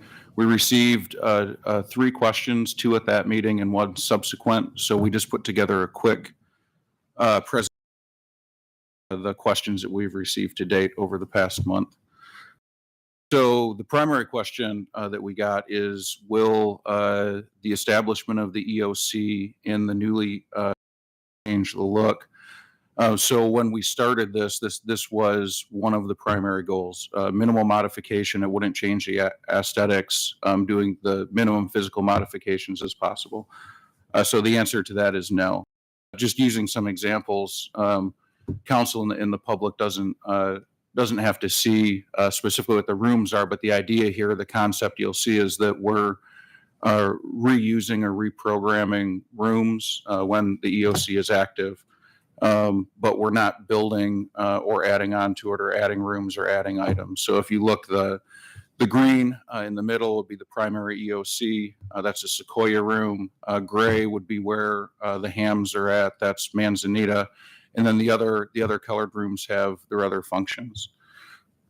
So when we look at, I pulled the Manzanita at random, and when we made the assessment of what we need to operate here, not the physical changes to the antennas, but you can see what, to convert this into an operational EOC after the changes are made, we would need to add 4 tables and 12 chairs. But those are conveniently located in the lobby. So anyone who was at our Hetch Hetchy meeting knows how quickly we can change the lobby of the community center into a meeting space. It would be the reverse here. We would take the chairs and tables from there and put them in the EOC.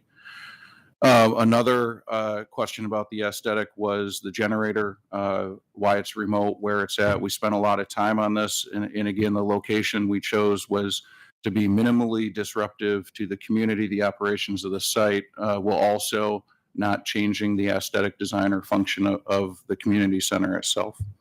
So in short, again, just a room at random. This is the multi-use room before we convert it to an EOC. This is the multi-use room after we convert it to an EOC. You'll see nothing has changed. It's the same thing.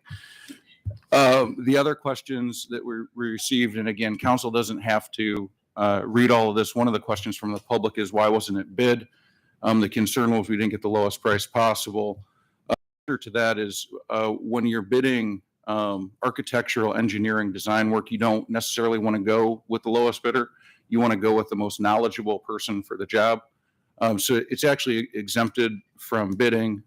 In this case, had we went out, we would have said, what's your experience with the community center? And Nolan Tam, who designed the community center, would have said, in fact, we have a lot of knowledge about that building, and they would have been selected. Had another vendor been selected, we would have had to contract with Nolan Tam, who just designed the building. So that's how they were selected. And then the last question that we got is, why are there 2 contingencies included in the bid? Council is very familiar with the first one. It's a construction contingency, 10%. That's common, standard.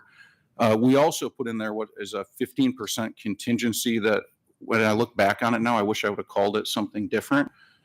That's effectively saying we look at the bid history in Los Altos, and we haven't been successful at getting multiple bids. The community center had 1 bid.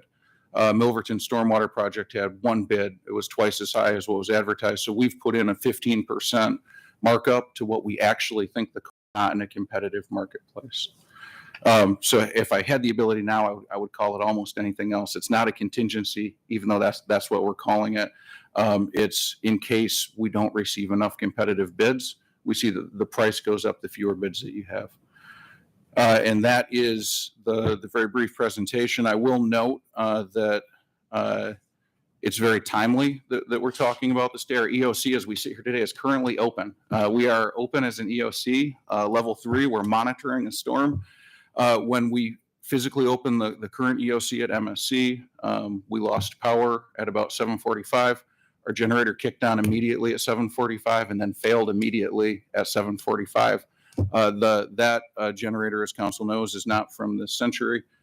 We had to get backup power rolled in. We're still renting a generator to run operations out of there as we need it.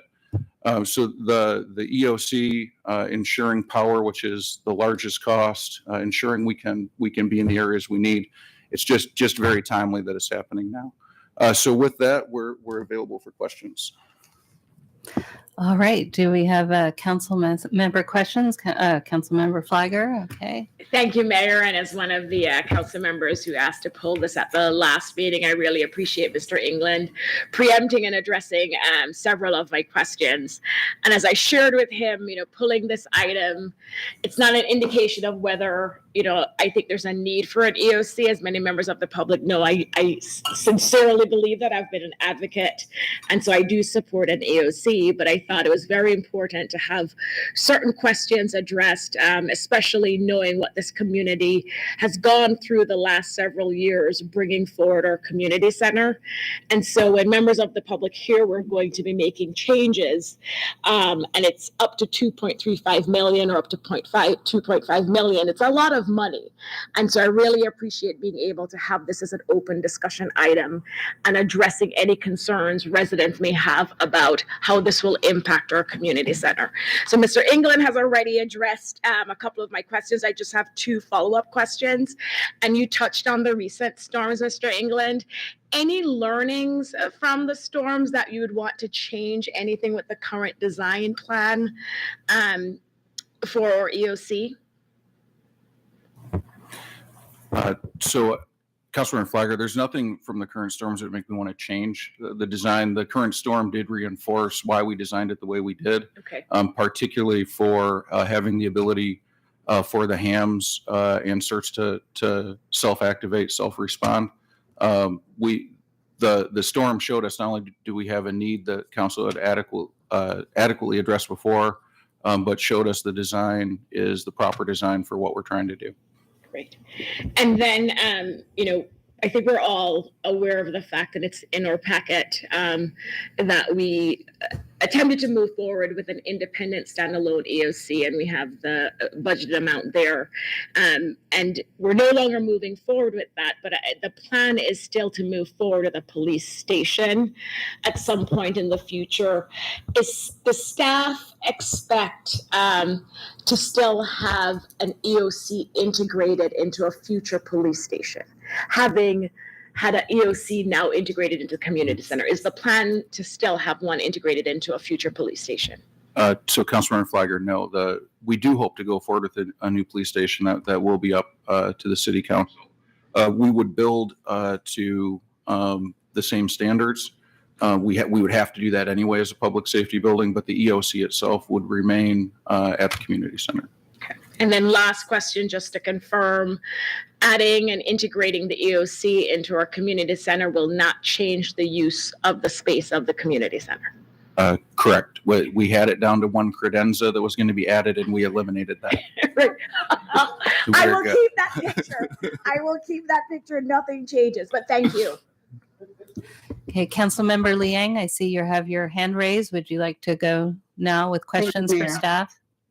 Yes, thank you, Mayor. So just to better understand process and help our public understand process, moving forward, yes, we've chosen Nolan Tam for the construction design documents, and after we get all this back, we will be also going back out to another bid process, correct? That's correct, Councilmember Liang. Once we have the documents, we will go out to bid for the actual construction. Thank you. The other thing is, we've had some issues with our generator. And so I know that you mentioned that we have in place some capacity to add those new generators. Is that sufficient after what we've learned, or do we need additional generators? Councilmember Liang, we will need additional generators. We still, even if in MSC, police station, or City Hall, we still need emergency backup power. City Hall in particular has had a difficulty operating this week with loss of power coming on and off. The police station itself, through this storm, the generator's been fine, but council may remember about 6 weeks ago we lost power. The police station went down. All our backup power went down. The generator didn't turn on, and we ended up dispatching from Palo Alto. Right. So in the design that you showed us, will we be adding more generators, or is that sufficient? I think, Councilmember Liang, I think you'll see generators in the budget, but not in this specific EOC design. Okay, so that will be coming up in a future request.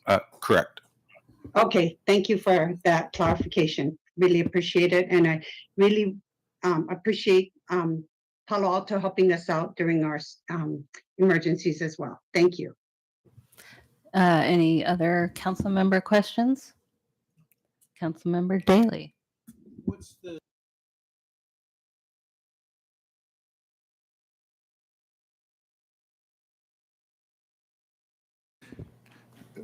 We use a 500 kilowatts? we've lost audio on this end. Yeah, city manager will. I'll relay the answer. I asked what the kilowatt draw was for the EFC. Thank you. I want to know what size generator we're going to need.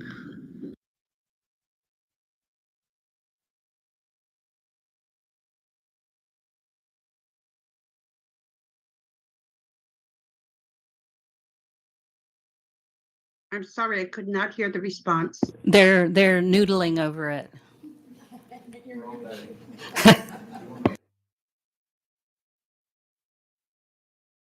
Oops. Mayor, we have it in Exhibit C. We'll let Morgan find it if we have other questions. Yeah, I think we have no, actually, yeah.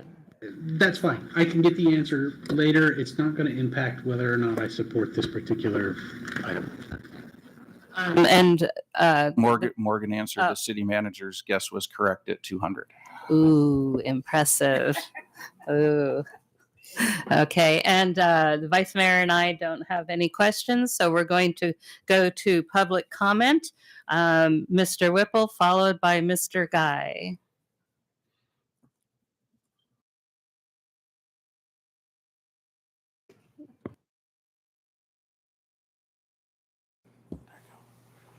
Great, thank you. I'm Art Whipple. I'm talking to you tonight as a resident, not as a member of.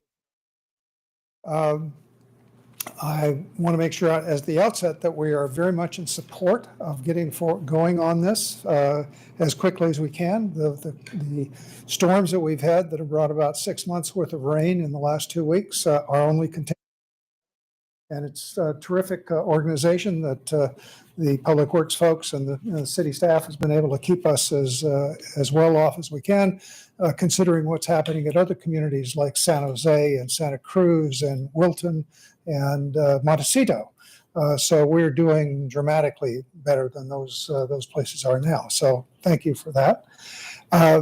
I do, not to be too snide, but by the time these construction documents are done in August, this will have been a high priority activity for a number of city councils and a number of city managers. So I hope we can keep on with the schedule to actually get this and have it done. And at the end, there will be long lead items for construction and shorter ones. So we hope that we can be involved with that. We were engaged in the work that's been done over the last year or so with this new addition, and I believe that the city is going to get an EOC which is dramatically better than the one that was going to be standalone, that was going to cost $6 million, give or take, compared to one that's substantially less. And I think you owe this idea to actually bring this into the EOC, to your city manager, because all of us were thinking that couldn't be done. So thank you for that. So we're really excited about where this is going, and if there's anything we can do to be involved, I think we are. I thought the slide on not affecting the look of the facility was great. That's also true of the antennas. The old one had a big tower that would tip up and tip down, and people were worried about what the people on the back side of the police department. This one is 4 individual antennas. They're tiny black rods, and I sent a picture of it to Vice Mayor, and they're very hard to see. So we're doing our part for that too. Thanks Thank you, Mr. Whipple, and thank you, City Clerk, for timing 3 minutes for each speaker, which I again neglected to say. You're Mr. welcome. Guy, yes. Thank Yeah. you. Thank you, Council, for your long-standing support of the EOC as a project. And thanks to Gabe England and the city staff for all the hard work they've been doing through these storms and that they do every day. I know they've been out there cleaning stuff up, and I've been down to the MSC once, and all the crews were out working, and talked to them about how their power was doing. And it was, like Gabe said, off and on, but on when I was there. So they're all working hard. I want to also thank city staff for putting up the new storm alert page. I think that's really, really a good step. And a number of cities are doing that. I don't know exactly where. I'd like to know the history of where that idea came from. It was a really good idea. So really, really well done. And it's a good page. And I saw the update that came through today. So really nicely done. So please keep this going and approve this funding request tonight. And emphasize to staff that you want them to proceed with this with all due haste. Yes, I know we've been at it a long time. Let's keep it as a high priority project. And I'm going to make one more ask. If you could ask staff to push forward the ham cables and antenna installations to the front end of this project. This is a small piece of the total cost and design effort for this project. If that could be moved in, we could be there tomorrow if you're operating tomorrow. So look at a way that could happen. I think it could. Thank you, Mr. Guy. I see that the city manager has duly noted your comment. So thank you. That's all I've got in the chambers. Do you have any speakers, City Clerk? I have one speaker with her hand raised, and that is Roberta Phillips. Hi, everyone. So I actually was one of the people who asked to have this item pulled so we could understand why we were not going out for several bids. I think that that had nothing to do with the fact that I think we definitely need the Emergency Operations Center. I think City Manager Gabe England had a really great idea to move it into the community center. And I do hope that we do move forward tonight and give our blessings so that we can get the design and get it going and get the antennas up and get a new generator. Because we obviously need a new generator, not only here, but in other places. So I think that's part of our basic services of safety in our community. So I do support it. So the fact that I asked for it to be pulled was just to get explanations and out to the community. And I really do appreciate Mr. England giving those responses to the community. So thank you. Thank you, Ms. Phillips. I see no other member of the public with their hand raised over here in Zoom land. All right, thank you. So we'll close public comment and move to council discussion, if any, or I'll take a motion if someone cares to do that.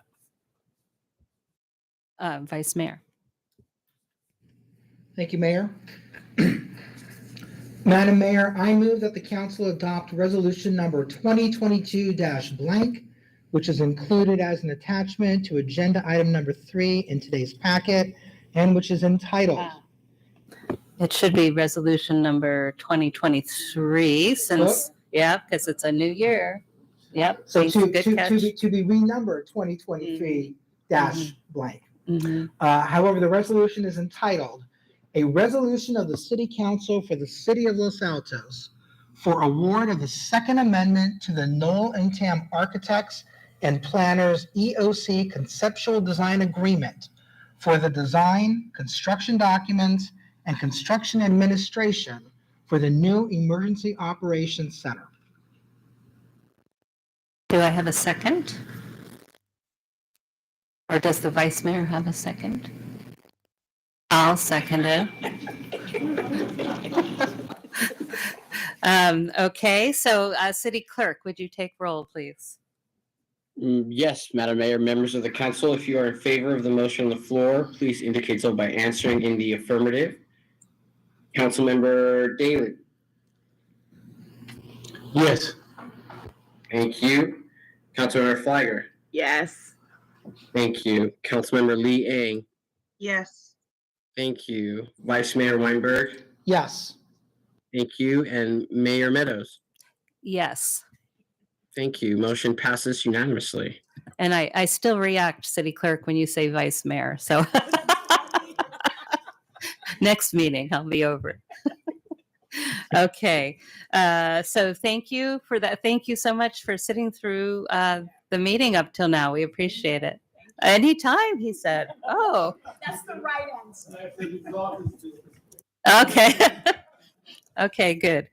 Thank you. So let's move on to item 4. It's an emergency declaration resolution, but we're also having a little bit of discussion about it. Mr. Maginot, do you want to start us off? Sure. Thank you, Madam Mayor. I do not have a formal presentation. You have the staff report in which we try to take a very confusing piece of legislation and make it slightly less confusing. As you know, once the state's emergency order ends, the provisions of AB 361 will no longer apply, and the city will comply with the state law as amended by AB 2449, which I tried to explain in the staff report as best I could.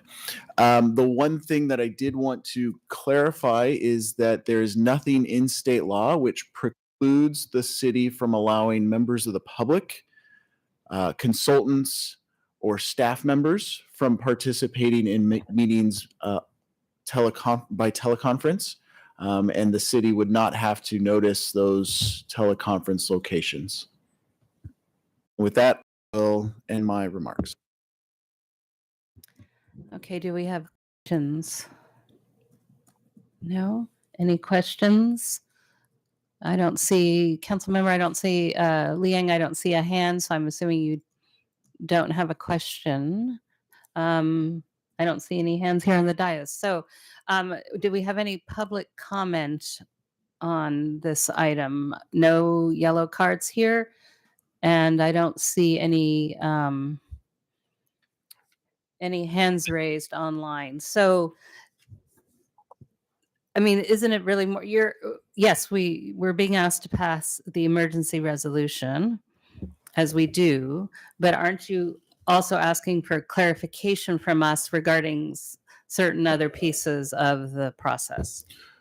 Well, I think the clarification we would ask for is once the state's emergency order expires, would the council like to continue to provide the option for members of the public to participate via teleconference?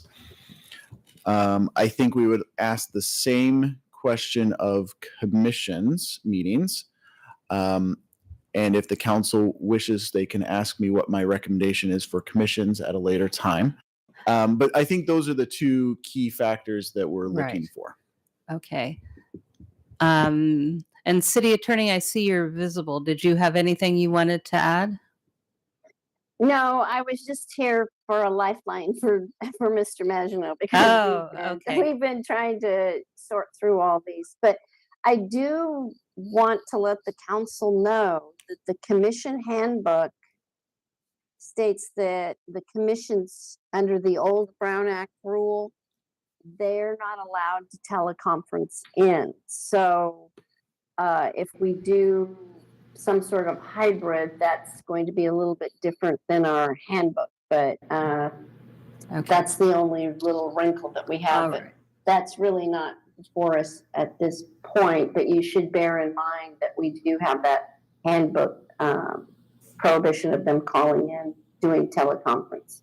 So, All right. So maybe we can take, or Councilmember Flagger, do you want to say something? I was going to suggest we take the easier one, what I think is the easier one first. So basically this, we're talking about through February, we can operate as we are operating now. And effective March 1st, the state's emergency declaration is over. So we're discussing the ramifications on the public. So Councilmember Flagger, it looks like you have something. Yeah. So if we're talking about council meetings, I definitely support having the public continue to participate remotely by Zoom. I've had this discussed with other regional boards, and part of the discussion has been whether or not the governing Brown Act body wants to operate under the 2449 legislation. And I know at least one board opted for that.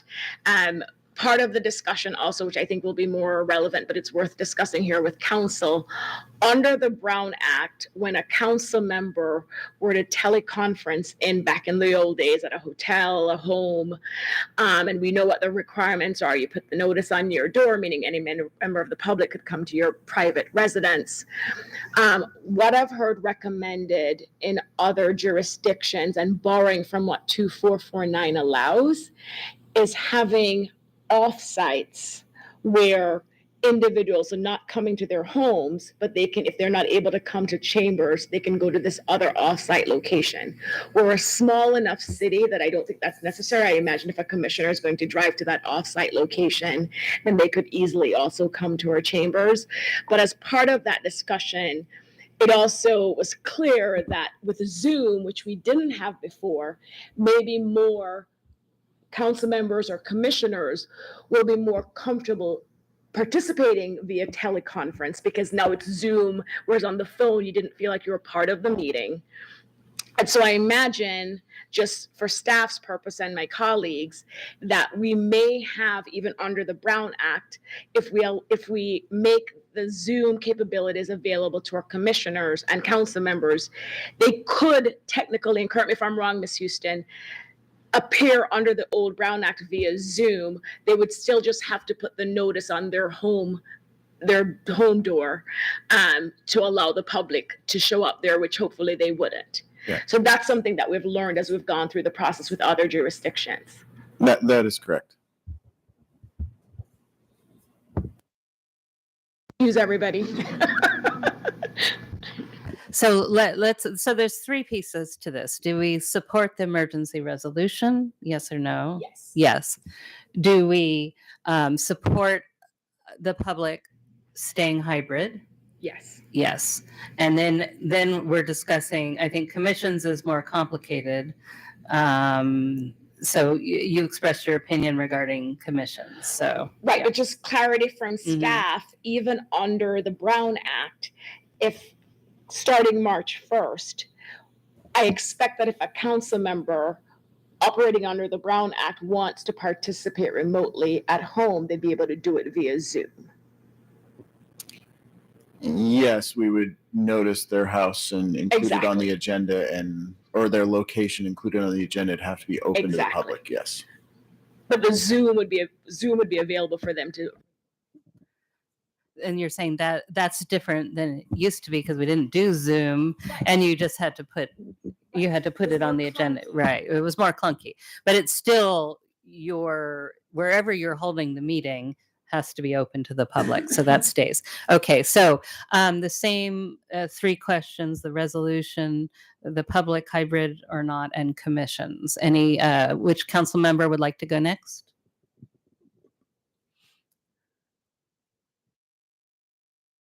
I can go next. Or do you have opinions? I mean, that's.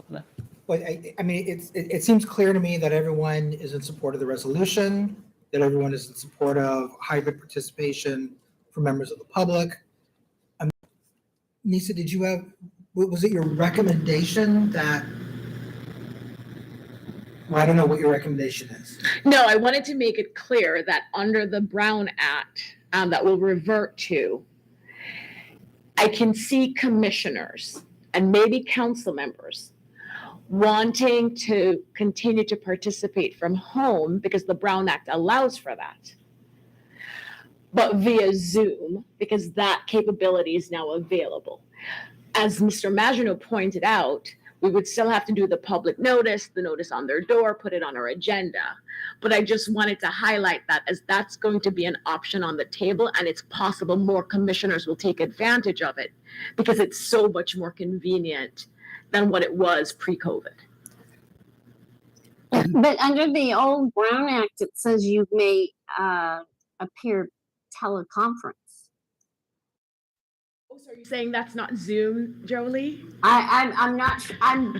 It just popped into my brain right now. I was just like, that's interesting because this 2449 talks about, Zoom, the hybrid type meetings. But I mean, that's something that we can look at, is if we go to the old Brown Act and instead of teleconferencing in, would Zoom be available? I don't see why not, but I think it's something that we can look at. Yeah. So I realized that I took us past questions and straight into discussion, and I didn't ask for public comment. And I don't know if anyone here, we don't have, or did I ask? You did ask.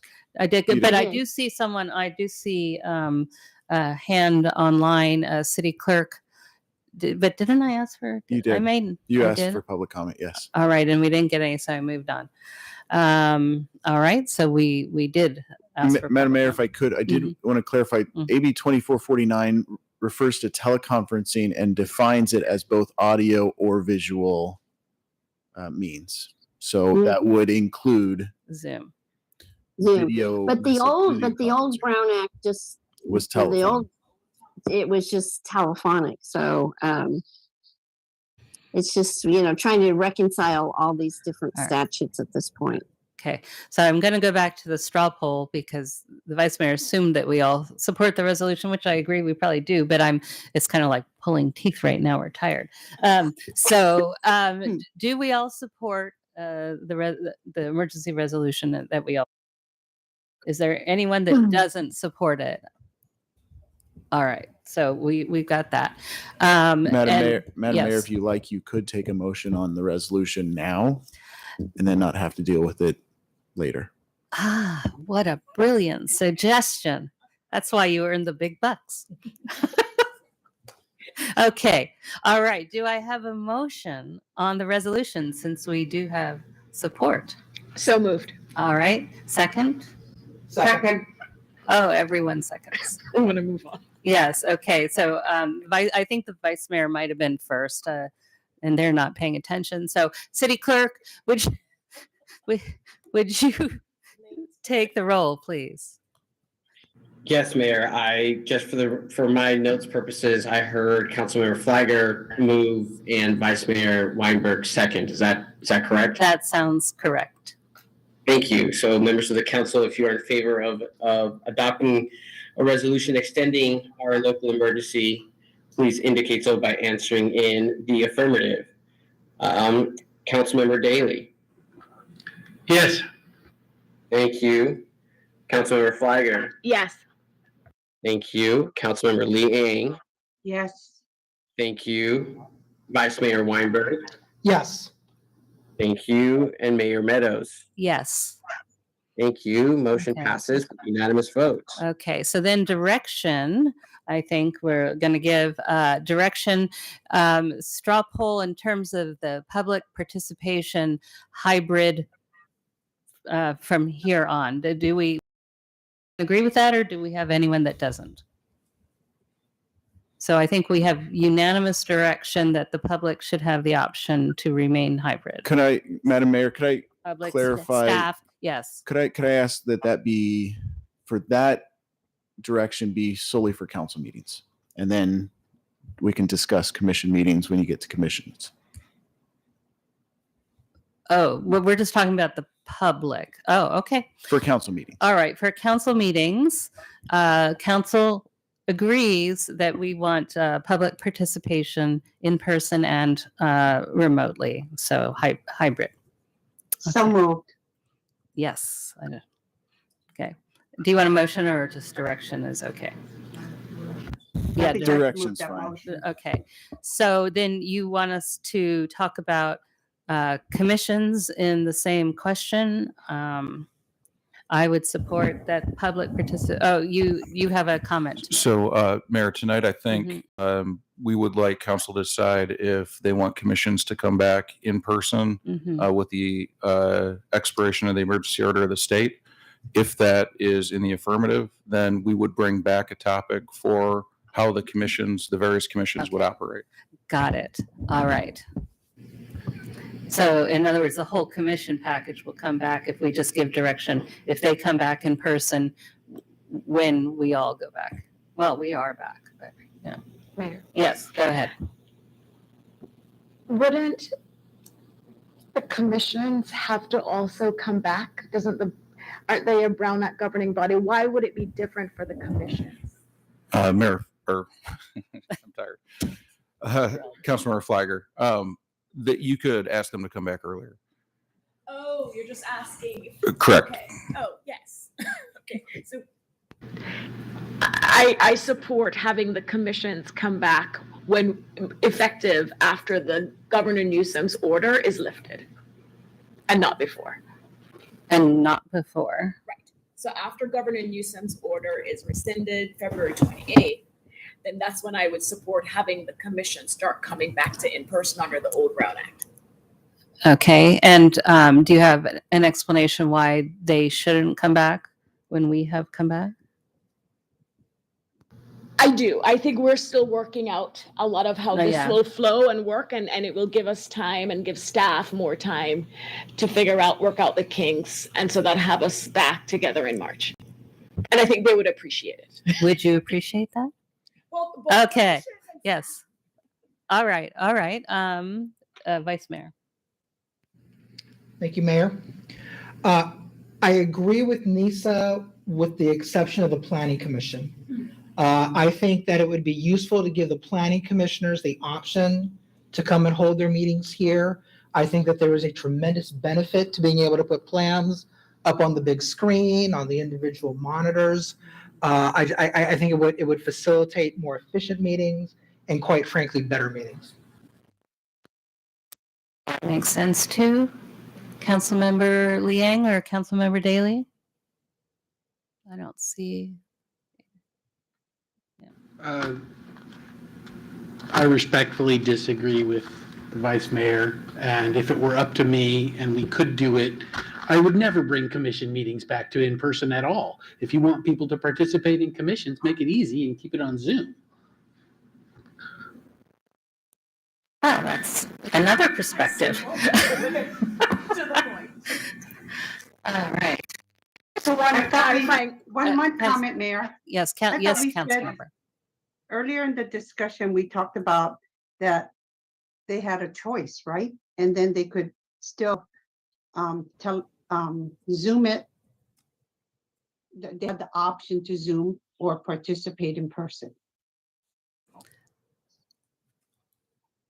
You mean So- what Councilmember Flagger was talking? We all have a certain amount of leeway. Actually, go ahead. Yeah, so Assistant. yes and no.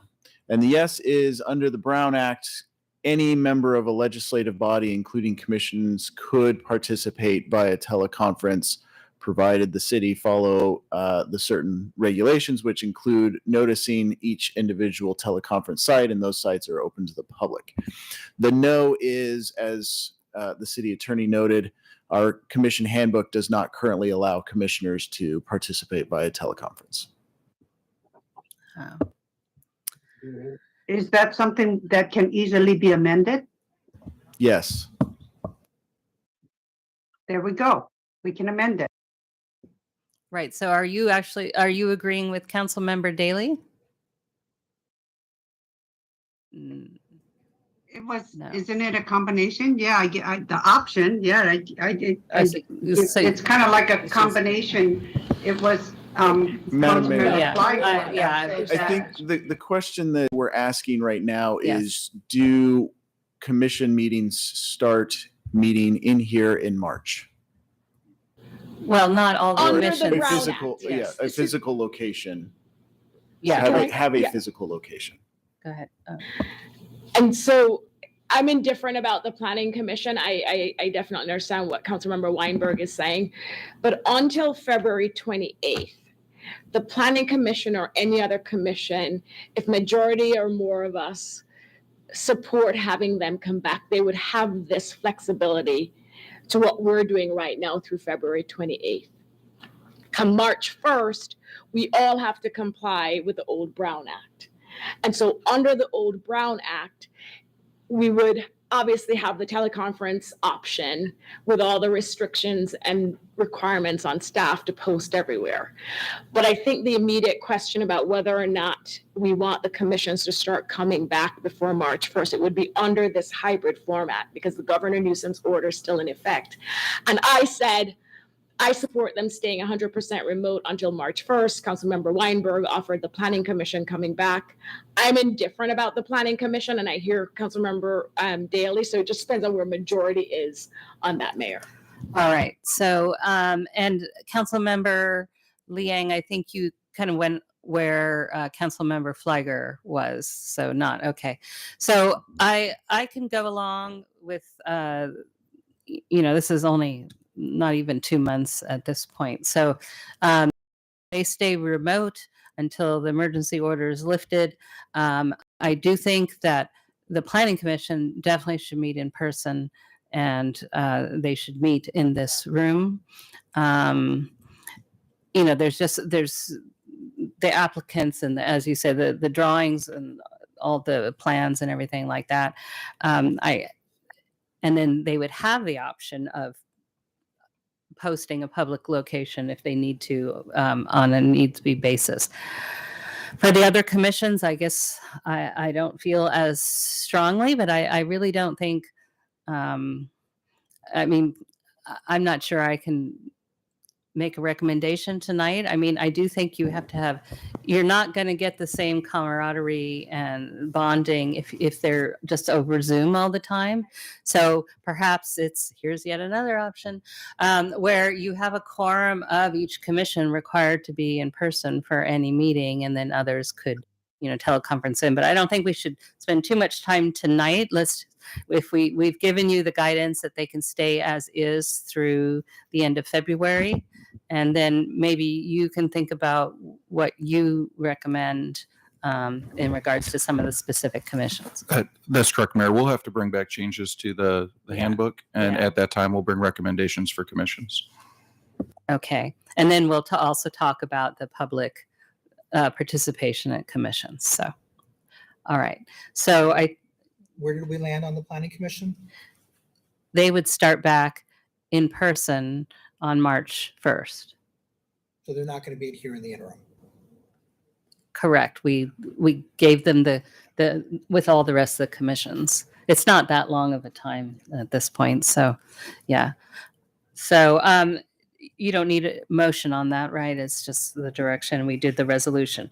Okay, so let's move on to the last discussion item. Item number 5, affirming 2023 mayor's appointments.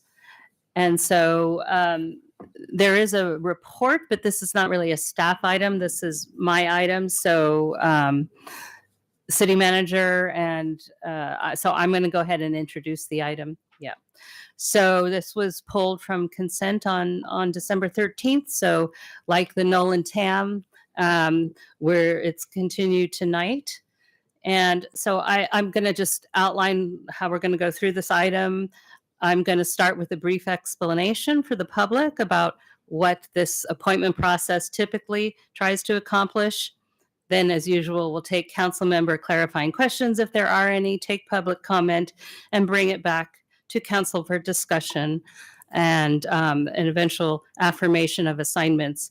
I do anticipate making some changes to the December proposal. It still looks the way it did when I submitted it for the December 13th consent calendar. So we'll see how the discussion goes tonight.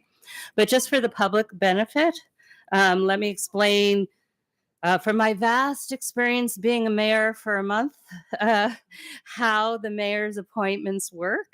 And basically, where the mayor is making assignments for council subcommittees, community organizations, commissions, committees, and regional boards. And this is actually not an arithmetic exercise. It's not like taking a deck of cards and dealing out so everyone has 7 cards and can go ahead and play Uno. I did a lot of that over the holiday break, sorry. And instead, the exercise balances a number of factors. And the starting point is what are each council member's individual preferences? And a council member indicates high, medium, or low interest in the various assignments. And in fact, the compiled preferences for those who have a deep interest in this topic are actually provided in the packet. So you can see the starting point for trying to decide who got what. And of course, in the ideal world, you'd give everybody their all their high preferences, but that's not how it works. So just to explain, some items have multiple council members interested in them. Seniority is a factor, but it's not always actually, you have to balance seniority with the fact that actually no council member has a monopoly necessarily, particularly if there's a lot of people interested. So we balance seniority and experience on regional boards versus runway or succession planning, to look at our ability to be Los Altos' ability to have the biggest impact on regional boards in the long run. And let me explain what I mean. Succession planning is, how long does a council member have left on their term? What is the educational process? Just as an example, Councilmember Fliger appointed me as her alternate 2 years ago on Silicon Valley Clean Energy. And I've spent 2 years coming up to speed on that. And then I've taken the prerogative of appointing myself as the board member. And this was, a planned succession for orderly representation. And actually the boards appreciate this too, because can you imagine what it's like if you get someone in and they just really haven't had time to come up to speed. Some of these things are very complex. But so succession planning was very important in my December decisions. And as I said, I do expect we might make a couple of changes to assignments tonight based on how the situation has actually evolved since I first proposed the assignments. And with that, I will ask my colleagues if they have any questions for clarification before I take public comment. Any questions, council members? No? Councilmember Liang, any question?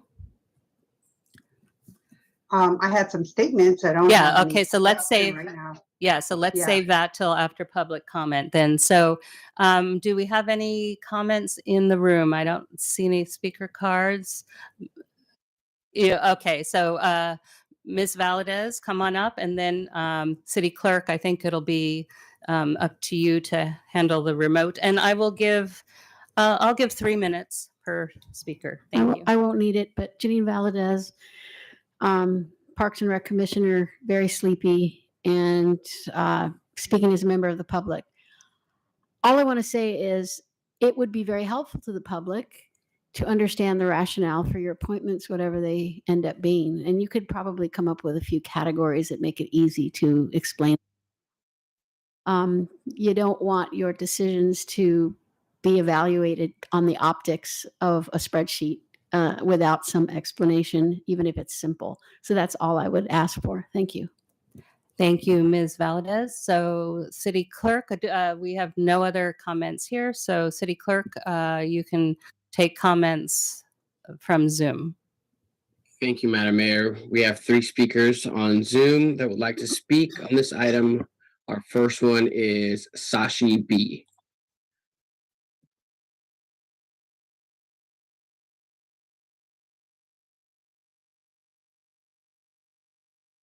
Sashi, are you there? Yeah, there we go.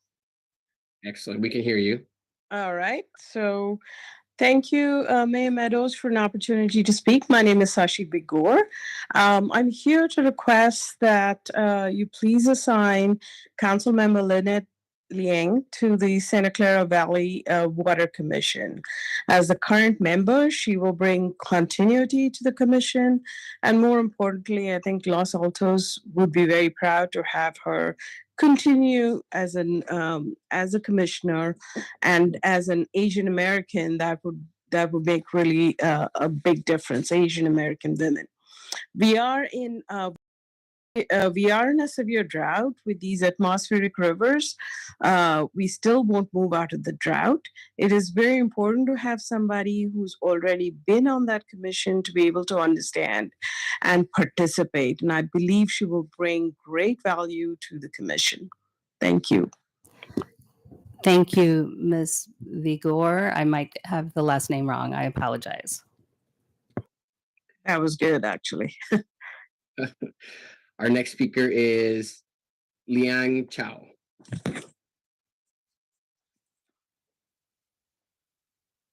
Hello. Can you Hello, hear we me? can hear you. Yes, we can. Yeah. First, Mayor, I sent a slide to the city clerk. Can I share that? Can that be shared? No, not for public comment. Go ahead, Ms. Chow. Okay. Hi, this is Liang Chao. I'm on the Cupertino today. I'd like to support a fellow Asian woman council member who deserves fair treatment from her fellow council members.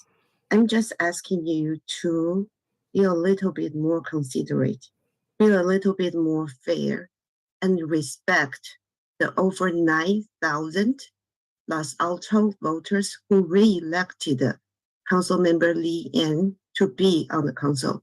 Just a little bit more. Looking at the 14 regional assignment, Councilmember Lee Yan got 1 assignment. The other 4 council members got 2 or 4 primary assignments, but a total 5 or 6 assignments. Councilmember Yin got 1. We can see that it's pretty unfair. I'm assuming it's an oversight. Councilmember Lin is currently the chair of Library JPA and also vice chair of Water Valley Commission. She was elected by other council members to be on. As Mayor Meadows said, it's important for succession planning and orderly representation to keep Councilmember Lin on Water Valley Water Commission. We all know there is a glass ceiling for Asian women, and there is a glass ceiling for Asians overall. And now we have a council member who is the chair and vice chair on 2 regional commissions. We really need to keep that so that she can represent Los Altos voters, over 9,000 of them who re-elected her. We should be proud of her and support her rather than taking that position away from her. So I plead with you, please put away your political differences and respect the over 9,000 Los Altos voters who re-elected Councilmember Lee Yan. And please respect the other fellow council members from other cities who elected her to be chair and vice chair of Library JPA and the Valley Water Commission are reasonable and will respect voters. Thank you. Please just be fair and assign Leanne to both JPA, Library JPA and Valley Water. Thank you very much. Have a good day. Thank you, Ms. Chow. Our final speaker is Roberta Phillips. Hi, good evening. So what I wondered initially, excuse me, the first thing that jumped out to me was that Councilmember Liang was only appointed to one regional board.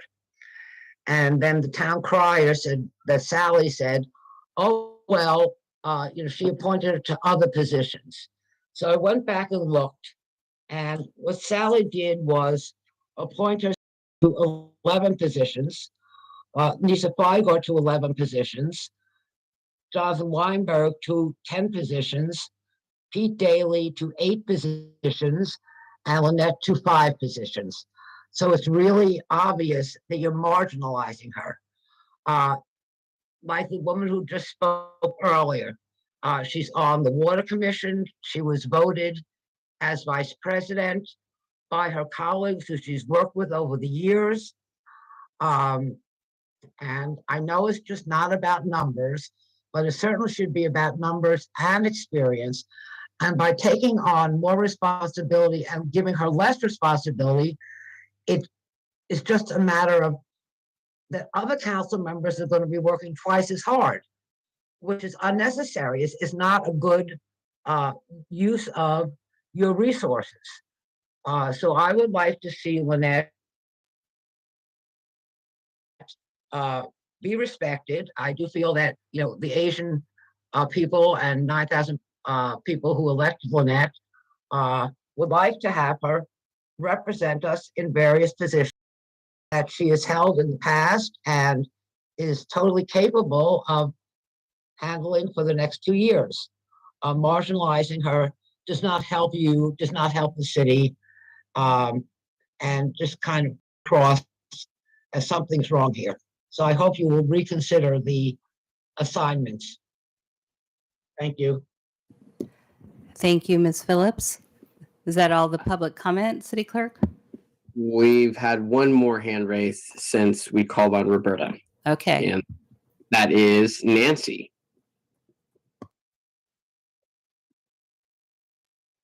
Nancy, are you there? I am. Hello. Hi, we can hear you. Thank you. I would just like to say that I would also support Councilmember Liang on the Water Commission Board. I look at the amount of assignments and I say, gosh, Lynette's got experience. She's shown her value to the voters because they've reelected her, and she has the respect of the water board as well. We're heading into big times with drought, and then now we're talking about increased population by 20% with all of the housing. And she has experience. So why would you want to take that experience and throw it away and start out fresh? With respect to succession, if she were put on the primary, both Councilmember Flagler and Councilmember Daly were just reelected so that they could gain that experience as a alternate, and that would provide a nice succession into the next 2-year period. So I hope that you'll reconsider what's on your chart and have Councilmember Liang continue in the water board position. Thank you. Thank you, Nancy. Okay, so I think that is the end of public comment. So I just am going to say that my assignments had nothing to do with unfair treatment or marginalizing anybody. And I think I feel empathy that Councilmember Liang feels that way, but I can assure you it's not. And so with that, let's have some discussion. Vice Mayor, because there are circumstances that we need to discuss. Thank you, Mayor. I'll just get right into it. Councilmember Liang violated council norms 6.3 and 11.10. That is both an unethical and a serious breach of our rules. On November 29th, this council voted to nominate me as our city's candidate to serve as the VTA Group 2 alternate board member. At the time we took the vote, the VTA Group 2 bylaws said that a member city's nominee to serve as the alternate must be, and I quote, put forth by their city council. The very next morning, on November 30th, the VTA Group 2 met and Councilmember Liang voted to change the Group 2 bylaws so that an outgoing but incumbent alternate board member can request a second 2-year term as the alternate. So just to be clear, Councilmember Liang voted to change the very structure of the VTA Group 2 rules so that she could nominate herself as the alternate board member, contrary to the direction given by this council on November 29th. On December 7th, in a willful contradiction of this council's decision, Councilmember Liang offered herself as Los Altos' candidate to serve as the alternate board member. Solely because of the changes to the bylaws made on November 30th, which Councilmember Liang voted for, the voting members of Group 2 elected her to serve a second 2-year term as the alternate board member. This council and the public should be aware of this total lack of transparency. The changes to the bylaws that Councilmember Liang voted for were not even presented to, let alone approved by, the Group 2 member city councils. Yet this was a drastic, excuse me, I think I have the floor. Yeah, the vice mayor has the floor. We'll come to you next, I council member. understand that. This but was a I'd like to call to drastic order that this is departure deviating from the agenda. Actually, it's not. We've included that this is per council norms, and the norms are included in the agenda. So it is actually included in the agenda. You can ask the city attorney to opine. Councilmember Liang's actions were a drastic departure from years of practice by Group 2, wherein the alternate board member had routinely been the VTA PAC member of the city next in line in rotation to nominate a board member. And indeed, that's the very reason Councilmember Liang herself was the proper selection to serve as the alternate 2 years ago.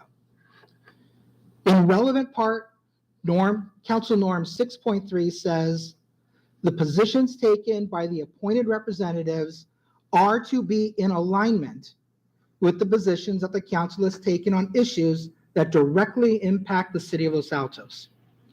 Council Norm 11.10 says, council members shall abide by the majority decision of the council, even if in the minority.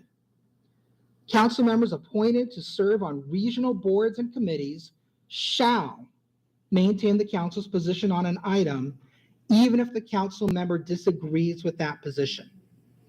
By submitting herself as Los Altos' candidate to serve as the Group 2 alternate board member, Councilmember Liang clearly violated our norms. First, she took a position at the December 7th meeting, not just out of alignment with, but in direct opposition to the policy direction given by the council. Second, she refused to abide by the majority decision on the council. And third, she refused to maintain the council's position on a regional board on which she serves. Councilmember Liang violated norms 6.3 and 11.10. Worse, she violated the trust that we all need to place in each other. Councilmember Liang's actions need to be a part of our discussion about the incoming council's assignments to boards and committees. I submit that because of her complete disregard for council norms, this council cannot trust her to represent the city on any regional board, organization, or committee. And at the appropriate time, I also intend to request a future agenda item for the council to issue a warning to Councilmember Liang pursuant to the censure and formal admonition provisions of this body's accountability policy. Thank you, Vice Mayor. Councilmember Liang, I'm going to go to you next.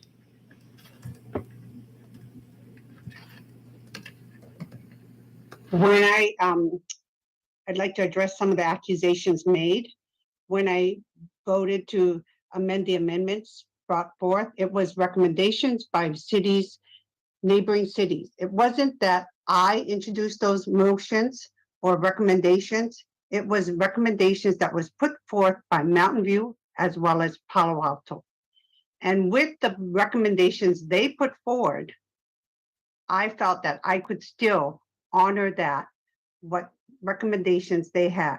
They recognized the importance of experience. They recognized the importance of people who had knowledge. And so therefore, I supported their recommendations to the bylaws. With that said, with the amended bylaws, I felt that I could act on what was put forth. So that is why I voted to support those bylaws, and then given the opportunity to put forth individuals who would like the opportunity to continue, I did honor that and did vote to support myself. I did, at that meeting when we had that thing that came up, I said, it is going to come up. We are not going to vote. We are going to review the bylaws. I did inform you of that. And so that said, it's about whenever we vote, we have to do what's in the best interest of the public. We have to always look at how we represent the residents, and when it's countywide, all the residents within the county. There was criticism by the grand jury report on how business was conducted, or how you have leadership continuity problems, and we were addressing that. So I do want to state that in the best interest of the community, in response to grand jury reports, that I was making the best decision on. And that was what I took in account in making the decisions I did.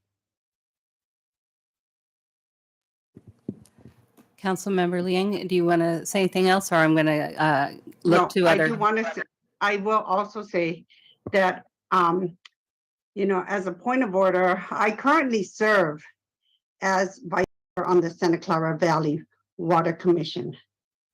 And I did want to recognize that it is important for women of color, whether it's Asian and other backgrounds, to continue to have that opportunity to serve in leadership positions.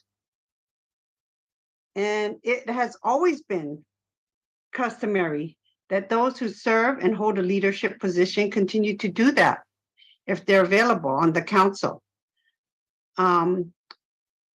It has always been said, and you started out with stating how important seniority and experience is, and now you're disregarding that. And so I'm a little disappointed by that.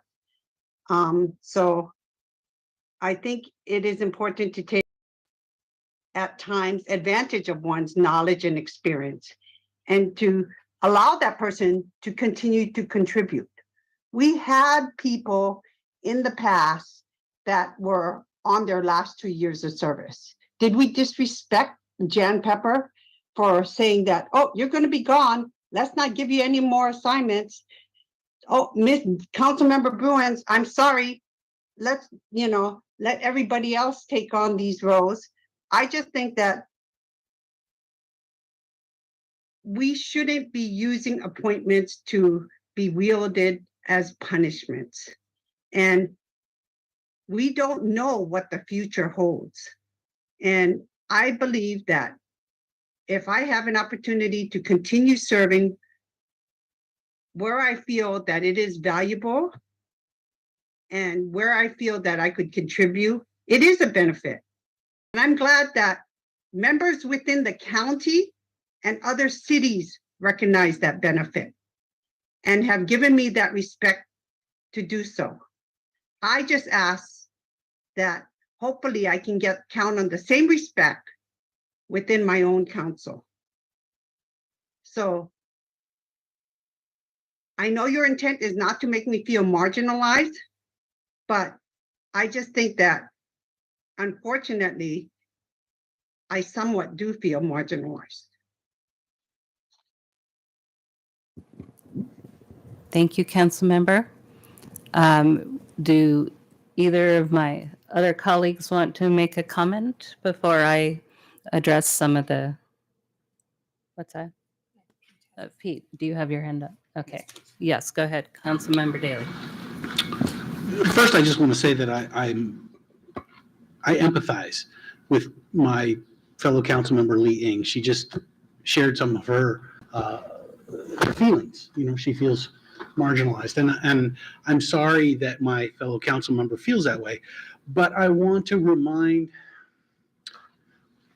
the public and my fellow council members that these board appointments are not they're not rights, right? They are customs in many cases, but there are times when facts, the behavior of an individual council member or other reasons intervene, and the will of the council doesn't necessarily go along with those customs. And we've seen this in our own community, in our own council, in a number of instances, and we have seen this in numerous neighboring communities as well.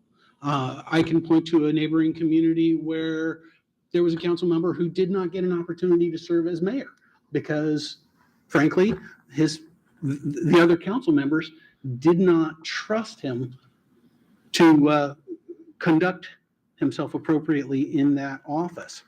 Now, I know that Councilmember Lee Ing was reelected. She did very well in that election and got a lot of votes. That's 2 years ago, and a lot has transpired since then. We had months of torturous council meetings with sometimes 20, 30, 40 residents also very upset and expressing heartfelt feelings that were associated with actions that Councilmember Lee Ing had taken, or in some cases failed to take.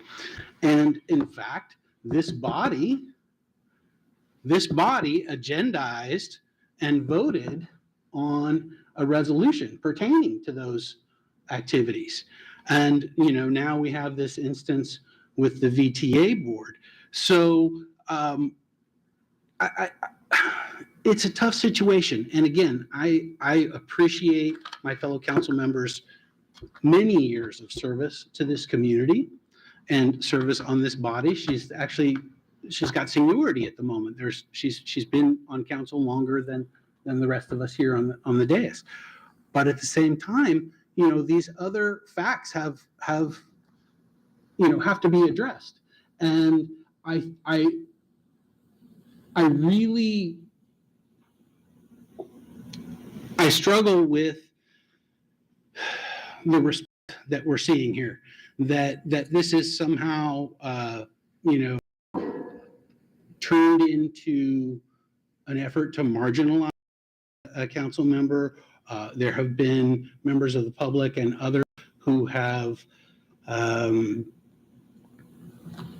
indicated that to them there's a racial dimension to this. And I'm not the one who makes the assignments. I don't really believe that there is a racial element to this, but at the same time, that's something that we have to take pretty seriously.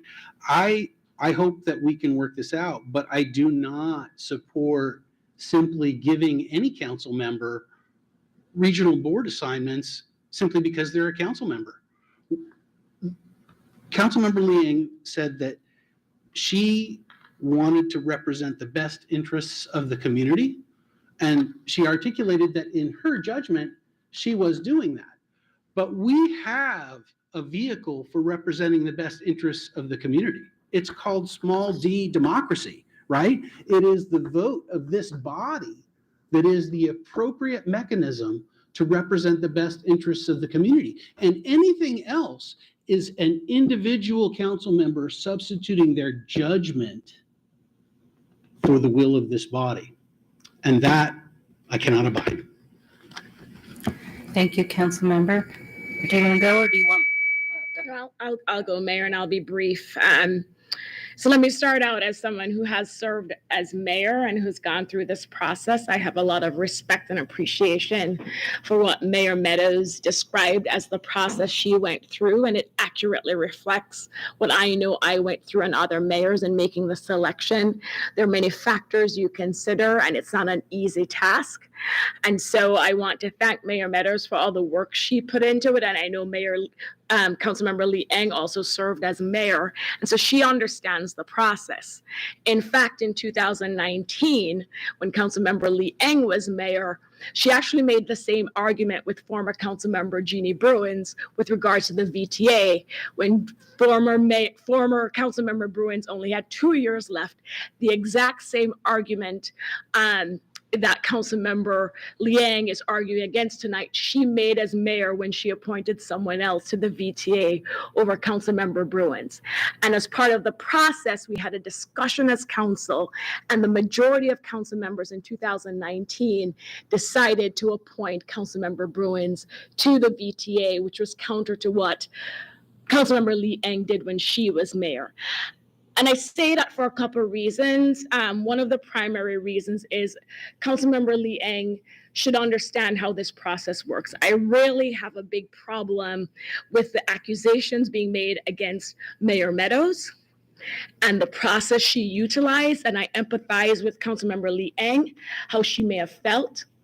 But I know for a fact that Mayor Meadows, based on what she described, it had nothing to do with anyone's race. She really looked at different factors as she explained. And so for me, if a council member objects to an assignment or would like to do a reassignment, how we have done it over the years is we bring it to the council meeting and we have a professional, mature discussion without accusing people of marginalizing each other. We're colleagues. And so if a council member doesn't like an assignment, you bring it to us. And you say to me, for example, Councilmember Flagger, you have the Water Commission. Can we switch it? Like, that's the kind of dialogue we do as professionals and as representatives of Los Altos. We don't accuse each other and that's what I've seen in the papers, and that's what I've heard tonight. And to me, that's unacceptable. It's disrespectful to Mayor Meadows and the process. I mean, going forward, I hope we can be more respectful of each other and we bring things to each other and we have a mature discussion and we share our concerns. Because I can tell you, for one, Councilmember Lee Eng, I would have been more open to having this discussion, but based on how it was brought forward, that really troubles me. It also troubles me what I heard from Councilmember Weinberg, but that's for a future meeting. So I just really wanted to react to the accusations and claims that were made tonight, because I know they're not true. And again, if someone has a concern about an assignment, instead of making assumptions about what was done and how it was done, just bring it forward to the council meeting and we talk about it. We switch, we trade, we vote. That's what we do. We don't start making allegations and accusing each other. That's not acceptable for council or the community. That will tear us apart. And that's not a good way to start the year. Thank you. Thank you, council member. I'm going to address just briefly some of the questions about the process. This is the last thing I will say about how I regarded the process. Everyone can look at the information in the packet and see the preferences expressed. Councilmember Liang expressed high interest in 3 regional boards. One regional board I appointed her to, that's the library JPA. One regional board she acknowledged, actually even at the VTA Group 2 vote where she voted herself as alternate board member, she acknowledged Vice Mayor Weinberg would be filling the VTA PAC, which was one of the other ones she voted, expressed high interest. And then the other high interest was Silicon Valley Water, and we heard some comments about that. I will say that succession planning, I said ways with experience, And so I decided, Councilmember Liang has actually, as I understand it, I could have the terms incorrect, but has served 4 of her 6 years on Valley Water. And I thought it would behoove us, with the emphasis on Valley Water, to have Councilmember Fliger represent us, because she would have 4 years and has the expertise and broad regional connections. So one of those 3 I gave to Councilmember Fliger. One of the ones I gave to Councilmember Liang. And one of the ones I gave to Vice Mayor Weinberg, and Councilmember Liang actually acknowledged that, as I said in the VTA pack, that Councilmember Weinberg would get that position. So there really wasn't any marginalization, but I will ask, okay, actually, I'm going to go to you, Councilmember Liang. You want to make a statement, and then I will talk about the couple positions that I think remain to be addressed, and then I'll ask council to affirm or not the committee, et cetera, assignments. Go ahead, council member. I want to state some clarification, because I'm being accused of something in regards when we had to vote for Jeannie as well as John McAllister. John McAllister had equal amount of experience. And at that time, he had the service of the VTA, on the VTA board as well. So I do want to correct that, because I'm being accused of something, and that was not true. The other thing is that you're saying that I should have came here to talk about it tonight. How do you think it makes me feel when I came to talk about it and I'm come here to face an attack? So you're saying, let's have the conversation. How can I get a conversation when everybody's attacking me? So this idea of constant attacks, that doesn't help me. That doesn't state that, oh yes, we're open for conversation. I mean, it's always going to be the 4 of you attacking me. Does that make me feel marginalized even more now? Yes, it does. Does that mean that there's anything else we should do to open the conversation? Yes, we should.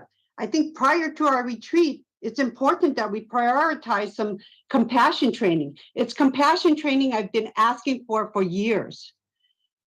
I think that should come before any retreat that we have.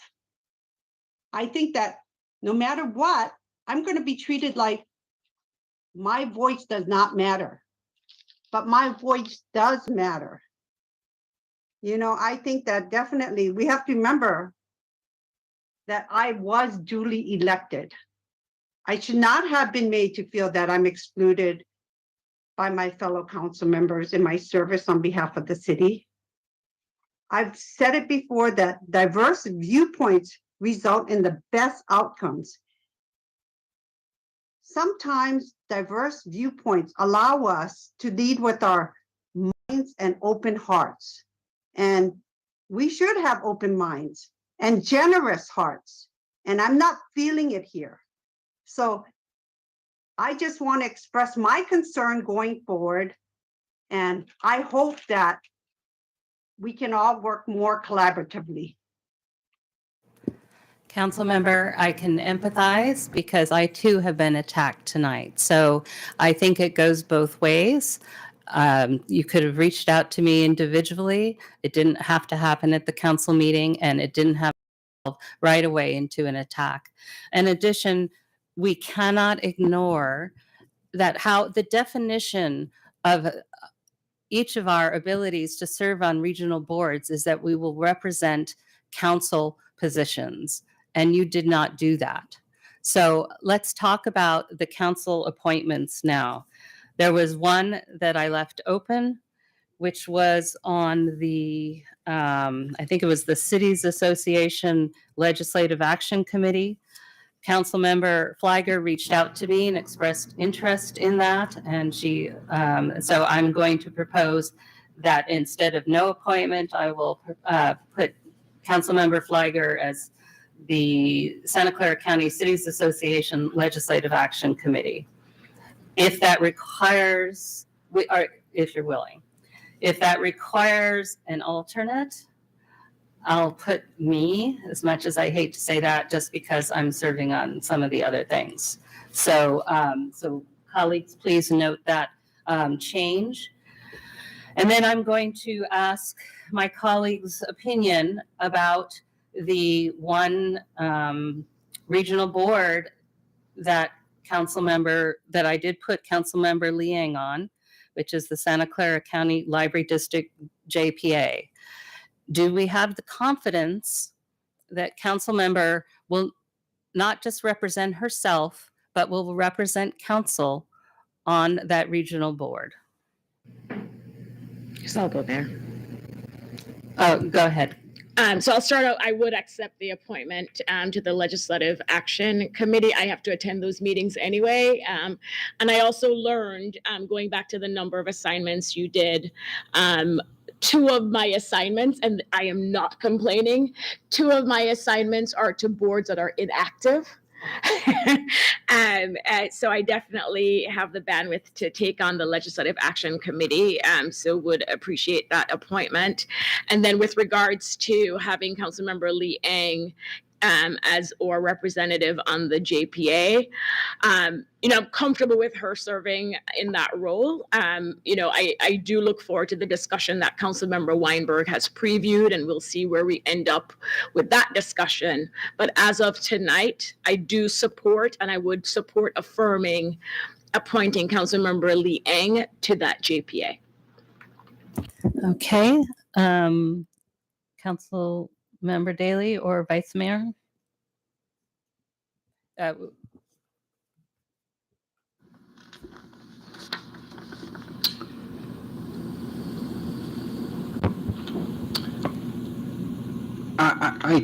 can support Councilmember Liang's appointment for that Joint Powers board. Thank you. Vice Mayor? Thank you, Mayor. I believe that there is no one who will work harder and fight harder for issues that affect the city of Los Altos than Lynette Liang, as long as she agrees with the direction that she has been given by the council. Councilmember Liang's actions have demonstrated that she does not respect the direction of the council, and I foresee that as soon as an opportunity comes up for her to submit her own judgment in place of her direction from us, she is going to move to her personal judgment. That is the behavior that she has demonstrated. She hasn't even acknowledged in the comments she's made tonight that this happened. She has simply said, well, I was acting in the best interest of the city. And as Pete pointed out, I think very astutely, it's this body, this little d on this body, that determines collectively what we believe is in the best interest of the city. And all of us, I think, expect the others to abide by the direction of the council. I don't believe that Councilmember Liang feels that she is obligated to be bound by the direction of the council for various reasons. And for that reason alone, I simply cannot support her appointment to any regional board.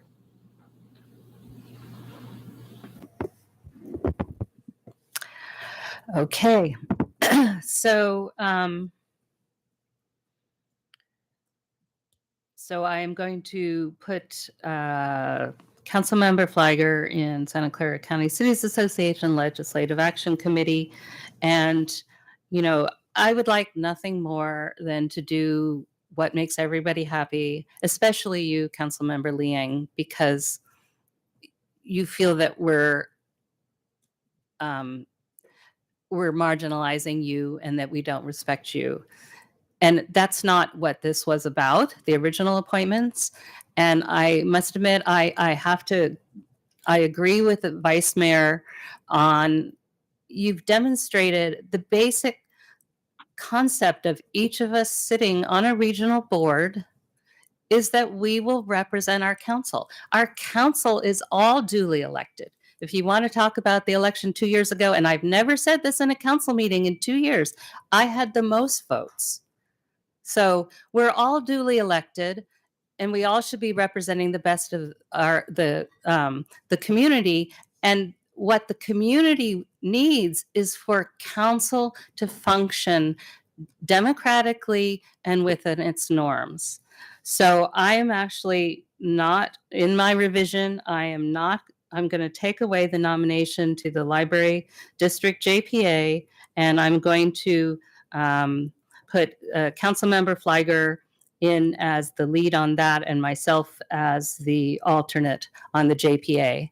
And we can discuss this. I think the vice mayor will make a comment about agendizing it.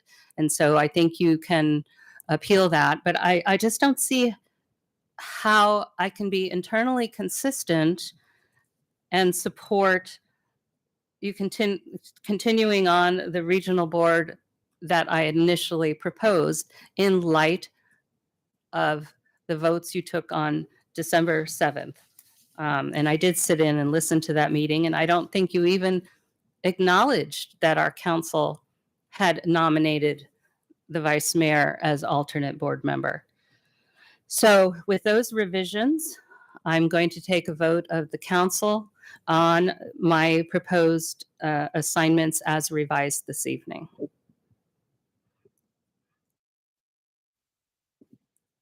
Mayor, can you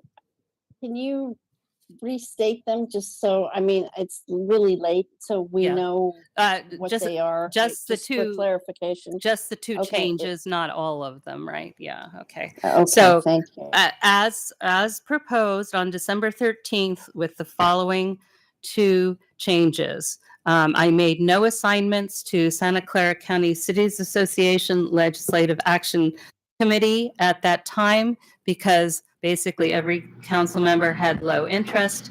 Councilmember Fliger later reached out and said she did have interest, and she explained tonight why it makes sense. So I'm proposing Councilmember Fliger as the primary for that Legislative Action Committee. And if there needs to be an alternate, and the city clerk can determine that with Cities Association, put me on there. I am proposing that the Santa Clara County Library District GPA, the primary be Councilmember Fliger. And do we need an alternate for that? Probably we do. And I'll put myself in because I'm on all the other library stuff. So Councilmember Fliger. Thank you, Mayor, and thanks for considering me for that appointment. I would propose that we take the JPA, the Library District JPA, from the list and maybe vote on that separately. My preference, and that's why I'm reserving weighing in on what Vice Mayor Weinberg has brought forward, because we haven't really deliberated and discussed it. And so for purposes of tonight, I do support having Councilmember Lee Eng appointed to the Library JPA. It doesn't mean whenever we have the vice mayor's item agendized, we can't make changes depending on the outcome of that discussion. May I speak to that point, Mayor? Okay. Thank you, Mayor. The accountability policy expressly says that it is not punitive in nature. And I think if we are basing the appointment of Councilmember Liang to a board contingent on the outcome of an investigation under the accountability policy, we risk violating one of the terms of the policy. Now the contrary is not stated in the policy. If she is not given the appointment now, right, but after we go through the accountability policy, if the council wants to take that route, we then decide that she has not in fact violated the norms. I think at that point, there is nothing preventing us from putting her onto the bus. So the city attorney is popped up because it is not agendized to talk about the accountability policy. Yeah, I would not get into any of that and even any of that discussion, right now. This is just the norms and the appointments. So please. Okay. So I heard Councilmember Fliger propose that she supported all of the items and but to separate out the JPA, which we can continue to discuss tonight. So, Vice Mayor or Councilmember Haley, do you support the assignments minus the JPA, which we will? I do. Are you ready to take a motion to vote on all of the assignments except for the? Yes. Then I move that we accept all of the assignments except the library board. Okay, do I have a second? Second. All right, City Clerk, can you take roll, please? Yes, Mayor. Members of the council, if you're in favor of adopting the mayor's appointments as amended, with the exception of the JPA, please indicate so by answering in the affirmative. Councilmember Daley. Yes. Thank you. Councilmember Lee Eng. We can't hear you. I'll abstain at this time. Thank you. Councilmember Flyer. Yes. Thank you. Vice Mayor Weinberg. Yes. Thank you. And Mayor Meadows. Yes. Thank you. Motion passes 4 in favor and 1 abstention. So I don't know that we really want to continue the discussion on the JPA tonight. In fact, I bet that we don't. So we'll leave that one open for now. I've made no assignment. I do want to note, City Clerk, when you notify commissions, committees, regional boards, et cetera, who's serving, that the vice mayor has been assigned to the VTA Policy Advisory Committee, but I would also like you to repeat that on November 29th, the board nominated him to serve as board alternate. Both of those are council, were council voted assignments. So when you communicate with the VTA Group 2, both of those pieces, and I know the city manager already communicated that decision, but we're going to communicate it a second time. So I want to wrap up this item for tonight. And again, Councilmember Liang, I empathize with you, and I want to support you, but sometimes it's very difficult. So, Vice Mayor, did you have a proposal for? Well, no, let's wait till we get to the appropriate part. And Yes, Mayor, can we Council? check with the city attorney? Do we need to make a motion appointing Councilmember Liang to the JPA, to the library JPA? I thought we just said we're not going to talk about that tonight because. Are we continuing that? Or we're continuing that appointment? I think what has happened is the mayor has decided to not make the appointment at this time. Okay. So there is no vote on that. I do want to comment that I was supposed to lead the meeting tomorrow. There's a finance meeting for JPA, and I guess that means I have to remove myself for that. We won't have quorum, and it will affect the business there. Yeah. No, this is too late of notice to not show up for that meeting. So please take the meeting, and then we will discuss some future agenda items when we're going to cover this again. So right now, there's been no action. So since there's been no action, Councilmember Lee Eng stays in her position on the library JPA until some further action is taken. Perfect. Exactly. Okay, that's okay. That makes it clear. So then she attends that meeting and represents the city. Okay. Okay, so that's much more clear.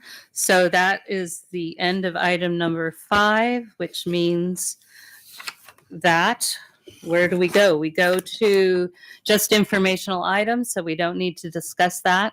So council and staff reports. Anyone have anything to report? Vice Mayor? I just want to say thank you very much to staff for the work that's been done at the EOC in managing the various crises that have been developing throughout the city. I think that you've done a fantastic job. Ditto.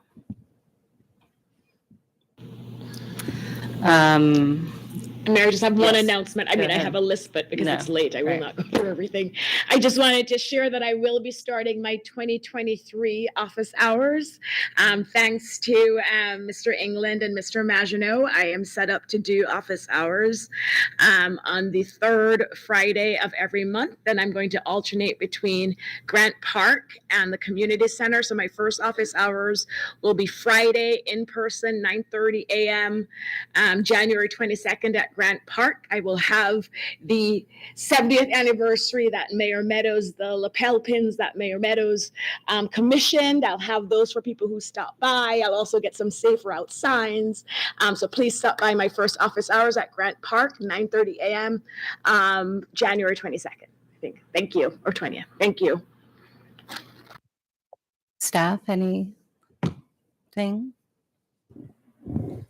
I previewed a little bit of my report, Mayor, on the agenda tonight, but just letting people know the EOC currently, as we sit here today, is active. We're level 3 monitoring. The last information we have is we should get a little bit of a break, but then there is the 4th and what we hope is final system that will move through before the end of this week. Thank you. So do we have proposals for future agenda items? Vice Mayor. Madam Mayor, I propose that we agendize an investigation under the city's accountability policy with under the provisions. Let me start. I propose that we agendize a formal admonition, a warning under the city's accountability policy for both a formal admonition and censorship against Councilmember Liang based upon the actions that I described earlier this evening.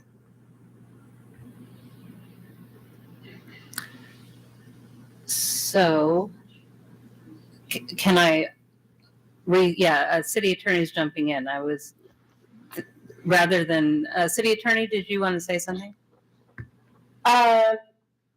No, this is a request for a future agenda item, but I would like to review it under the accountability policy to make sure that it has met the criteria under the accountability policy.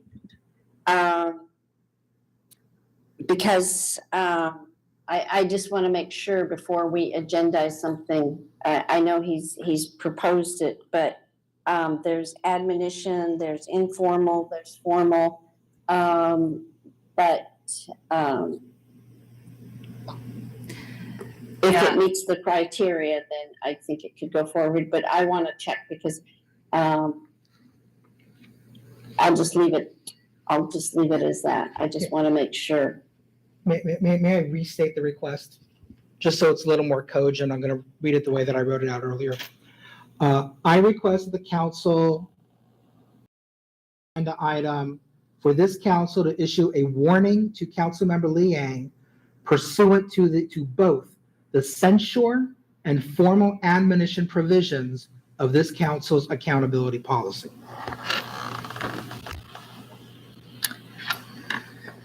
So I feel like that presupposes, and I do think what the city attorney has offered to do is probably the best first step, because Can I make a comment? Yes, on I'll that? come next to you, council member. So that's my impression, but yes, go ahead, council member Liang. So tonight I heard 2 council members distinctly said it was important to punish me. And you changed your mind based on that commentary. So I am concerned about how much more punishment I need to undertake. You say you guys have empathy. I have to question that because I'm going to constantly be under punishment. It sounds like it. I've heard it tonight. I've seen it done tonight, and once again, I'm going to be punished again. I just know that you guys are gonna do what you're gonna do. And so I would like to also raise another future agenda item. I stated it earlier that I would like to request that we place for priority prior to our retreat, a session on compassion, a compassion training session. And I hope that we can have that so we can have open dialogue where all views will be respected. And that's my request. So I don't think we didn't wrap up where we were. We're still talking about the how, if at all, to use the accountability policy. The city attorney has volunteered to do something, and we have a proposal from the vice mayor. So do either Councilmember Daley or Councilmember Flagger where we are regarding examining accountability policy? And I, so that the way the policy says that it says that there can be an informal admonition. An individual council member may make an informal admonition at any council meeting during public presentations or reports of council members of the portion of the meeting. The council member making the informal admonition must first ask the mayor to make the informal admonition and state on the record the basis, including. So anyway, I would like to, before this gets back on the agenda, I would like to say if this is required to be on the agenda as an informal warning, as I think Mr. Councilmember Weinberg said, it's a warning of a possible violation. So I would like to be able to address the council at the next meeting about this. Because I think, didn't Councilmember Weinberg, you changed it from an admonition to a warning? No, it is a warning under both the formal admonition provisions and the censure provisions of the accountability policy. It is absolutely formal. Okay. So, Mayor, I think Yeah. we're having a pretty good discussion on this. I think at this Yeah. point, we just need to know if council, the majority of council supports bringing this item forward, then we'll let the city attorney determine how that would happen. Yeah. So I support the city attorney doing the work, the due diligence to understand if it's appropriate to bring it forward. I don't want to presuppose again, which part of it we need to take it, very carefully. I know the vice mayor has verbalized it, but I would like the city attorney to look at it. That's my personal preference. Other council members? Councilmember Daley. So I support bringing this back on the agenda for possible censure or what have you, pursuant to the city attorney's review and her guidance as to how we should treat that. Councilmember Lee Ing wants to make this about the four of us. I haven't heard one word from her tonight to say. Yeah, okay. Yeah. So it's We're getting into a discussion. So let's just okay. let's stop it. We're getting into a discussion. So I support putting it on the agenda. We can have the discussion then. Yes. Okay. I support that and the due diligence. I think we have 3 supporting that. So are there other future agenda items?